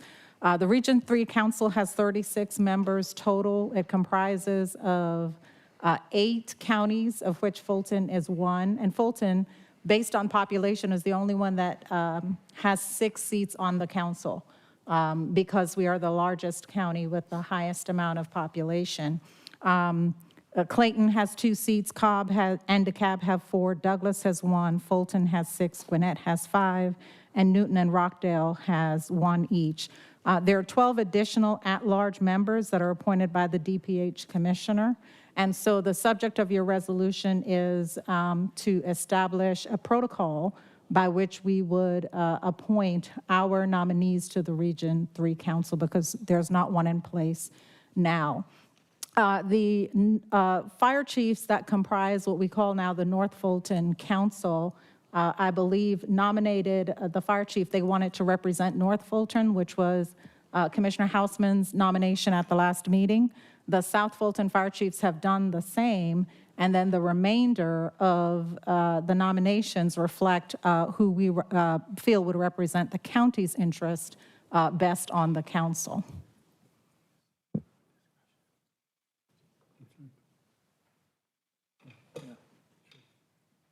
You done? Yes, and I can answer any questions the board has, and I believe Matt is here as well to answer any question. He sits on the I council. will move approval. And wait, how do I do this? Yeah. And seconded by Commissioner Morris. Now, Vice Chair Hall, followed by Commissioner Arrington, followed by Commissioner Morris. I just had a question because this is addressing the actual board appointments to the EMS board. And I know did the state make a change or something to the original bylaws or? The most recent version of the bylaws was adopted by the council on May 13th, 2021. That's the version I was reading from. Oh, that's the version you were reading? Okay, great. And then, so this is a state board, though, is that correct? It's a state-created board? It's a state-created board, but it is a Region 3 council comprised of the 8 counties that I just And so when I look at this, I'm looking at number 4 that says the Board of Health District Health Director, who is now a state employee. And the Board of Health is all under the state now. And so my question is, shouldn't that be someone that the state actually would appoint to this board, and Fulton County appoint who they want to? Seems like we're wasting a seat by appointing a state employee to this state board through Fulton County when the state can do that themselves. So Matt, you can chime in on this as well, but we've talked with the Board of Health, and the interest would be to have their emergency management designee represented on the board, on the council, sorry. So the Is CAB our- has something similar where they taken their emergency preparedness lead and they've placed them to look at the health perspective of the council, especially ESF 8, Emergency Support Function 8, which is what public health takes on in our jurisdiction. So the CAB has a similar footprint, model is what was being presented to you today, to have a different look and a different approach of a neutral person or individual that looks at holistically all the people in Fulton County that's being serviced. So is number 5 you? I don't know the numbers on that, It ma'am. says the director of the Atlanta Fulton County Emergency Management Agency. That'll be me, yes, ma'am. Okay, so you are our EMS representative. I'm one of the voices on the Right, council. so I think that's enough because you represent us. The Board of Health represents the state. I mean, this board voted to move them under the state. They belong to the state. Just has a Fulton County name on it. And so that's my question remains, just particularly about that one. I just think you're wasting a seat that the state can put that person in themselves because it belongs to them. And then was Grady ever a part of this board? 3 of the 6 seats were actually held by Grady individuals in the past. And You we said run into- 3? 3 of the 6 seats that Fulton County has were actually filled by Grady employees. And at times, it was actually, Fulton didn't have a full vote because whatever is being brought up was actually something that would be a conflict of interest if they could not weigh in on that particular item. So I believe what was presented to you now is something that will allow the people that are there to vote without having a conflict of interest on any issue, because no one can actually, in that group, apply for a zone or be able to go ahead and be awarded a zone or actually have a zone. So as it stands today, there's 3 major zones in Fulton County. The north is provided ambulance service by American Medical Response. The central zone is by Grady EMS, and the southern zone is by Grady EMS. And about 2 years ago, Grady was awarded the southern zone. AMR had both the south and the north. AMR decided to no longer take that. It was actually put out for a review process, and they had to take a vote, and our voices were not able to, vote in that because Grady was the one that actually went ahead and put an application in to get awarded that zone. So we, in essence, lost 3 votes in that particular process. So this eliminating Grady from the board has eliminated the conflict of them being able to vote? I would have to let the legal counsel to go ahead and speak on that, but Our county it attorney, appears Madam. that you would remove that by not having someone that would have a conflict of interest by voting on a problem with the zone, or if, let's say AMR decides to no longer function in North Fulton, and Grady would like to apply for that, or another vendor, it would just take away any problems for a vote and how that would go. And also, it allows the people to be able to have representation. In the past, we've only had 1 fire chief from the north. It wasn't really someone that was put together from all the northern chiefs. We didn't have someone from Atlanta on it. That was something that a couple of years ago I was able to get Dr. Toomey to allow us to do. And Atlanta Fire had someone represented. And then the southern chiefs, we would like to get someone from their group represented as well, because they have some very valid concerns. Oh, I agree with all of that we should open it up so that we have more representation. But I just don't understand taking 3 seats down to 0 and unless there's some major issue, because they do have an expertise that they can provide, and they've been providing services for decades. And so I'm just trying to understand why it went from 3 seats to 0 and there's not at least 1.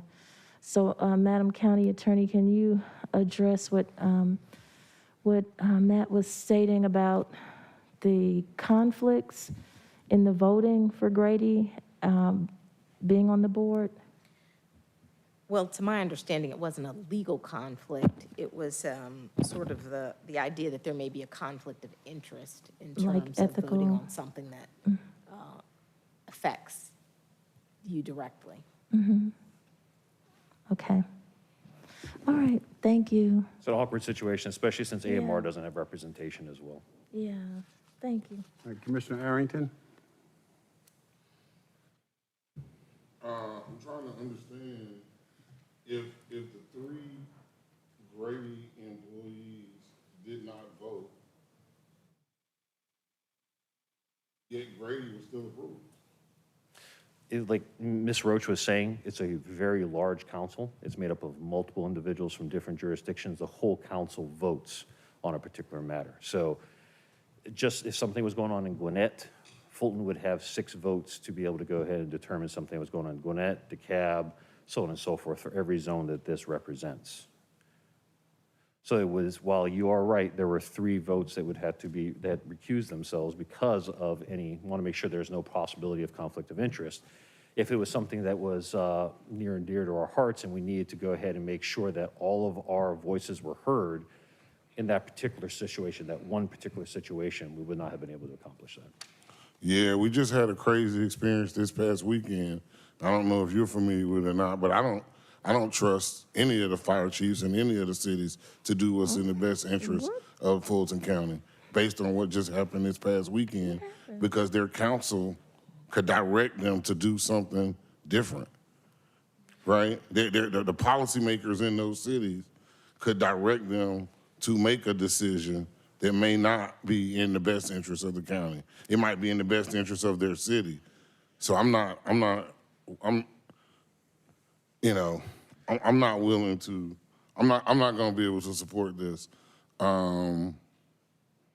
Maybe if y'all wanna come back and sit down and talk with us, and I don't understand, I don't understand why this wasn't put on as an EMA item. Why was the chair, why was it given to the chair to introduce as opposed to being on as a staff item? If that's in fact what it was and it's your recommendation, it's something's not right. If I may, it's not really my recommendation, sir. I'm just one voice on that council, and Ms. Roach asked me just to go ahead and speak to my experiences with it as well. So that's what I'm here doing. It's not something that I'm advocating for from the Emergency Management Office. It's just as one of the Fulton County voices, I'm trying to give you an idea what happens. It was actually presented to the chairman's office from the Region 3 EMS director from the State Department of Public Health. And that individual put a direct correspondence to actually the clerk of the commission with the chairman's name on it to be able to go ahead and bring forth for action. Each jurisdiction is a little bit different of how they're organized, but that's how they start off the process when it comes to nomination, is pushing it through the clerk's office to the chairman's seat, or the chairperson's seat, excuse me. And then from there, it takes its normal practice within that particular government structure of how to go ahead and come with these voices. Like Ms. Roach also said, the bylaws have completely changed. There is some concern in the past that it needed to be updated. Some things needed to be rectified. Also, we wanted to make sure there was proper representation for all parties that were interested in being represented. And I think what you're seeing now is the state's attempt to go ahead and address those concerns that were brought up by individuals throughout the state of Georgia. Yeah, and I think I support Matt's statement about how it became a commissioner's item. I think the bottom line is that this is a resolution that is related to board appointments, not necessarily our operating model. Now, both. Yeah, but he doesn't even recommend it. He just stated he doesn't even recommend this. It's not my place to recommend this, sir. No. Right. If you don't recommend it out of your office, then why would I vote for it? I can go ahead and tell you how I personally feel, but right now this is not brought forth by my office, sir. It is actually something that it was a policy decision that I've been working with the chief operating officer and the county manager to go ahead and be able to present today and to help you guys by answering any specific questions that you have about the Region 3 EMS Council, which I have to say is a very interesting organization and not everyone has true awareness of it. And I'm still learning even after 11 years here. Yeah, y'all might want to hold this one. Okay, Commissioner Morris? Yeah, the Grady issue is an interesting one, that they have 3 positions now. Are there other providers of EMS service that have positions on this 36-member board? The only other private service that I'm aware of is Cobb County has 2 private providers, Puckett and Metro. Metro does have a seat in representation. Puckett does not. I'm not aware of any other private EMS provider besides Grady and Metro that are represented on this council. American Medical Response is not. Are you aware of any other providers? No, that's the only one, and Matt actually sits on the council, so he would know. I mean, the other thing to keep in mind is that the council frequently reviews the performance data for the providers in Region 3. And so again, it's really presenting the performance data to our provider who's responsible for the performance. So it does present some awkward instances. I do think that the vice chair makes a good point about the Board of Health. I don't think there's any harm in going back and looking at that one in particular, but I certainly have angst about having Grady represented as our provider for 2 of the 3 zones in Fulton County. So again, it's the chairman's item. It's his decision whether or not to hold, but I do think that the thought about the Board of Health representative is one we could take some time to think about. But certainly, I do see and perceive an issue with Grady having a seat on there, particularly when our other provider does not have a seat on the council, and they review performance data that they're responsible for executing. Yeah, and obviously I've never attended one of their meetings, but I guess I could. But it talks about being a local coordinating entity for emergency response zones and a liaison between the Department of Public Health and the emergency medical service systems and so on. So it seems, on one hand, to be logical for a big provider like Grady to have some kind of role in that board. If that's what they do, I can't imagine other folks having any more expertise than they. But anyway, it's interesting.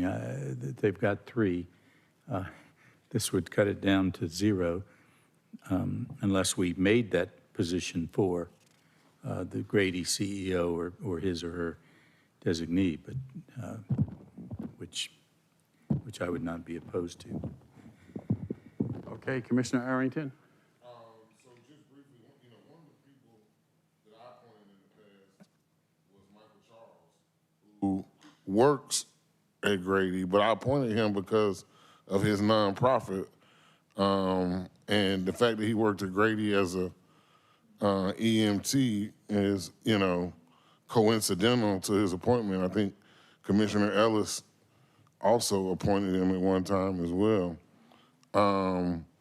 And from my understanding, Grady has been on this board for over 130 years. 130 years. I would not be able to go ahead and either confirm nor deny that. Yeah, so It's a little bit longer than I've been on this planet. I'm gonna do a motion to hold so we can get out of here.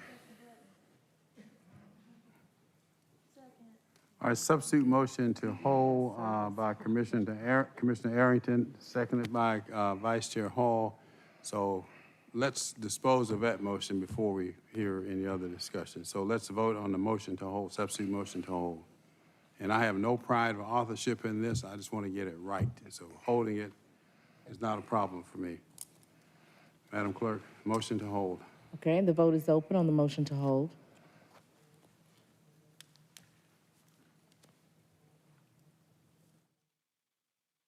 And the motion passes, 6 yeas, 0 nays. Next item.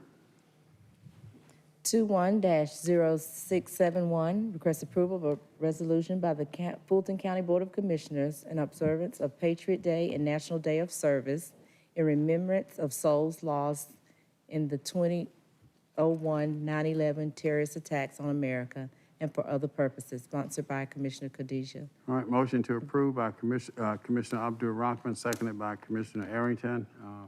Commissioner Hall, Vice Chair, you want to be heard? Yes, I just noticed on the agenda that it doesn't say, I asked to actually co-sponsor because I think this is really good in recognition of the John Robert Lewis Voting Rights Advancement Act. It actually passed the House.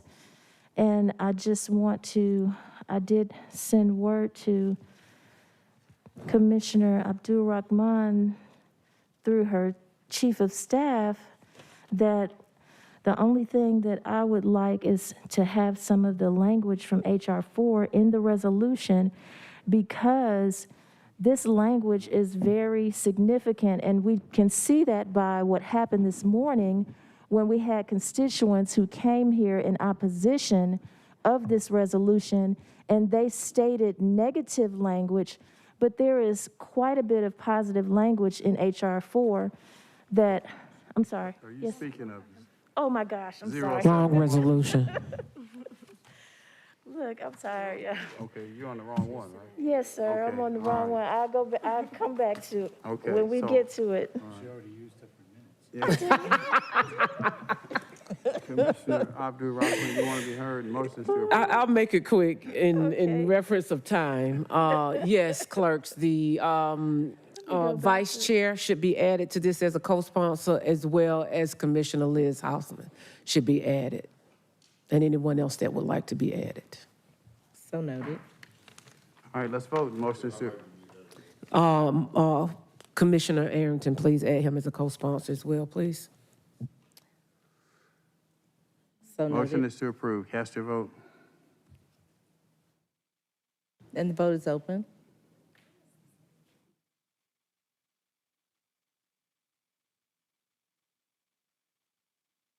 And the motion passes, 6 yeas, 0 nays. Next item. 21-0672, request approval of a resolution by the Fulton County Board of Commissioners in support of the John Robert Lewis Voting Rights Advancement Act and stopping voter suppression and for other purposes, sponsored by Commissioner Abdul Rahman. All right, motion is to approve by Commissioner Abdul Rahman, seconded by Vice Chair Hall. Vice Chair Hall. Okay, so now here we go.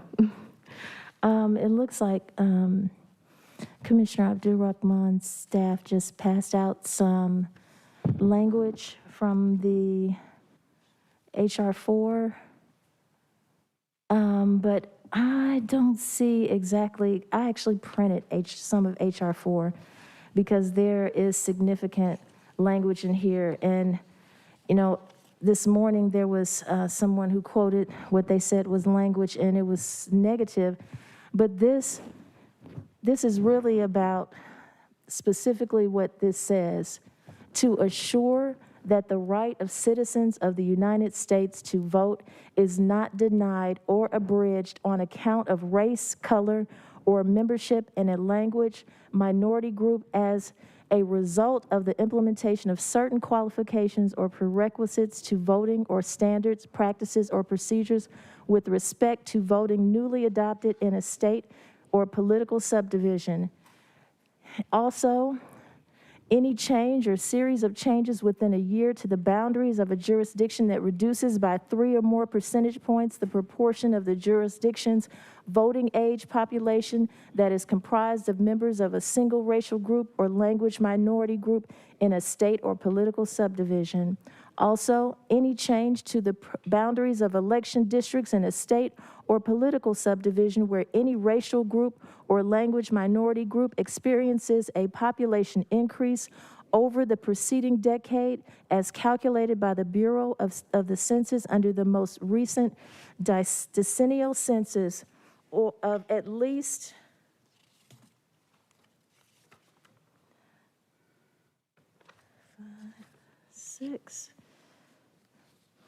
20% of voting age population of the state or political subdivision.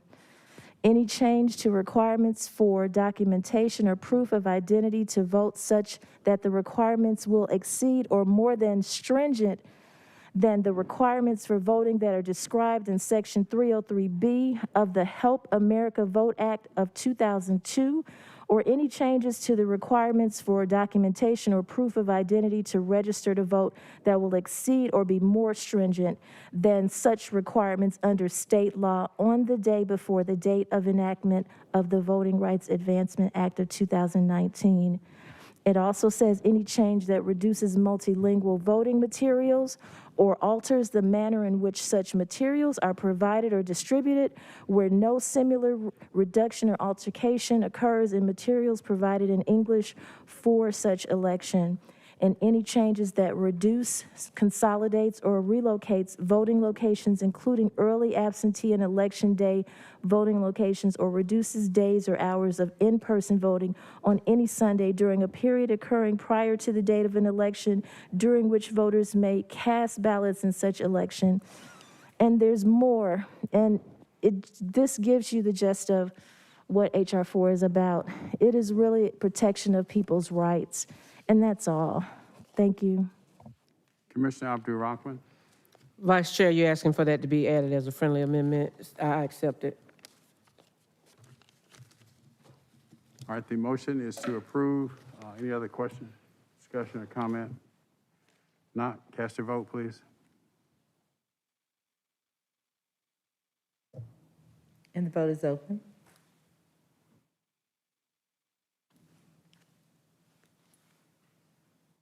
And the motion passes, 4 yeas, 2 nays.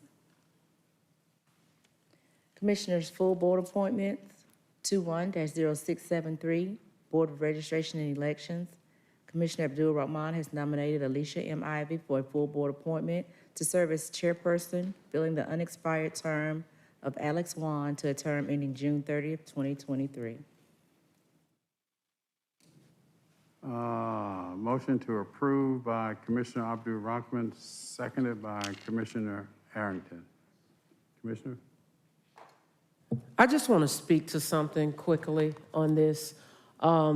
This person, Alicia Ivy, is well respected across South and North Fulton. One of the reasons that I did want to actually put her forth is because right now the climate that we have in the elections department, the dealings with what's been said by the superintendent, I wish that the chair's earlier person was there. However, that person has the right to run for office, but decided after 2 months that he would qualify to run for office without letting anybody know, and that is open. That seat is open. In my conversations with individuals, they want to support her, but some of the things that they say to me is she has no formal elections experience. Now, to put some clarity on that statement, practically no one in the past 20 years in that role has had formal elections experience before joining the elections board. That's because that chairman job is a ministerial duty. This is why we hire a professional election superintendent. I want you to look at the last 4 chairpersons. Alex Wan had no formal elections experience. He sat on the City of Atlanta. He was a council person, but he worked at a nonprofit educational organization and had been the alumni affairs director at Emory University. Mary Carol Cooney had no formal elections experience. She was a lawyer who worked at City Hall. Leslie Smalls had no formal elections experience. He was a staff member on John Lewis' congressional staff and was married to Nikema Williams. Roderick Edmond had no formal elections experience. He is a physician who practices law. Among the most recent and current BRE members, Kathleen Ruth has no formal elections experience. She's a behavioral scientist who has worked at the CDC working on the global AIDS and HIV prevention program. Mark Wingate has no formal elections experience, worked at the bank, worked at Visa, and also has experience working with Equifax in the credit card servicing area. He has marketing experience. Aaron Johnson has run for office several times and was a lobbyist at the state capitol. The reason I'm bringing this information to you, Alicia Ivy is a well-respected woman of color that is well-respected in the Democrat and Republican Party. I put her forth because we need not only someone that I feel like has not only proven herself in the business community, but she is impartial, and her leadership, though it may be quiet, will show that we don't have to be partisan all the time. We don't have to give political favors all the time. With all due respect, this is not adversarial. This is not trying to take the wind out of someone else's sail. But when will we put individuals at the table that represent all the community and not special interest group?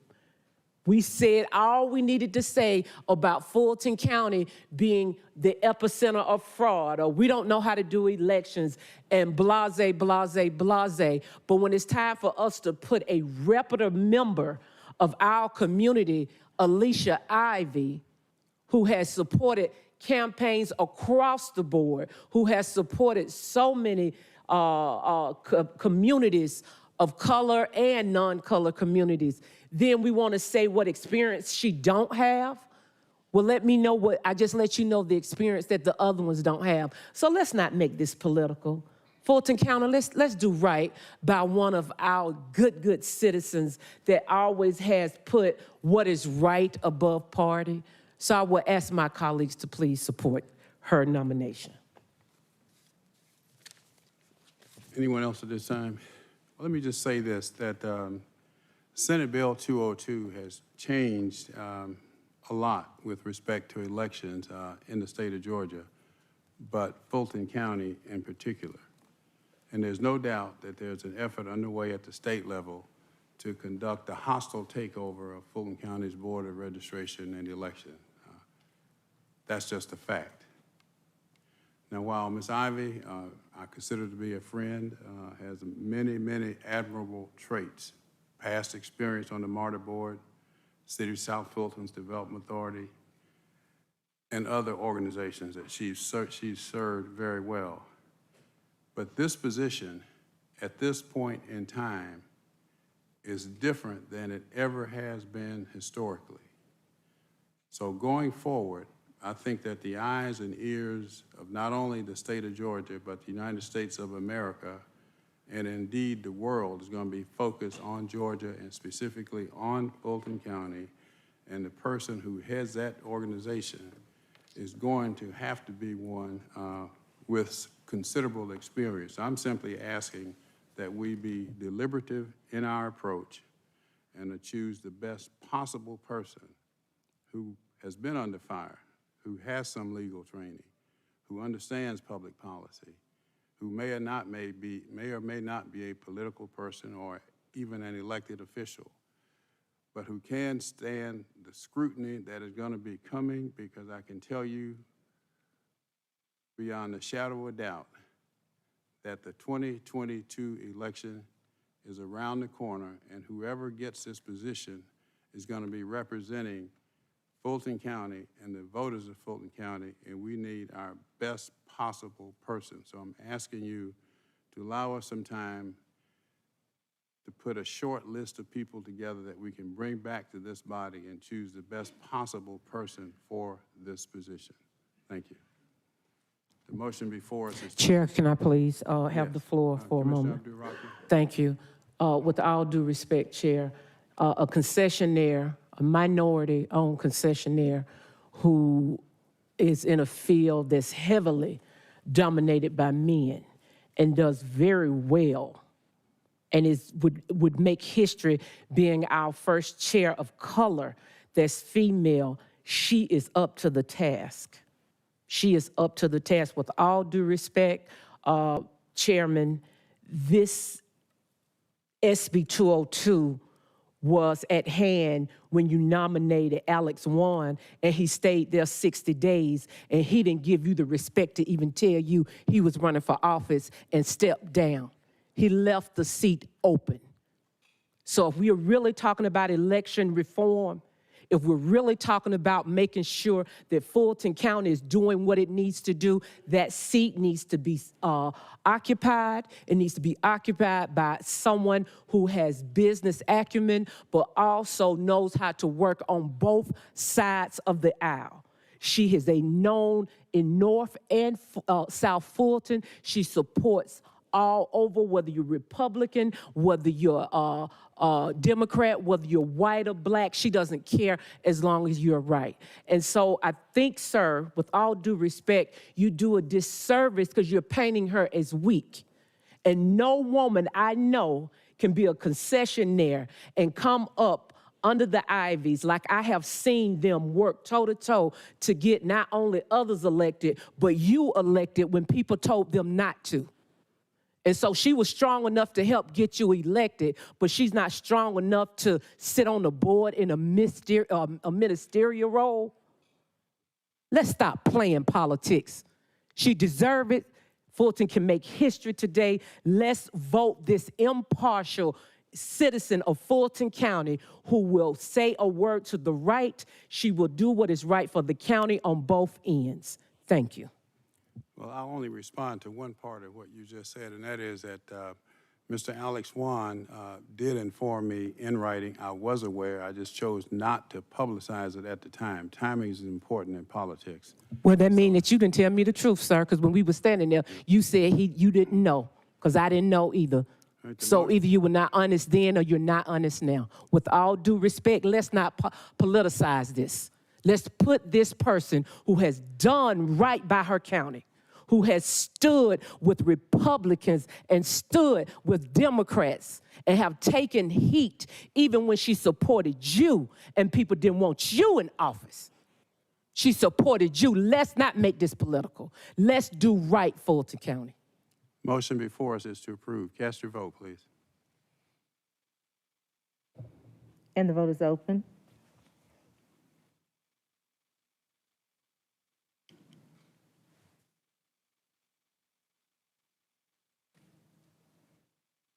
And the motion fails, 3 yeas, 1 nay.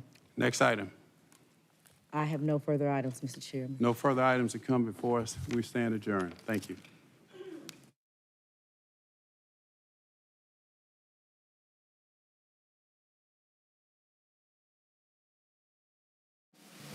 For a written transcript of this meeting, or if you need reasonable accommodations, including this communication in an alternative format due to disability, please contact the Clerk to the Commission's office at 404-612-8232.